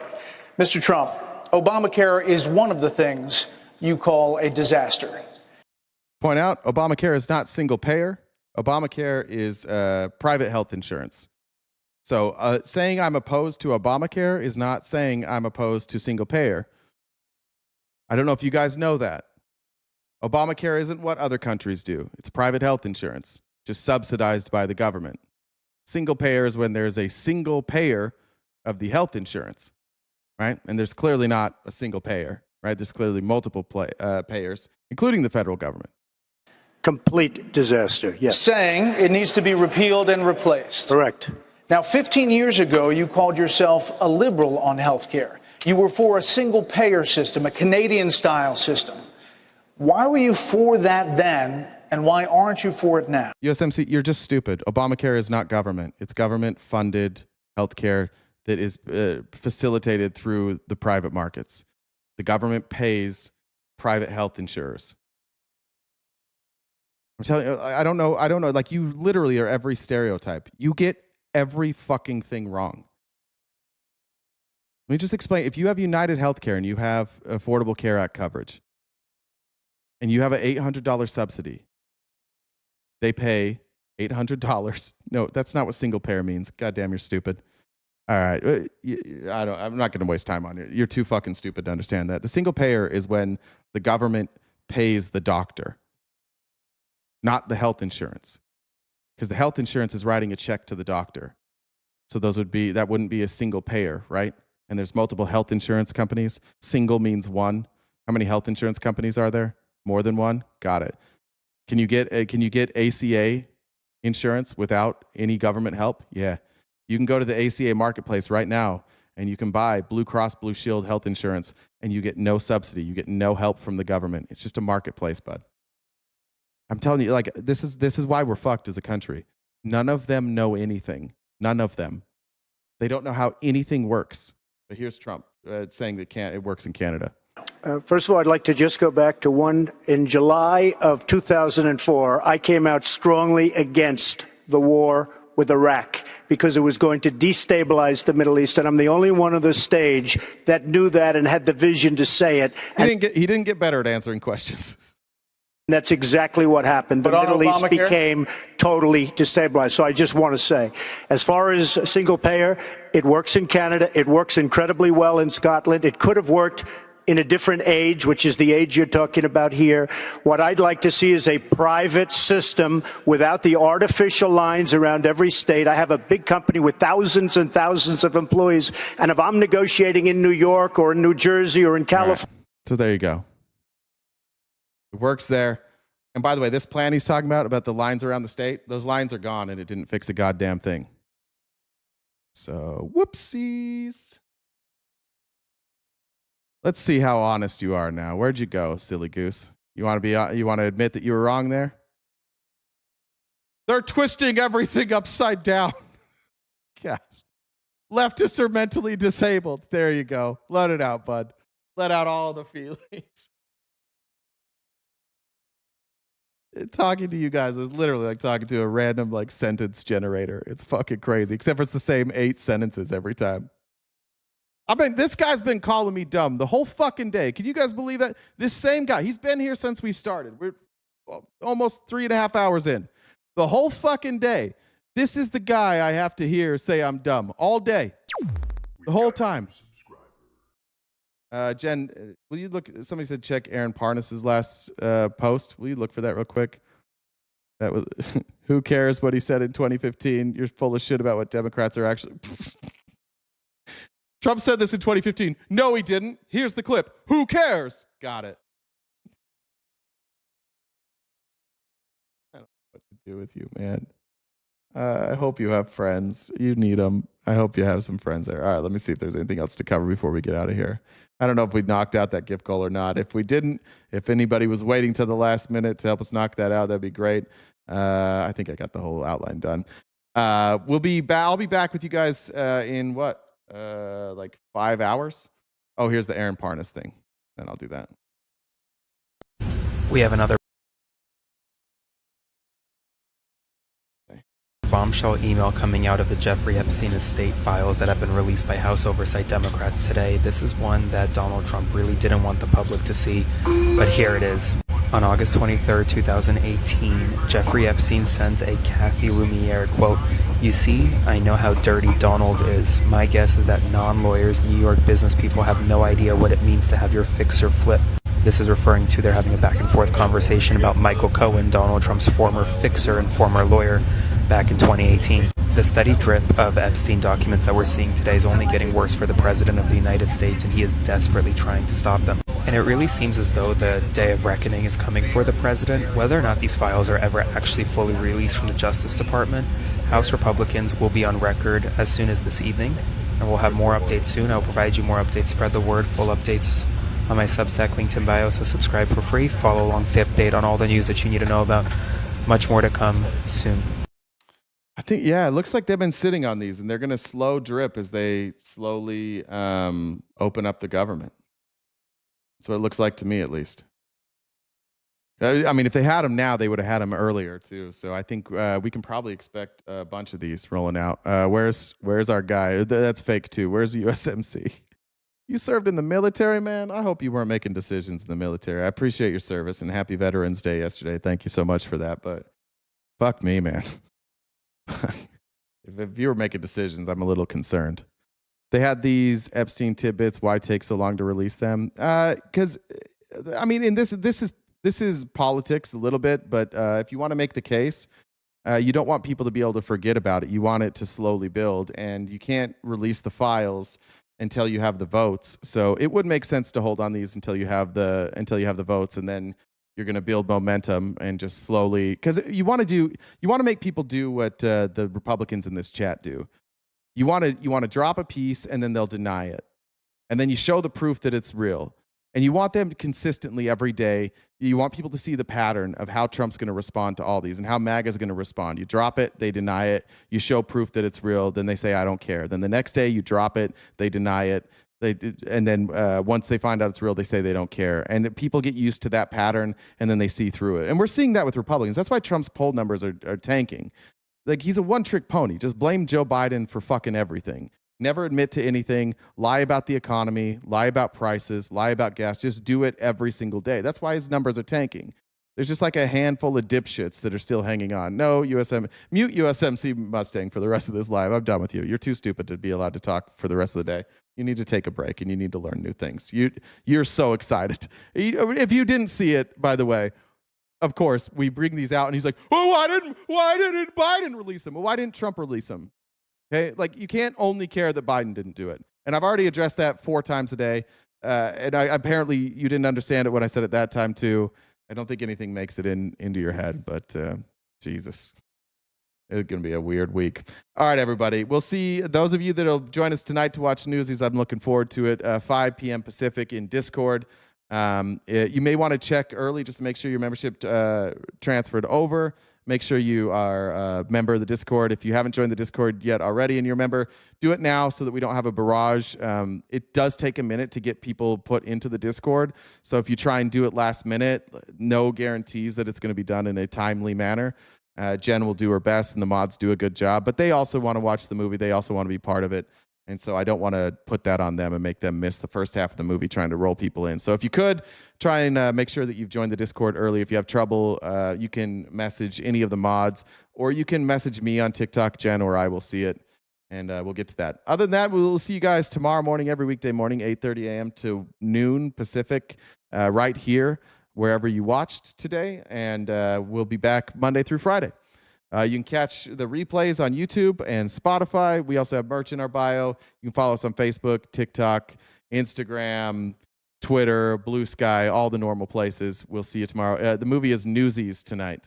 And I will see you then. Can't wait. I will be elevated. I highly recommend the rest of the people get elevated too if that's your thing. But if not, you'll enjoy it anyways. Let me get this ready. There we go. All right, everybody. Just stay cute and cool, and have a great summer. Hey, Quitchy.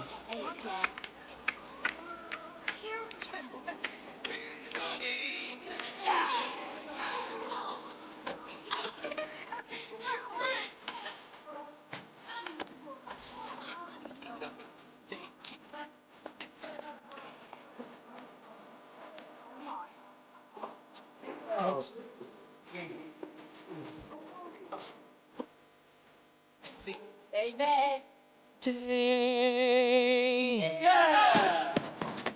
Yeah! Now is the time to seize the day. Now is the time to seize the day. Send out the call and join the fray. Send out the call and join the fray. Wrongs will be right. Where you died, let us seize the day. Friend that seize the day. Wait for the friend that seize the day. Raise up the torch and light the way. Raise up the torch and light the way. Take lion, we'll slay the giant. Let us seize the day.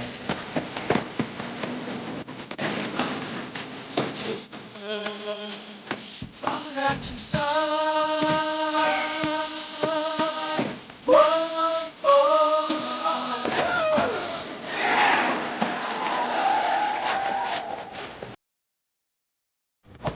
Whoa, open it to see. Don't be afraid of God. Don't be afraid of God. There's can't just ride somewhere.